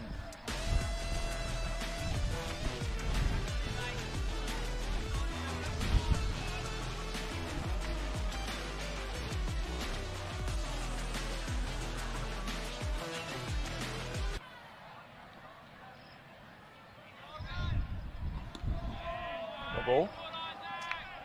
Very economical bowler, Isaac. Been very rough over this year. He got overshadowed for even the NQ side for the men's team, and almost thought off the performance he showed, he almost deserved a spot straight in the team, but was overshadowed. And to his credit, hasn't just dropped his bundle. He's trained hard. He's done the yards. He's showed up every time, and he's taken wickets left, right and centre this season, so credit to him. How old is Borgie? Isaac? Oh, look, he's still quite young. He's still a whippersnapper, but I think his maturity levels are beyond his years when it comes to cricket. He's very, very tactical cricketer. I would say he's probably around the age of 20. He's never 4 for 7 off that 4.2 overs. It just absolutely, just bang, bang, bang, just smart. And you know what? I don't think his heart rate gets above 80 beats per minute. He's just a cool, calm, collected character. No matter what happens, he does not care what the scenario is. He will just apply himself in the same way he does every other time. So credit to him. He's come a long way, and I think his mannerisms definitely portray when it comes to bowling, and he's reaped the rewards this season. So he's been a fantastic bowler for Magpies. He's done a good job, and then these Magpies guys are now going to be on a high, absolute high. If they can get one, it's good to see a good group of young guys going well. You're 100% right, and they would be feeling the confidence after last week, beating Brothers. That was a good win. They kept us to a really low total, and that was just through good bowling. So they've applied themselves again tonight. They haven't made any excuses. They've worked hard, and they're reaping the rewards at the moment. If it goes bang, there will be just for one. They set smart fields, so they know where their bowlers are going to bow. They know where their bowlers can put the ball, and they set a field accordingly. And it's really hard as a batter. Not that I am one, but I know batters struggle to get. I wouldn't go that far, would you? I would definitely not go that far, but I know batters struggle to hit boundaries against Magpies. Sharp. Just be the one though. And whilst that's a full toss, they still got someone there. They know where he's going to bowl. Brad, for a young captain, he's done a great job behind the stumps and the bat this year. He's done a fantastic job. He's been given this role. Never had the captaincy before for Magpies before this, as far as I know, for seniors anyway. I don't think so either. And he's just taken it in his stride. And I don't think it's affected his batting in any way, shape or form. You often see captains, as soon as that pressure's been applied, they've got to do more roles, more responsibilities. They're thinking of 10 more things than they normally do. All of a sudden, their actual cricket game just goes downwards. And for him, it seemed to go on upwards. So credit to him. He's taken it within his stride and really lift the standards of this club. So credit to him for that. Wilson continues. And while that's a full toss, look, there's only 1 run scored. So it's really smart from the Magpies. We played a game against these boys, and Finn, he'd either give you a half track or a full toss, and there'd be someone there to catch you out. He got 3 wickets from people getting caught out on the boundary because it's such a big field here.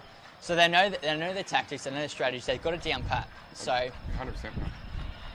So whilst it looks like average bowling at times, there's almost opportunities like that get brought about because the batters just think, oh, this isn't A-grade quality bowling because it's a full toss or it's a half tracker. And next minute they find themselves walking back to the shed. So you can never underestimate this fella bowling right now, because Brothers did once and we ended up getting absolutely destroyed halfway, at the start of the season against Finn. That's kept low. Well, Jacko's played that well as well. Yeah.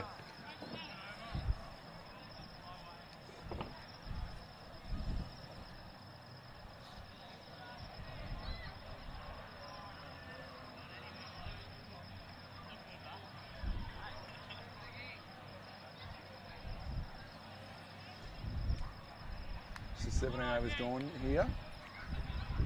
So I think Walkerston trying to consolidate, get through the drinks period. Without losing another wicket, then reassess.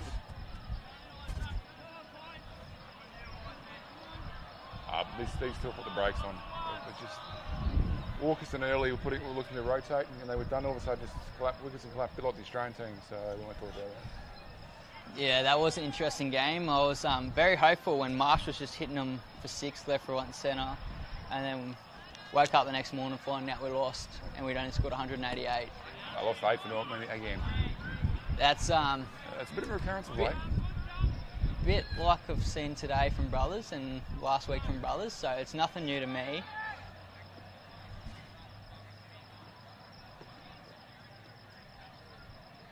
Ball again. Well played. Thing with Borg is sometimes he'll get a ball to move a fair bit, the other times he'll go dead straight, but the hardest thing to pick about him is just the pace that's coming on. He varies his pace so much within an over. One will be flighted up, no pace. The next one will be at your stumps, 100 k's an hour. And it's very difficult to read that ball because the ball will look like it comes out of his hand at the same speed. One of the more tricky bowlers to face in the first grade? 100%. the one that does turn, but that's the one that'll get you. Because every now and then you just think, oh, he's not turning this ball. And then that second last ball, they will just rip a mile.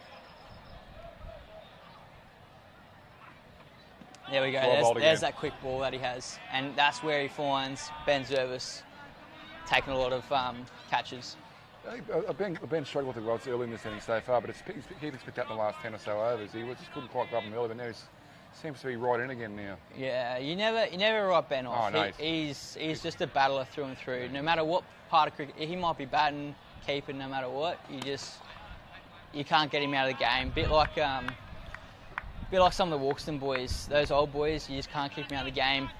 Doesn't matter if things go on Ben's way or not. He will make sure he's a part of the game. Whether he's just saying something to his fielders, to the batter, whatever it is, he will stay in the game at all times. And credit to him, because he's often quite fatigued from batting, because he often bats an hour plus.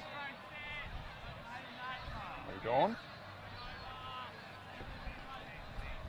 Yeah, I've seen Luke Jackson many times in grand finals.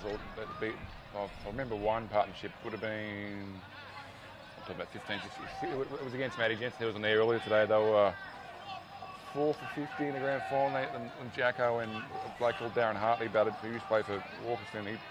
They batted for probably a day and a half, put on probably 300, I think, from memory. So. And you know what? They don't teach that. They do not teach that. We've addressed it in high performance in juniors. They do not teach that as much as they should. No, to build that innings, because they're so used to 30 balls, I'll retire, there's my innings done. And then it shows the A-grade level, the young fellas coming through. And that's where Blanchard's taken to the next level to say, hey, look, boys, there's more than 30 balls to bat. Like, you've got 60, you've got 100 balls. And then the Zervis boys comes out. They might hit 50 off 100, but it wins them more games than they lose. So, really agree. I'd rather see that than the guy get it from 8 or 20 off or 5. People just don't know how to bat time. It's a concern going forward. And it's definitely been brought to the forefront in Mackay cricket. Do we play 2-day games, etc.? That's a shot. That's a great shot. And that's the power that Chris McEldowney has. He's got that power just to go straight. They often call him the beast, and you can see why.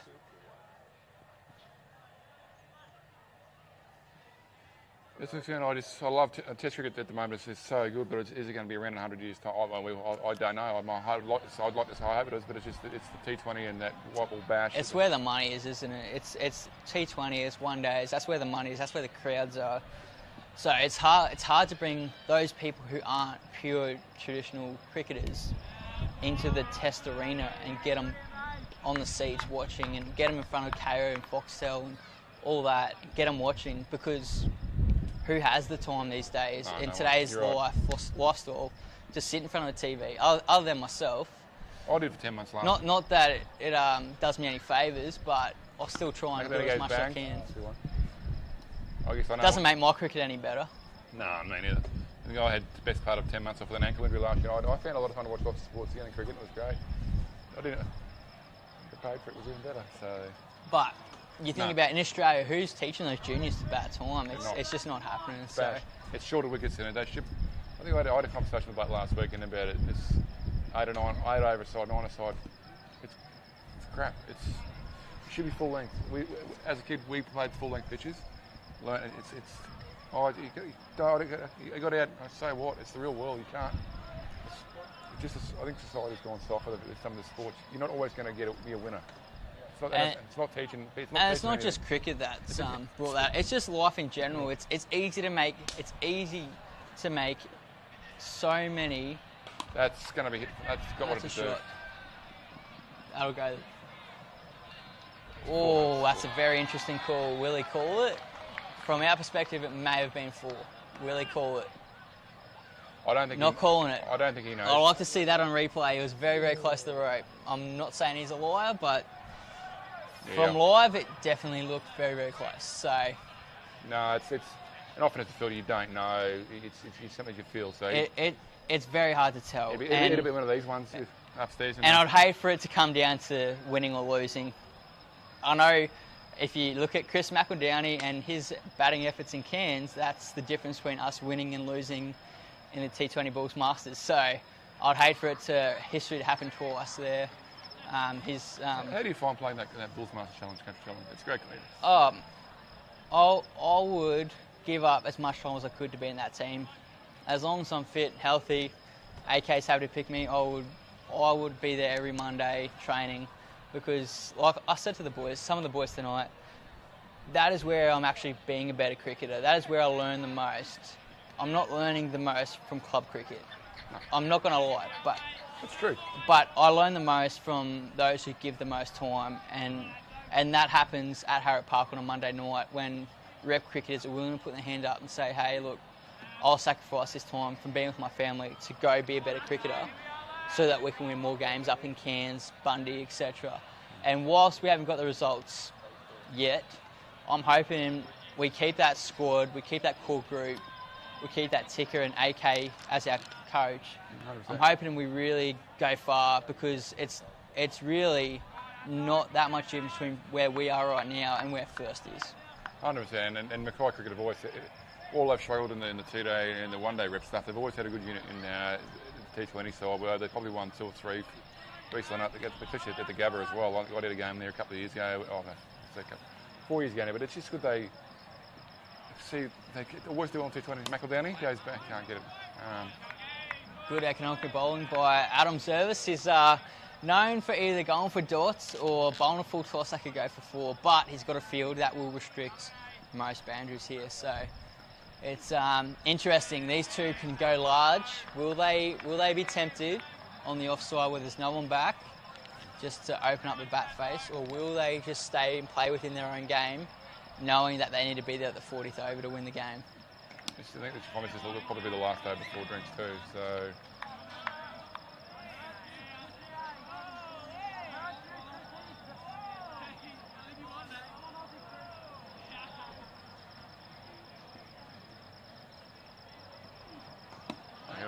Out of the field. Service slow bowled again. He has a knack of just getting really big wickets here. Like where the middle order come in to try and stabilise, they look to him to say, hey, look, here's our boundary that we're going to hit. We're going to hit a boundary against this fella because he bowls at 100 k's an hour, and then next minute he's taking wickets after wickets. And he destroyed us last week, took 3 for.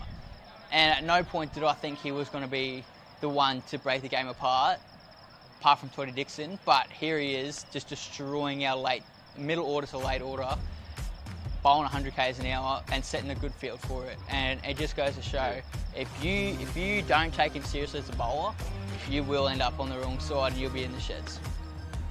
Drinks, short break, we'll be back. Walkerston 574.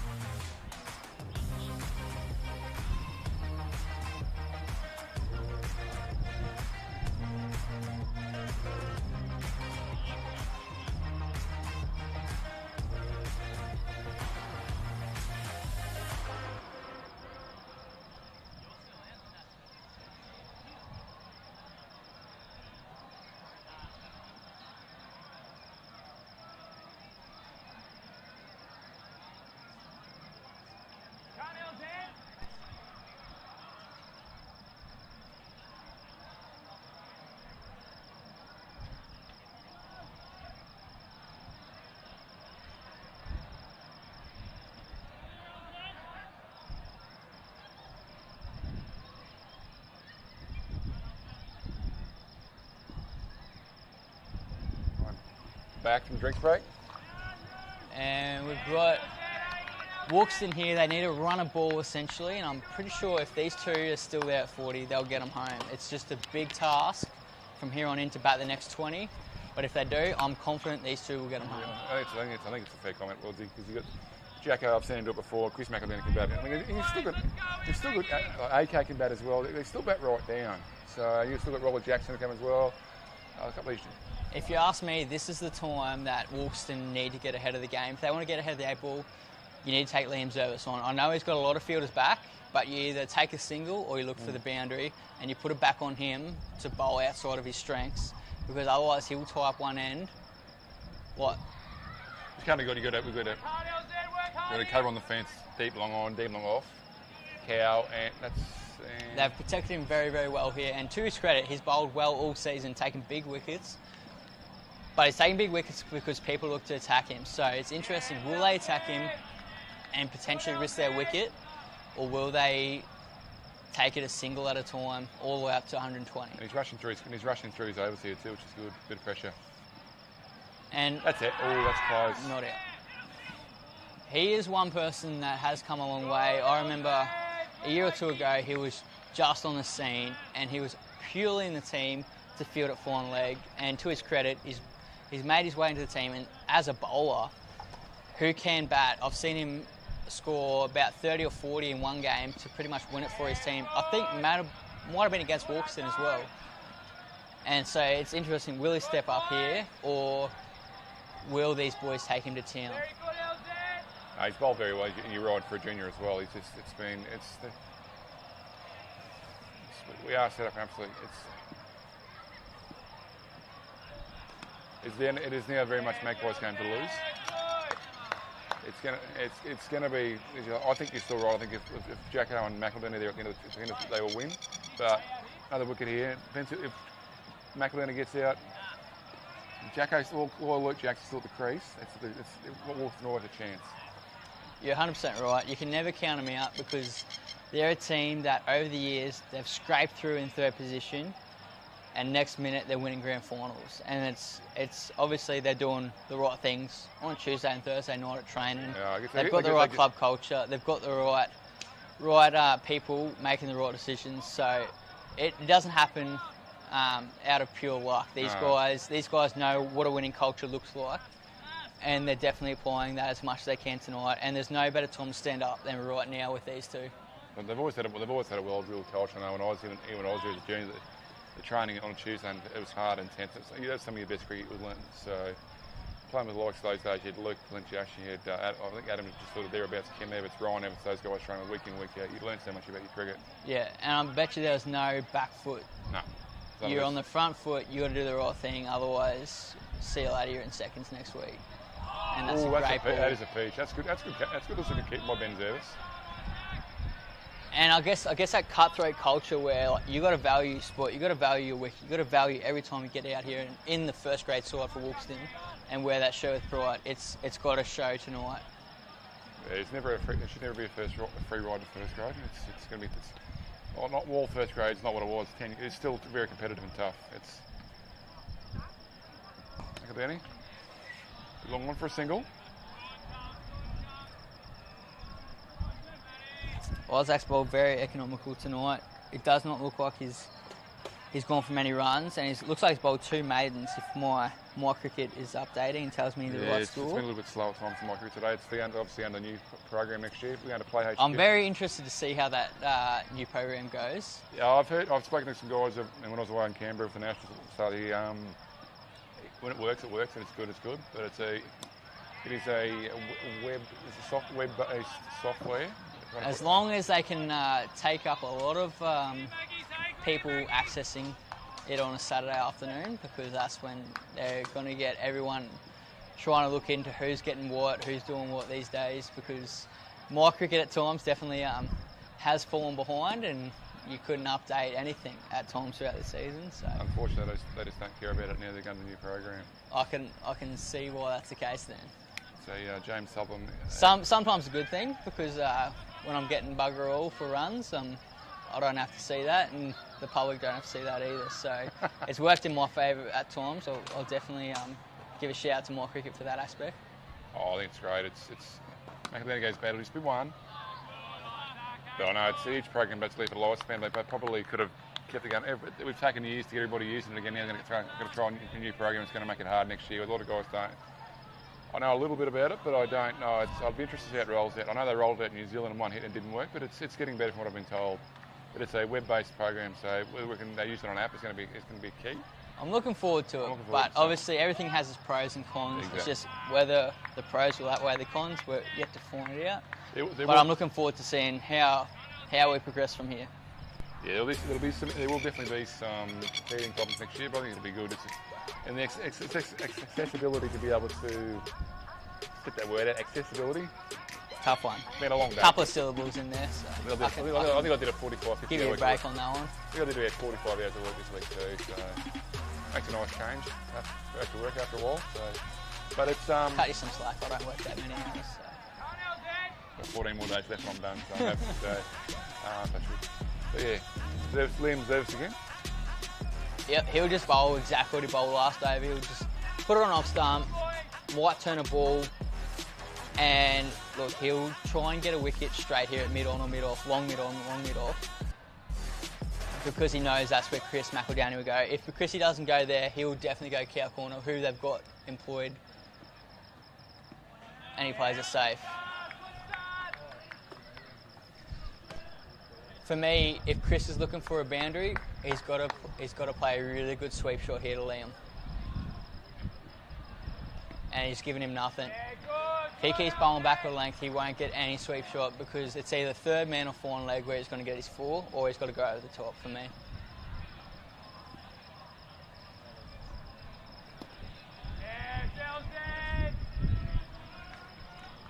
See a good crowd tonight still. Yeah, very good numbers. Now, but, still good numbers for this time at night. 9 o'clock. Some people's bedtime's already past 9 o'clock. That's normally my bedtime during the week. Getting about old now. Yours are getting up at 4 a.m. at the moment. Well, that's fair enough then, isn't it? That's a great shot. That's a good shot. Very powerful hit, but only one because Magpies have got their field down pat. They know what their plans are. They keep bowling to them, and that's where wickets come apart. As soon as you look for that 4, look for that 6, that's when you're going to get caught on the boundary. So we'll see how long these Walkerston boys can keep continuing with these 1s before they look for the boundary. Another good dot there. It's pressure at the moment. Like it's in strength. They've only.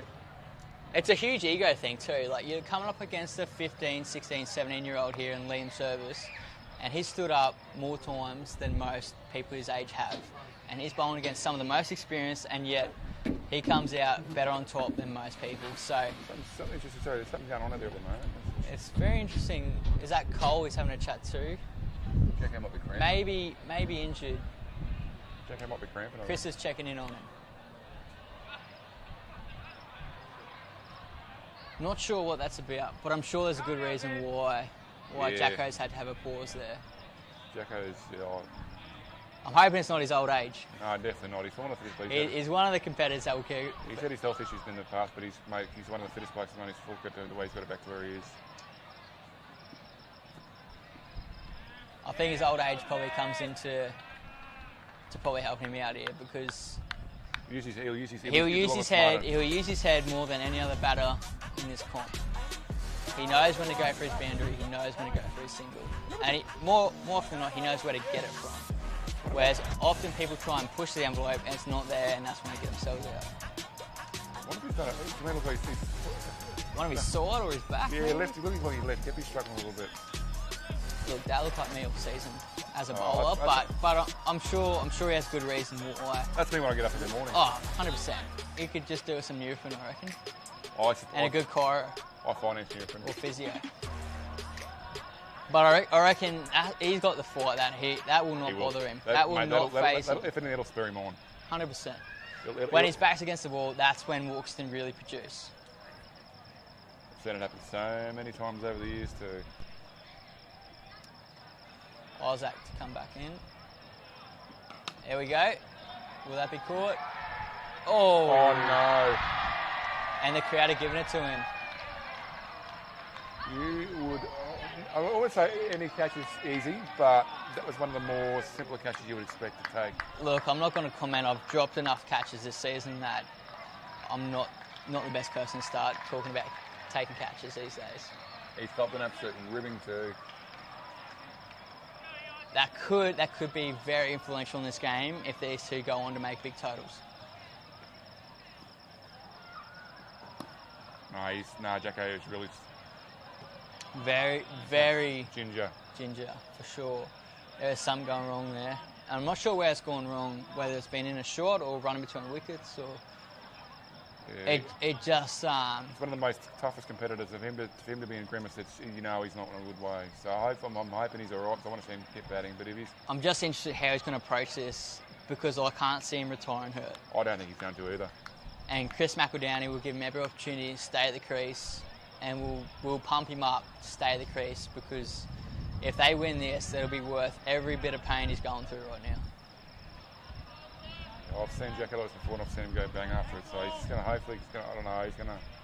He's going to have to push through here. It looks like he's in the wars, but if it's the Jacko we know, he's going to push through. No pain is going to get through and win the grand final.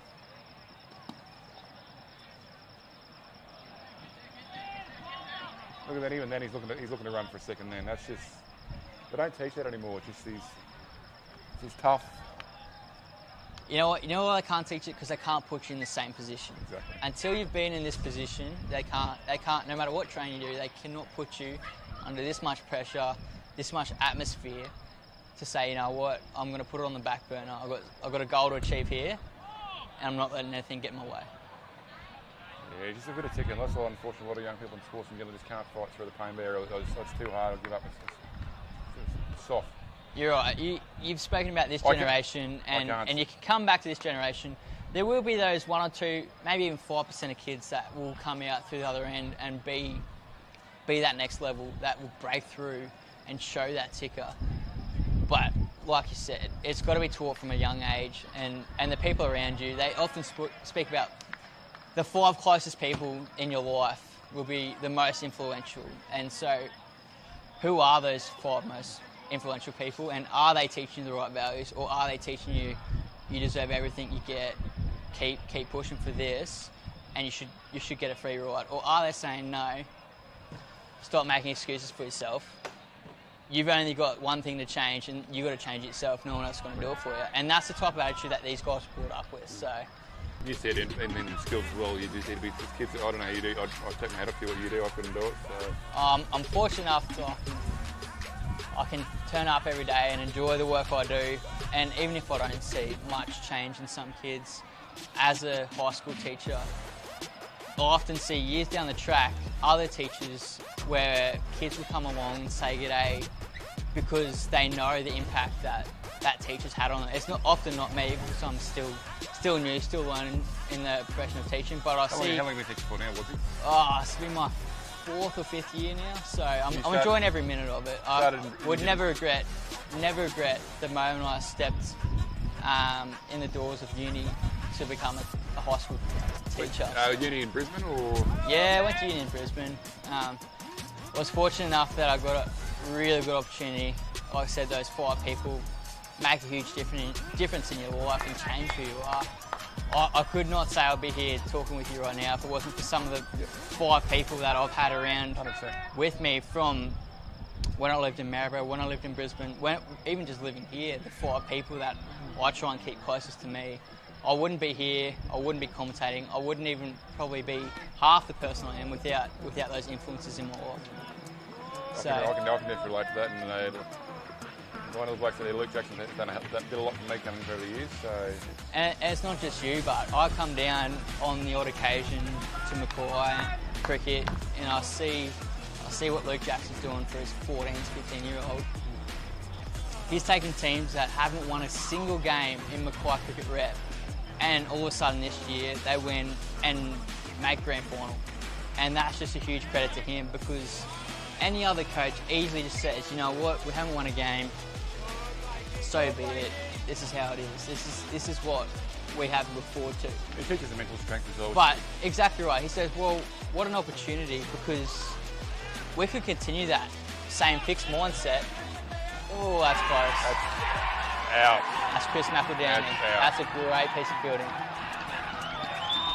That's what Magpies thrive on. They thrive on any opportunity they get given, and they make the most of it. But just going back to what I was talking about, apologies. No, don't.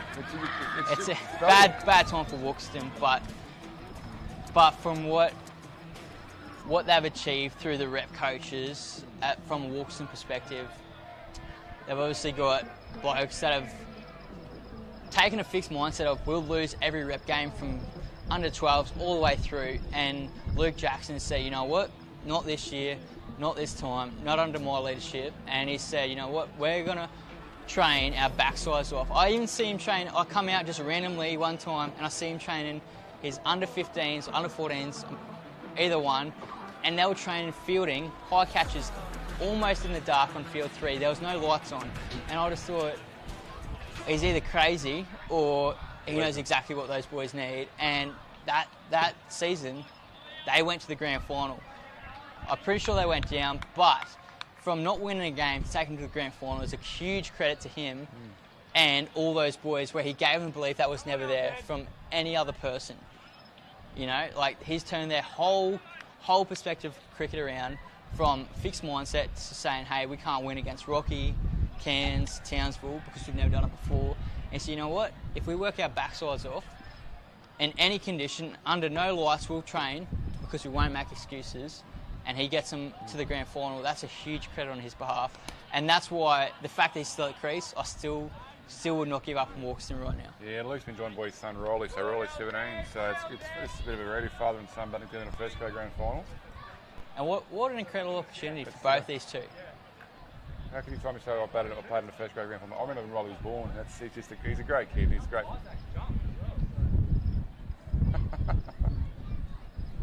And you know what? They still need 110 runs, but if these two were there in the 43rd, I'd still give them every chance of scoring those 110 runs. Still a big chance, especially with AK. AK can still bat as well. 100%. AK can do his thing.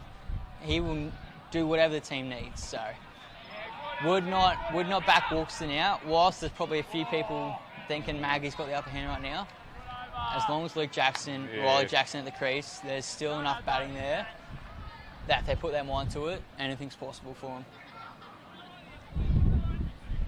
It'd be interesting to know 15 overs.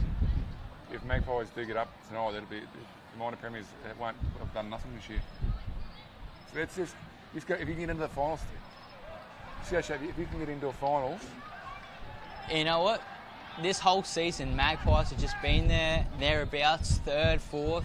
You know what? They worked their way into third, and from third they worked their way into second, and from second they've taken the T20 final out, and who knows what can happen tonight. They could potentially go back-to-back T20 and one-day grand final, and what an opportunity it is, because there's not many clubs that can get as many supporters out as Magpies. Like, I know when I was there for the T20, they had every junior coach, half the juniors out there watching them, and they just get behind them so much. So the club culture is obviously right there, and they obviously value everyone's input, everyone's contribution, which is a credit to them. 100%.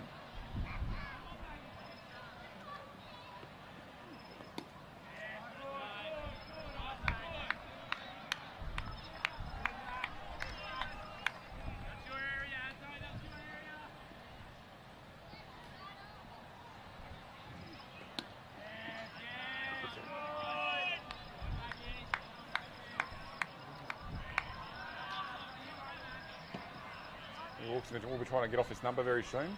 The 13 short of 100. Yep. That's a great shot. There'll be two there. Get off 87. Go. Good. That's. Back to we'll finish on Luke, but I've seen him. He's been out with Dice with work. Comes back to juniors with Dice back the next day. So it's just a very committed man. So. Is that Luke Jackson? Yeah, Luke. He travels a long way around Australia as far as I know, and every time he turns up, it's good for whoever he's playing with. Unfortunately, most of the time he's playing against brothers, so it doesn't work out too well for us.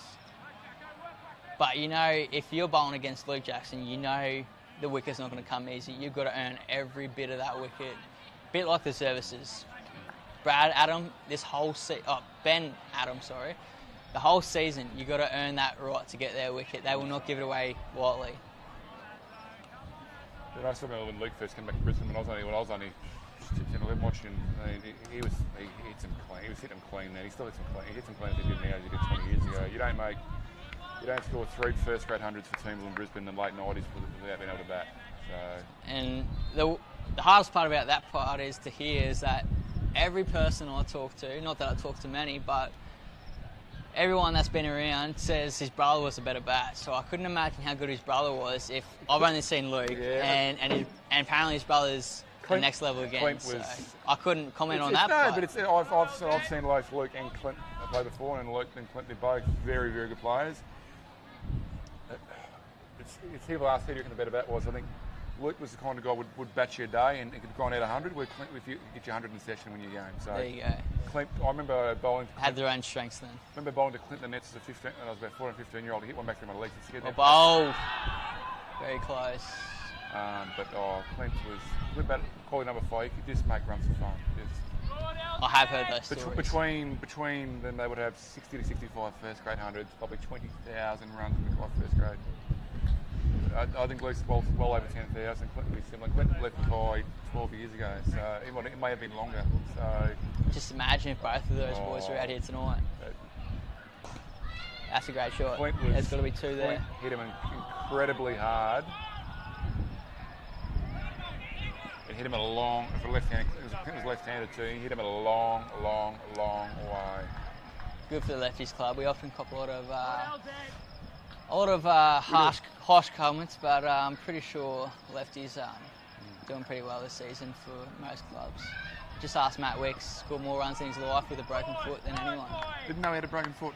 He didn't know himself. I didn't know either. And he doesn't deserve any of this commentary right now, but for someone who's battled the whole season and scored more runs than he has ever in our club, credit to him. But not that it's about Matt Wicks at all. It's about these 2 teams. So that can go on the back burner. Speaking of Wixie, I know I think I've scored 14 or 15 Australian Country Championships. I remember Wixie played for the ACT in Canberra. He did play for the Comets. Didn't deserve to, but there's got to be some better person playing cricket than him. Sure. I 100% agree. Look, he's a good bloke. They're good blokes. He's a good bloke. I'll give him that. I'll give him that every day of the week. But do you trust the lawyer? Exactly right. When the bloke says, yeah, within the first 5 minutes I've earned $60 from you, do you trust him? I don't know. No, he does it. I'll give it to him. He does a good job. He does a job that most people probably can't do. No. I could not do his job day in, day out. So I'll give that to him. What hurts me the most, and honest, that he's actually not wearing a Brothers shirt. He's wearing a Mackay Cricket Association shirt. So it just shows where the loyalties lie. You know, Brothers first grade captain. Where the loyalties lie, with Brothers or Mackay. You don't see him all year for these events. Comes up for the free. Exactly right. He's probably sitting right in that corporate box that we're looking across from right now. And he's probably looking down on us, thinking we're the peasants and he's the higher class. He's probably listening to us right now. Yeah, listen up there. But he doesn't have a say. I'd like a beer or a rum brought over this way if you can. Yeah. Probably to go with all the prawns and the crabs he's eating up there. It's just, it's just easy life. And we're doing it tough down here. So if you're hearing us, Wixie, feel free to shout us. Yeah, feel free. Shout us something. Show us your gratitude. I like a rum. I know how much you make. Nah, but it's been unreal for the club. Just the values he's brought. Like, there's not many people that turn up to cricket training where he knows he's not even in the team because he can't play and he's feeding balls. That's out. That's out. Well that's a huge wicket. Absolutely huge wicket for Walkerston. Lost there. Yeah, and Magpies are going to celebrate that because that could be the game. I think that's the game. That could definitely be the game right there and then. Oh, I said they have me.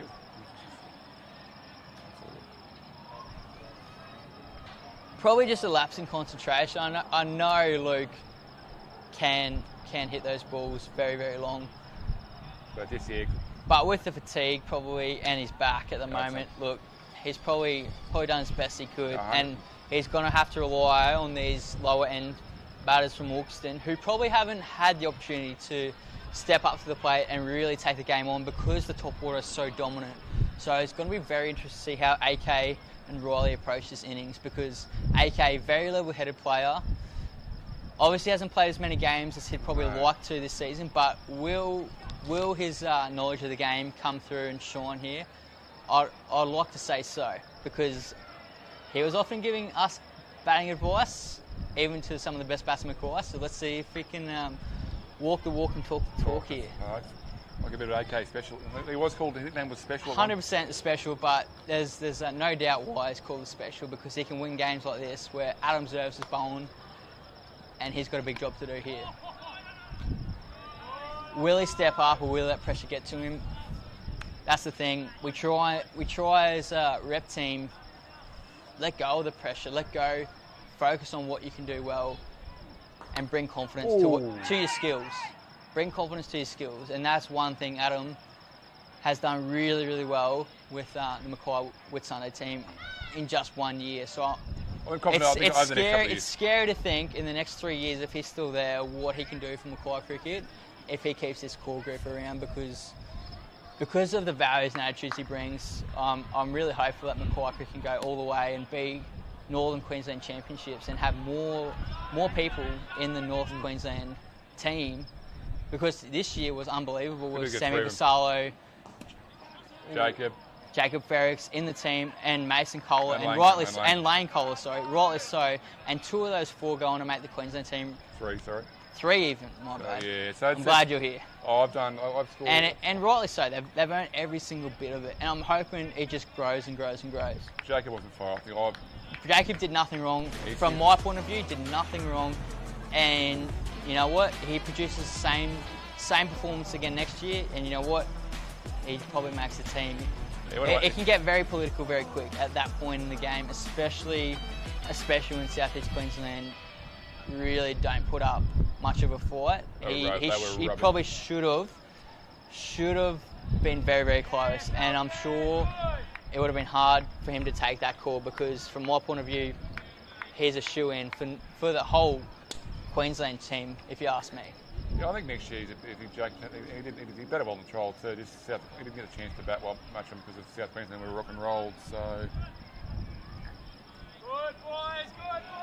And you know what? The thing is, he didn't put a foot wrong in the North Queensland team, and yet the South Queensland boys are coming through. And if you ask me, who actually produced in the trials on the day? Is it a trial on what we see in the day, or is it what we see in the previous year from that person, etc., etc.?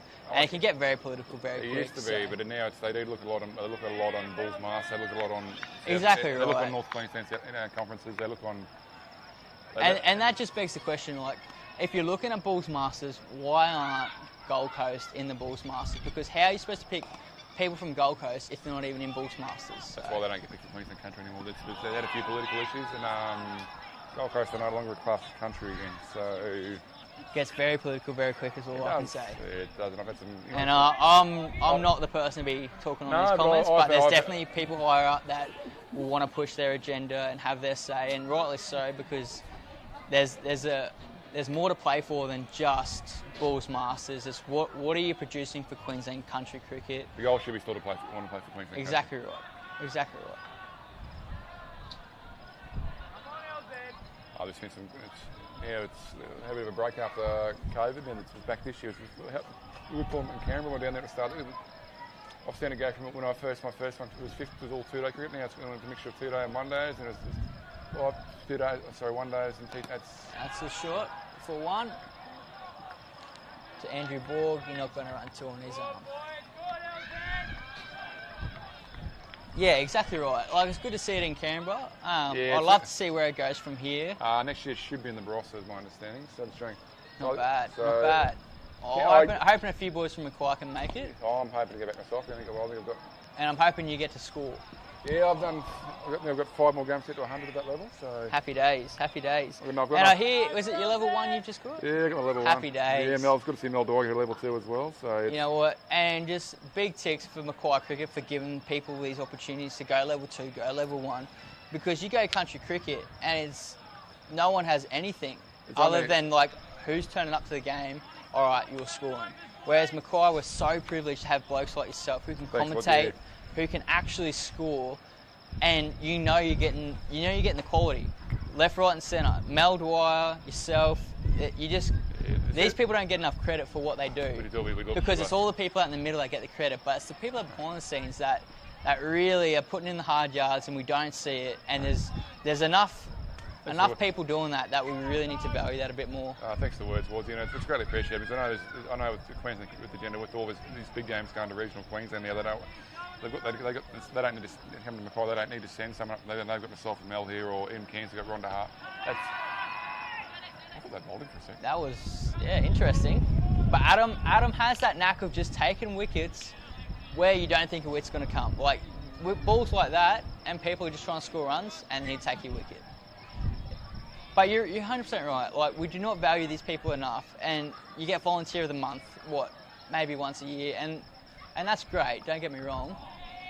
But what else are we doing for these people who are putting in the hard yards, etc., etc.? And for me, if we want Mackay cricket to grow, we've got to value these people more and bring more people on board that want to be like this. Like, we've got Di Francesco going down to Brisbane and putting in the hard yards, doing second grade, etc. I did see that, and stuff like that. Like, when I hear stories like that, I just think, well, Mackay cricket's better for it because we now have someone who has done the walking, done the talking, can come back and produce. Whereas many areas in Queensland don't have those opportunities to even send someone down to say, hey guys, I can do this job and I can do it just as good as everyone else that's in Brisbane. Yeah, see, just because you don't have to be in Brisbane and be good. You can live in the country. Exactly right. And I think that's the best thing Mackay cricket do. They break down barriers that used to exist and still exist for a lot of country areas. But over time, with plenty of resources, funding from the government, funding from Mackay, funding from Harrop, we've allowed these people to go down in the big cities and experience. That's a great shot. It should be one. Experience what it's like to play at the next level, experience what it's like to umpire, score at the next level, and bring that back to a club level, and then Mackay cricket benefits from it. And it's just a huge investment for us to grow our game 100%. and keep driving those standards. I understand there's a good chance we could get a Shield game in Mackay next summer. So. And I can't wait for the day I'll get to see that. Yeah, we had one here in 2015, Queensland, New South Wales. I was fresh-faced 24-year-old. Unfortunately, before my time, but I'm still really happy. I'll pay whatever it costs to get in to see a game of that quality. Matt Renshaw would break Martin Love's record, scored to be the youngest player to score a first class under for Queensland. And you just don't realise the impact it has on a 13, 14, 15-year-old male, female who comes and watches that game, because them watching that game, it's just investment, and seeing what they experience, what they can remember from that, it just grows them to be a better cricketer. Like, it just drives their motivation to be, I can do this, I've seen it, I can live that if I put in the hard yards. I think Queensland played Tasmania up in, back in the day, it was Roy Obi Cup game back in 2011. I was 20 on there, that was lucky to have an opportunity. But as a 20-year-old for me, to score list day cricket with Queensland, it was just great. And that's why the opportunities come to regional Queensland so good. And I think the women's have done an unreal amount of work coming here. Australian women's, BBL, Brisbane Heat girls, coming up here for so many years. And you look where Mackay cricket girls are these days. 100%. And they are just in every CAT team, every North Queensland team. And it just shows, that's a great shot. Will it be out? That's a great catch. It's a great catch. That's the ball game. That is a very, very good catch. I thought that was going further than it did. But he's taking that catch. But interesting. Easily. Interesting. When I was away in country in Canberra at the start of the year, Tegan McFarlane, obviously, she's recently retired from Adelaide Strikers, WBBL. She's played for SA country this year. I said to her, what are your thoughts as a player, come up and play the bulk, playing the ball comp up here like in a half, and they love it. Absolutely love it. They just love it. You get the crowd. I think that's 7,000 to 10,000 here for the week. Yeah, I was privileged enough to have the opportunity to coach the brothers girls team, and we're versing girls like Semi Joe from PV and Grace Parsons from North, and it's just like to have those opportunities to even see those girls in Mackay, let alone for our girls to play against them. And you just got to imagine the wonders it's going to do to have the opportunity to say to your family, friends, hey, I've played against this person, I've matched it against them, and then the confidence they're going to grow from that, it's just going to be unbelievable for those girls, because 99% of the girls in Queensland will never have that opportunity, and these girls did. And I'm talking from the age of 13, 14 years, we're out on the field against these girls. And whether they had a huge impact or not, they will take that memory away, and they will cherish that, and they will do anything they can to go and play that next level again. I understand, and it's good. I was talking to a couple of our girls at North the last few weeks about it, and it's, even when I started, when I was a youngster, the women's cricket was a bit more and more exposure now too. So it's good, especially it's a presence on the TV now. It's more professional too. So they've got something to look up to. That was close. Very well bowled. And that's the thing that Liam has. Liam has that opportunity just to keep bowling stump to stump. He's got enough protection. He's got to let the batters make the mistake here. If he just does his thing, he will pick up wickets here. And he doesn't have to do anything special, just bowl stump to stump, and Walkerston will try to go big because they have to eventually. But you're right, these girls have an opportunity that not many girls in the state or even the country have the opportunity to do, because Mackay Cricket bring in so much money to afford these opportunities for them. And they just got to take, with both hands, take every opportunity they get, because while it seems like it's a once a year thing, for some girls it's never in a lifetime thing.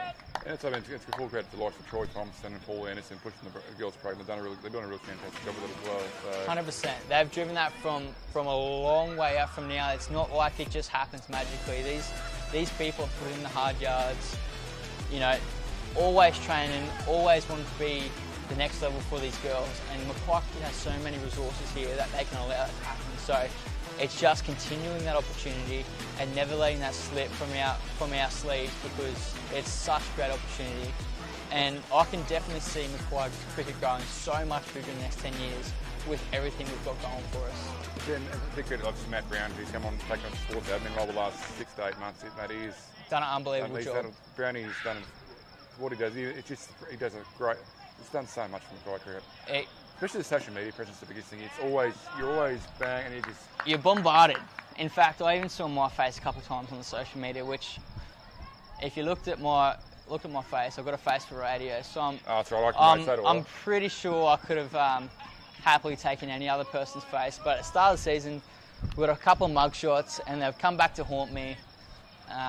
What by students at school? Or? No, just self-reflection, thinking, is that really how I look? Like, I don't know if they applied an Instagram filter or something, but I'll put it this way, I've got a face for radio. That's why I'm here talking to you, pretty much. So yeah, that's why I don't think I can with that. No, nothing against you, mate. But put it this way, there was some filter on that did not make me look like myself, but for good reasons too.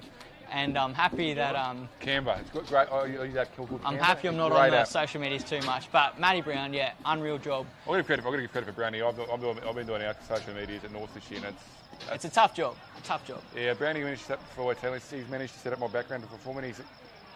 It's a tough job. You just the occasion I have to post about myself. I don't like to do it, but I've been told I have to. So Rubbish. I love it. I love it. Pump my own bit. Pump the old tyres. Got to pump the old tyres up. Yeah. Well, put it this way.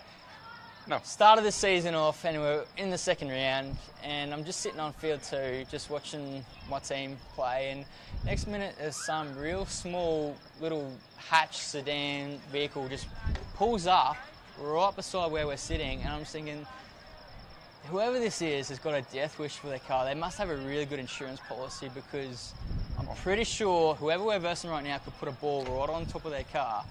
And who jumps out? Matt Brown. I was like, Brownie, get back in your car, drive it another kilometre that way, and you're safe. But at the moment, you're not safe. So do the right thing by yourself, unless you've got a really good insurance policy. Because I've never seen anyone park a car right where you're sitting right now. Oh. But to be fair, he was new to the gig. Oh, mate, he's done what he's done this year. It's just been like getting things, even like tonight, getting contact on the live stream, guys, Jarks coming, it's just been so good. Well, when you think about Mackay Cricket values, it's about growing the game. And you think about where we were at the start of the season, John Stock has done a fantastic job. And look where we are with John Stock, we've grown a long way. And then where we've gone from this year, start of the season to now, I think we've grown quite tremendously on his shoulders. And I'm pretty sure there's another fellow working for Mackay Cricket. Can't remember his name, but he's fairly new within the last couple of months. He's done a pretty good job. Yeah, Dean, I think Dean's done. Oh, I thought that bottom was sick. That's an interesting shot, but whatever works. That's normally where I hit my runs mostly. So I'm not. Yeah, I know. Not too disappointed in that shot. I'll take that any day. Yeah. Crowd are definitely getting a bit vibrant now.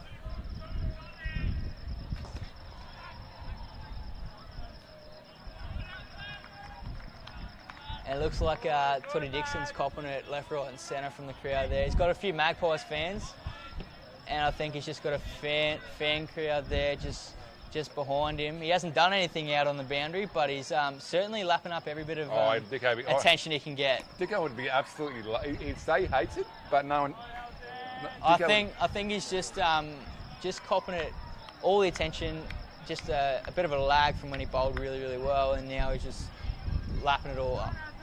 He'd be absolutely. Look at him. There he goes. He's loving it. There he goes. I'm sure his mum Rosie's watching tonight. And I was only talking to his coach from Saints AFL. He says this bloke plays AFL, wins a premiership, goes back, plays T20. Same year, wins a T20, and now he's in a grand final for a one-dayer. Like, if he can go 3 from 3, like, what can't this fella do? Okay. I think he made the right move a few years ago to change the club, I think. Definitely before my time, so I can't really comment there, but he's obviously paying dividends now when he's in the grand final. Not saying they're a bad club, I just think they needed something to do a bit of a challenge. And he tripped the reward, so he's come a long way. Looks like a good investment for him. I don't know how he's going at South, but it looks like now, where he is now, he's paying dividends. Did a good job at South. Catch. Sometimes that you need a bit of a change. Yeah, different change of scenery, different change of culture, and it was obviously come out the other end better for it.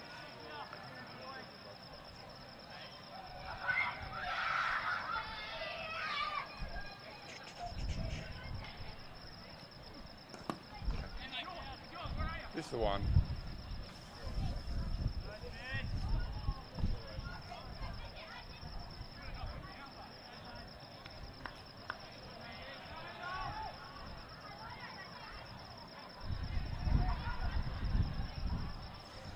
Seven to 8 runs from 7-0 is a very difficult task here for Walkerston, and you'd say the game is definitely favouring Magpies here, especially because there's not as many recognised batters left in the Walkerston lineup here.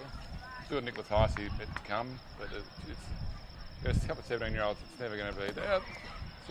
With lines and lengths like that, you're not going to score too many runs. AK's trying his hardest, but Adam's doing a good job to tie it up here. Still Jackson and Newbury out there at the moment, so my apologies. Is that Riley? Yeah. Riley's grown a few feet from last time. He has grown a few feet. I still thought that was AK. I still remember Riley was a baby, so.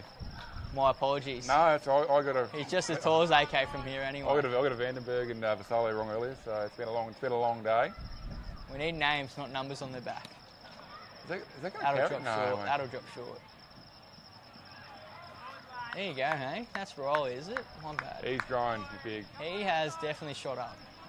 In the right paddock out at Walkerston, obviously. He definitely is. He's probably all that's been an electrician. Yeah, well, he's working for Beardy. He is good. Brad Beardmore. Shout out to BTB Electrics. Yeah, it's definitely rolling. It's definitely rolls and Newbury. There you go. So 2 juniors really got to step up here. It's going to be a tough ask. I believe one of Beatty's other apprentices, one of those playing some Magpies. Yeah, Isaac Bull. He's really diversified on Beardy, hasn't he? Could be interesting at work on Monday. It could be very interesting. I'm pretty sure, don't quote me on it, but I think whoever wins this one gets the day off on Monday. I have heard probably alongside himself. But it'd be very interesting to see how Monday unfolds for the 2 apprentices. If you ask me, both should probably get Monday off, but that's just me speaking. So. Yeah, that's a good day off.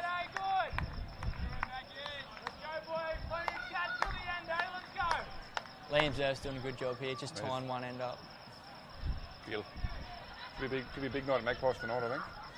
They've had a few big nights over this year, yeah.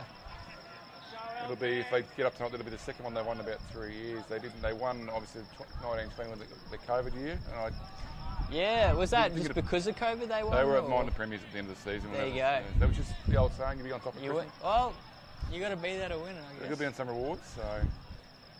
Will he go over the top straight here?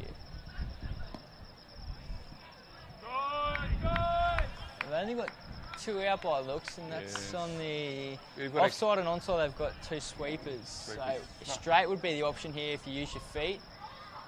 Get that past the mid-on, mid-off, and you've got yourself a boundary. So this should just be the one.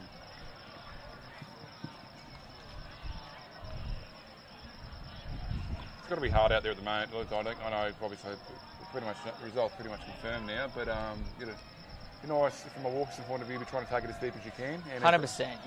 You can't let Magpies just get on top of you. At least you want to get as close as possible as you can here. So Magpies, you hope to try and bowl Walkerston out. That's out. Well done. And that's Magpies through and through. They put in the hard yards. They deserve every bit of that because not many other teams are fielding to the same standard they are. They're still fielding. No matter who it is, first or last batter, they will still give 110%. And obviously, credit to Blanchy for instilling that into them. It's 10 to 10 on a Saturday night, and they're doing that nards. And full credit for Magpies. There's no doubt now they're going to be crowned the DBCT Dalrymple Bay Coal Terminal first grade premiers for 22-23. I can't see it going any other way. They also took it the Dixon Homes T20 shootout, so it's been a great year for Magpies, and full credit to them. The thing is, they've come from third, worked their way against brothers, beaten brothers, and now they're in pretty much grand final to win that sport. It's obviously the dark horse of the comp, and definitely not to be underestimated by any team in the comp. Same with second grade today. North finishing 4th. They've gone through and won the premiership. Just goes to show you drop that lack of appreciation, respect for the people you verse, and it'll show against you. Even Eastern Swans today finished in 3rd. One time they did 4th for this year, and they've gone through and won as well. There you go. Do you know who's playing tomorrow? It is going to be Pinnacle and South out here. There you go. 10 a.m. Who are you backing in? You said is it 3rd grade? Yeah, I think so. 3rd grade South, so good for A grade, you reckon? Half the South side should be playing first. There you go. So I have heard similar from our brothers boys when they get towed up every week against that 3rd grade South team. I've got a lot of mates at Pinnacle, so I'll come down and support Pinnacle for the day. Good stuff. It's a good bunch. I've got a couple of some good boys at South too, but I think it's a good opportunity to play on Great Barrier Reef around here tomorrow. So 10 a.m. start tomorrow morning. Here nice and early. Well, I'll go home. Actually, I've got to be one of the boys home tonight. I've been the responsible one. That's good. That's end deserves a spell. The Walkerston now 9 for 126 with 5 overs to go. Nicholas and Roller Jackson 3. So Roller dropped along to 16 off 25. So it's a bit of a roll. Tough situation here. Very tough situation. It's not something he'd be used to because he's often come in early in the innings and had to obviously play at his own pace. But now that he's got a bit more pressure with run rate, it's probably not going for his game. He's probably a build and accumulate type of batter, whereas now he's got to go at a pretty high run rate. So probably against his strengths, but we'll see what he can produce in his last couple of overs. I'm going to go this over. Nick Latasi is going to try and go bang and pull on the fence. I have seen Nick Latasi bat, and he often looks like me. He'll go big or he'll get out quite early. We'll see how he goes. There we go. That's it. That is it. That is it. And like I said, bats very similar to myself. And Walkerston have been bowled out for 126. And Magpies will be the 2022-23 Dalrymple Bay Coal Terminal Pool Cup champions. Well done to Magpies. Credit to the Magpies. They've deserved every bit of this with the hard work they've produced over this whole season. They've been the best side on the year. So well done to Magpies. So the upset minor premiers Walkerston. As I said, they come from 3rd.